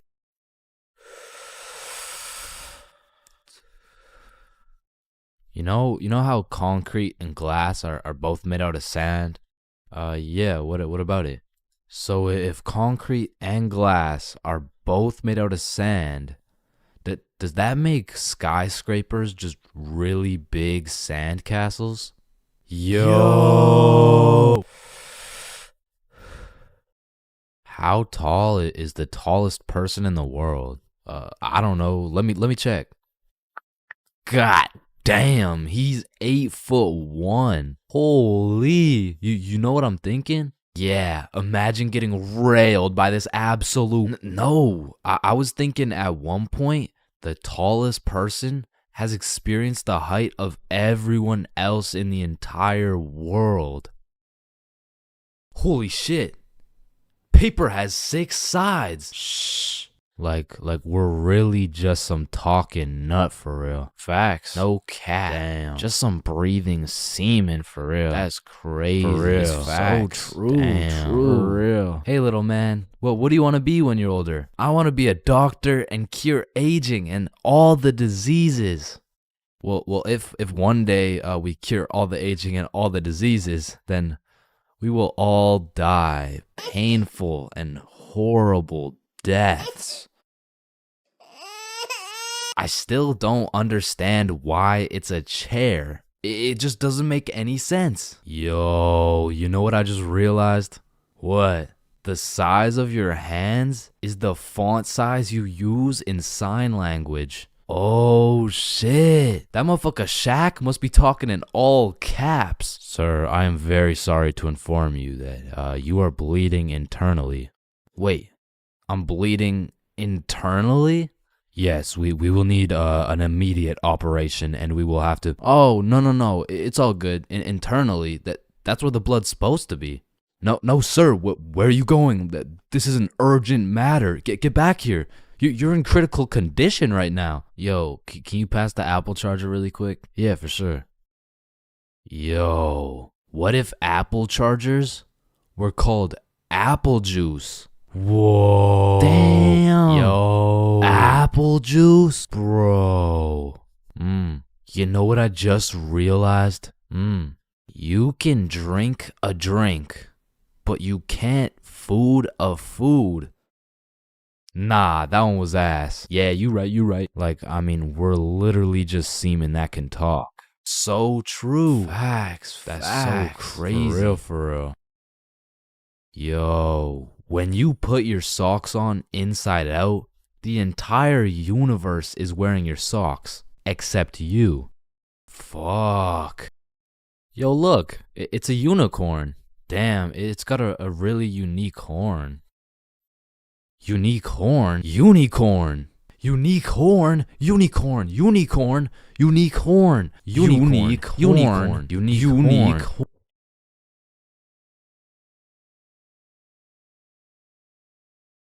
Oh, leaves are called leaves because they leave the tree. Holy shit, I got an idea. Can you pass me the wrench? Rope. Glue. Piece of pizza, please. Tape. A little more tape. Damn. Big ass magnet.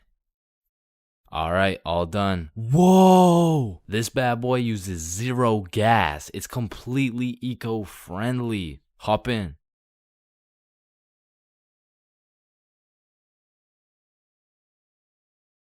Oh shit, there's a penny. Bro, there's no point in picking up a penny. It's literally worth 1 cent. How much do you make working at Wendy's? 15 an hour? Oh, okay. So you see there are 3,600 seconds in an hour. And because you make $15 an hour, that is exactly 0.416 pennies per second. So with this being said, the second it takes to pick up this penny off the ground is a net positive outcome. Oh, okay.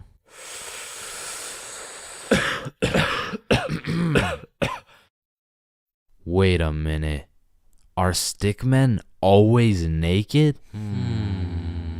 Holy shit, we are stickmen. What the fuck? Yo.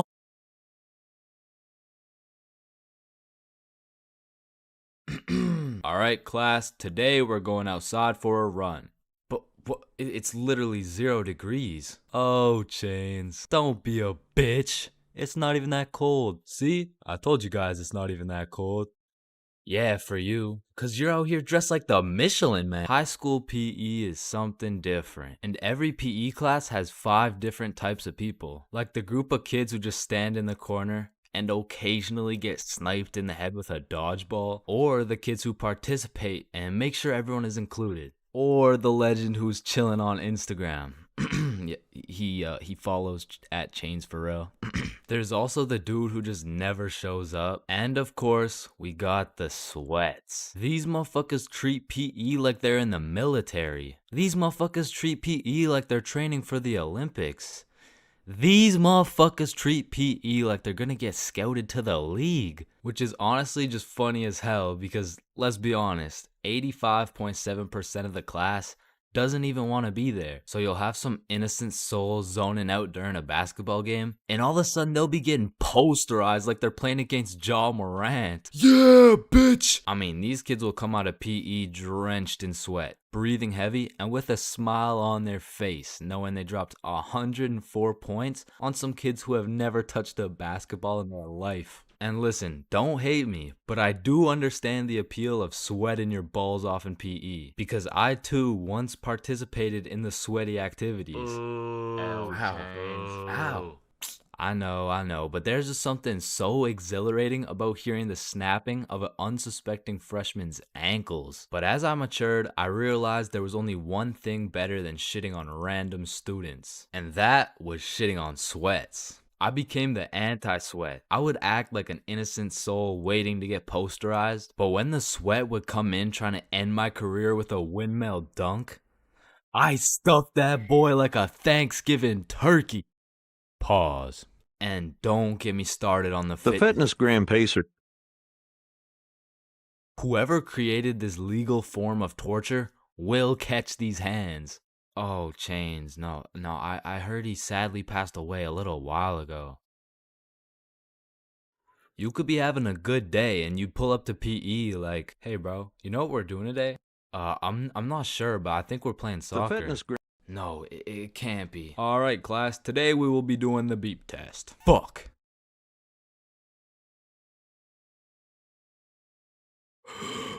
Woo. Damn, what was I at?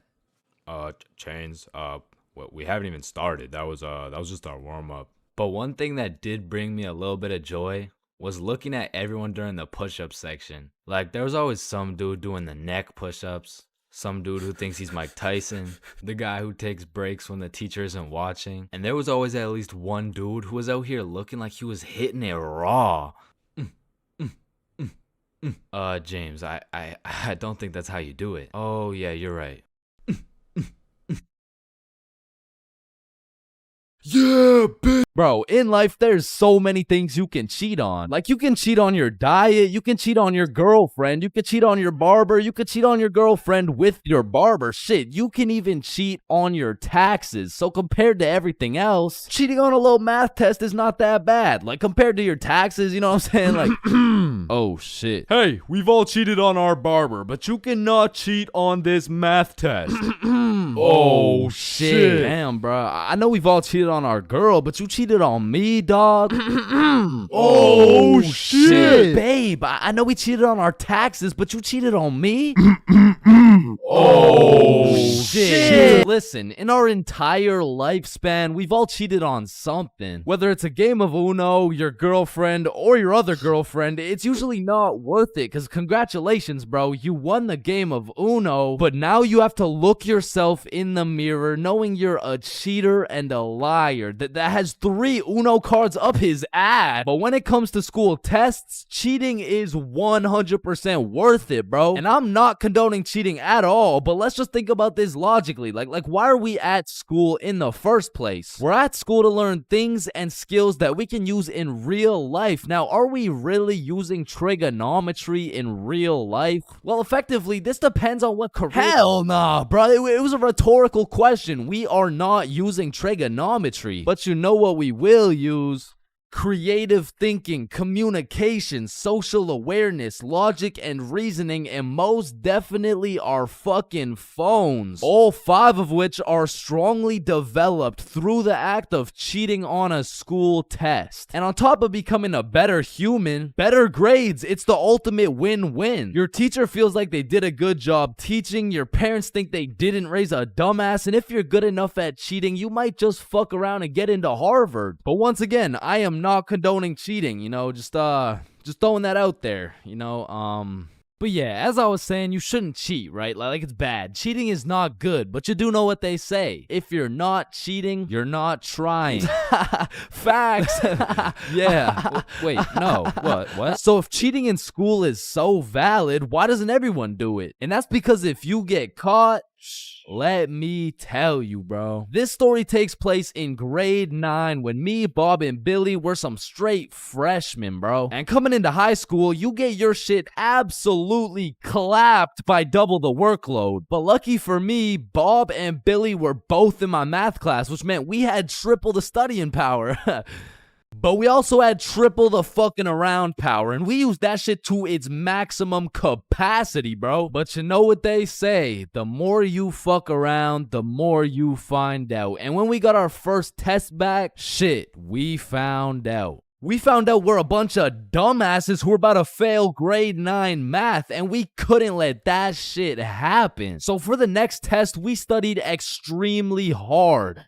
Off George's math test during the test. I mean, we were cheating with maximum efficiency. Like, we had a whole assembly line where Bob would look at George's test, throw up the number, and Billy would pass it along. And all of a sudden, our grades are making the meanest comeback Mr. Matheson had ever seen. I mean, life was great. We went to school, cheated, played some Fortnite, succeeded, browsing history, deleted, and then repeated. I mean, we were just living life with no worries until the polynomials test. I walked into this test thinking, I know what a polygon is, I should be chilling. And when the teacher handed out the test, I was bewildered to see all these fucking letters on my test. Like, is this math class or English, bruh?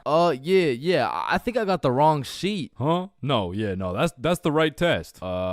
Well, what's the deal with this? I mean, that's just it's just polynomials. Dog, I can name every single polygon, but who the fuck wrote Elon Musk's son name on my goddamn math question? Yeah, Chains. That's what we call a variable. That's it's called a variable. Yeah, I know. I know that, and I knew it before you said it too, cause we learned about it in class. Yeah, right. Right. Now, this would have been extremely bad if we didn't have the ultimate method we like to call George. Because George was one of those dudes who loved studying. Like, he'd wake up and go to school, then come home and study till he dropped, bro. Like, if you kidnapped George's whole family and told him you'd only give them back if he answered this equation, this motherfucker would just be happy he got more homework, bro. And because of this, we had a little deal going with George. If he let us cheat off his math test, we would teach him how to be a normal dude. We were teaching this kid how to dap someone up, how to use slang, and all I'ma say is, this motherfucker should have just stuck to math, bro. Yo, Chains, sauce me a bite, big dog. I got you. Shit, Chains, you just busted in my throat, gang. Hey, yo. George, what you just said right there sounded gay as hell. Type shit. No. So as I was saying, I'm looking at this math test with more letters than numbers, and it would have been raps for me if it wasn't for the George method. So I'm looking at Billy, Billy's looking at Bob, and Bob's looking at George's test, and we're absolutely flying through this polynomials test. And about halfway through, I look up to get the next answer, and I get jump scared by Mr. Matheson mean mugging my shit. And you can see it in his eyes. He knew exactly what was going down, and he took me, Billy, and Bob's tests and took us to the hallway. What do you guys think you're doing? Polygon, polygamy, I'm pretty sure it's like Why did I see you three throwing up your fingers during our test? Well, you see, Mr. Matheson, we're gang affiliated. No, bro, what the fuck? All right, you three, cut this shit. I caught you cheating. All three of you are getting zeros on this test, and I don't want to see it happen again, or I'm contacting your parents. All right, it won't happen again. You're right. We're not in a gang, by the way. Yeah, I know, buddy. Well, shit. Yo, what happened to you, Jits? Are you chilling? Bro, Mr. Matheson caught us lacking real bad. Yeah, he gave us all zeros on the test. Holy shit, it sounds like Mr. Matheson just absolutely railed you guys. No cap. Now. And all three of us proceeded to absolutely shit the bed on all of our next tests. And it was at the point where our grades were on life support and our math final was coming up. So if we didn't get our shit together for this final, our parents were about to put us on life support with that leather belt. So we put our cheating ways in the past and locked in, bro. We were focused in class, and after we went to Bob's crib and kept studying there. And then it clicked. We all finally understood polynomials, and so the next day we walked into class confidently, knowing we were equipped with hours of studying. We lock in, sit down, and then the teacher gives us our test. And as soon as we lay our eyes on that very first question of the test, we were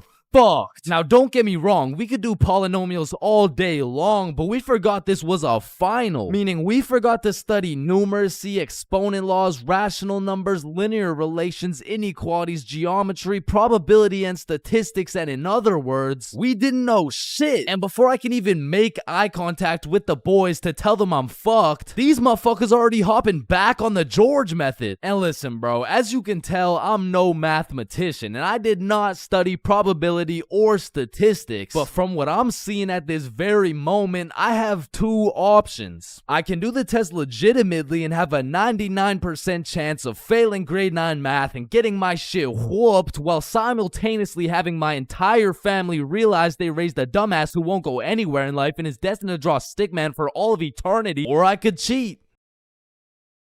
So we're out here hitting the George method, and I'm being extra careful because if we get caught lacking twice, it's complete and utter raps for us, bro. So we're grinding out the method, then the teacher looks up, boom, we're locked in on our own tests. He puts his head down, back to the method. And there was a few times in there I thought we were cooked, but we just kept it pushing. But still, we were low-key running out of time, and I had a whole page to complete. And God bless this random ass dude's soul, because he raises his hand to ask a question, and as soon as the teacher turns his back on us, it's crunch time, bro. It's like double XP right now. Bob was out here throwing up these numbers so goddamn fast, I thought he turned Crip for a second. And then the bell went off and we were all done, bro. We hand in our test and then it was time to wait. A few classes go by and then the teacher hands out our math finals alongside our report cards. And nervous as hell, we all check our report cards and we all passed, bro. So we all go home happy as hell to show our parents our report cards and the fact that we passed. Chains, you got a 54 in math? Yup, Mom, I sure did. You raised one hell of a smarty pen. Oh, fuck. But at the end of the day, even if we all got our shit whooped, maybe the real treasure is the friends we made along the way. Yo, homies, I'm bricked up right now. Oh, no.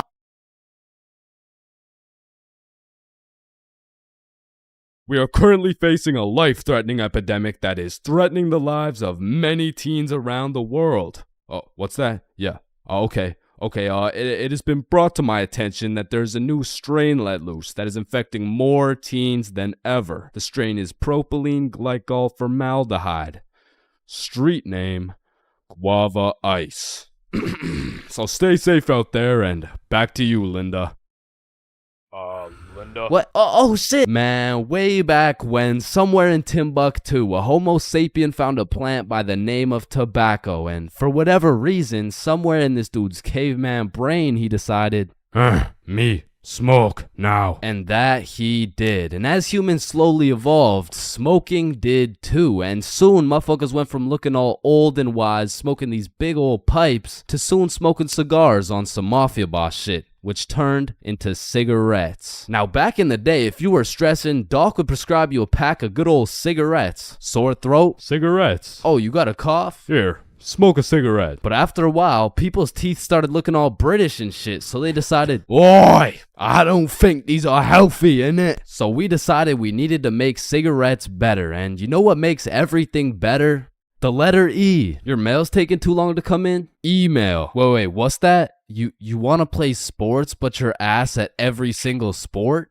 Esports. Oh, you got daddy issues? E-girl. So of course, when people realize cigarettes are killing them, e-cigarettes. Man, one thing leads to another and shit. You got yourself a Vaporizer Gen Y GTX box mod with 3 USB charging ports, a speaker, and a 6-inch LED touchscreen that can play Flappy Bird. Like, vaping is just getting a little too advanced, bro. Like, I remember one time I was chilling in the washroom with my homie Billy, and of course a motherfucker walks in with a vape. But this was no regular vape, no. This shit looked like a gadget straight out of fucking Star Wars. Yo, you want a hit? A hit? A hit of your iPhone? iPhone?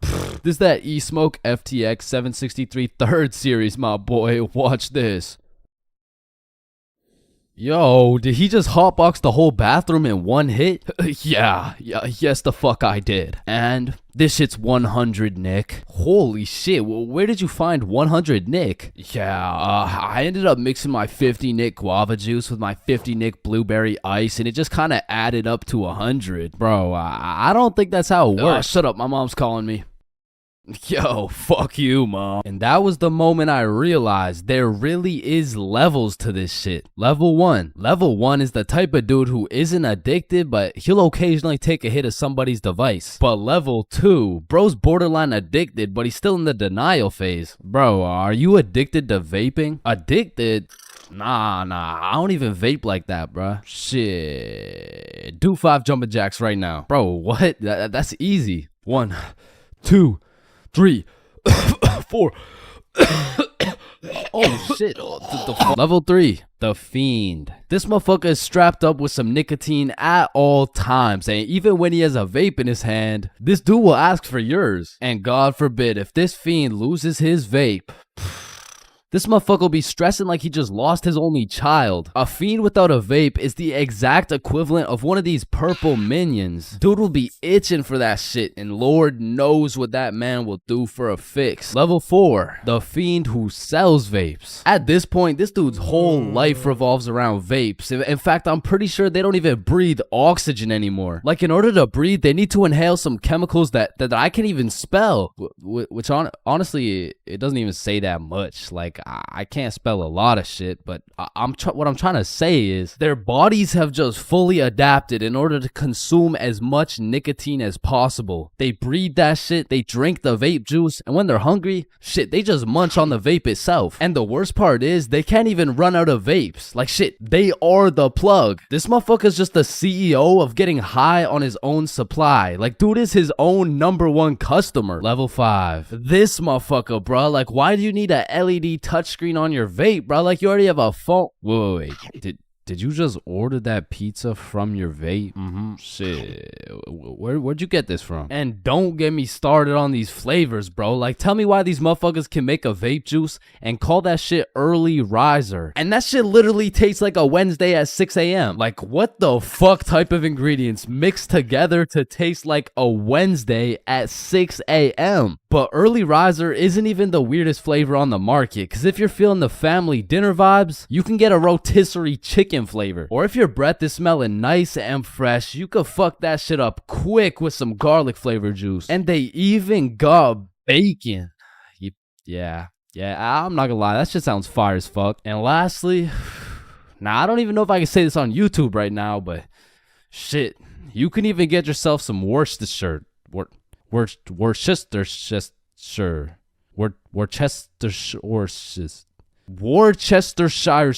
But regardless, I think we all know the home of nicotine, the eternal hot box, the communal vape sesh. It's the high school bathrooms, man. You walk into one of these joints and there's at least 15 dudes hotboxing that shit at like 10 a.m. You come in trying to take a piss and now you got a head rush. You walk over to the urinals, but it's so goddamn hotbox, you start pissing all over the walls. But shit, you can't even piss on the walls in peace, man. You got that one fiend coming over to you trying to suck your device dry, and dude's so down bad for that hit that's not the only thing he'd suck dry. And listen, you may be thinking, Chains, how do you know what you know about vaping? And that's a great question. Back in the day, I was a curious little George, man. And back in grade 7, I was chilling at my friend Becky's house. And when I walked into Becky's crib, I was nothing but an innocent, curious young man. But little did I know, I would leave Becky's crib far different than I entered. So you know, me, Bob, and Billy are posted in Becky's room, and I was sitting with Becky. So Becky asked me, have you ever hit a vape before? Hell no, I hadn't, but you know I had to play it cool around Becky, so I said, yeah.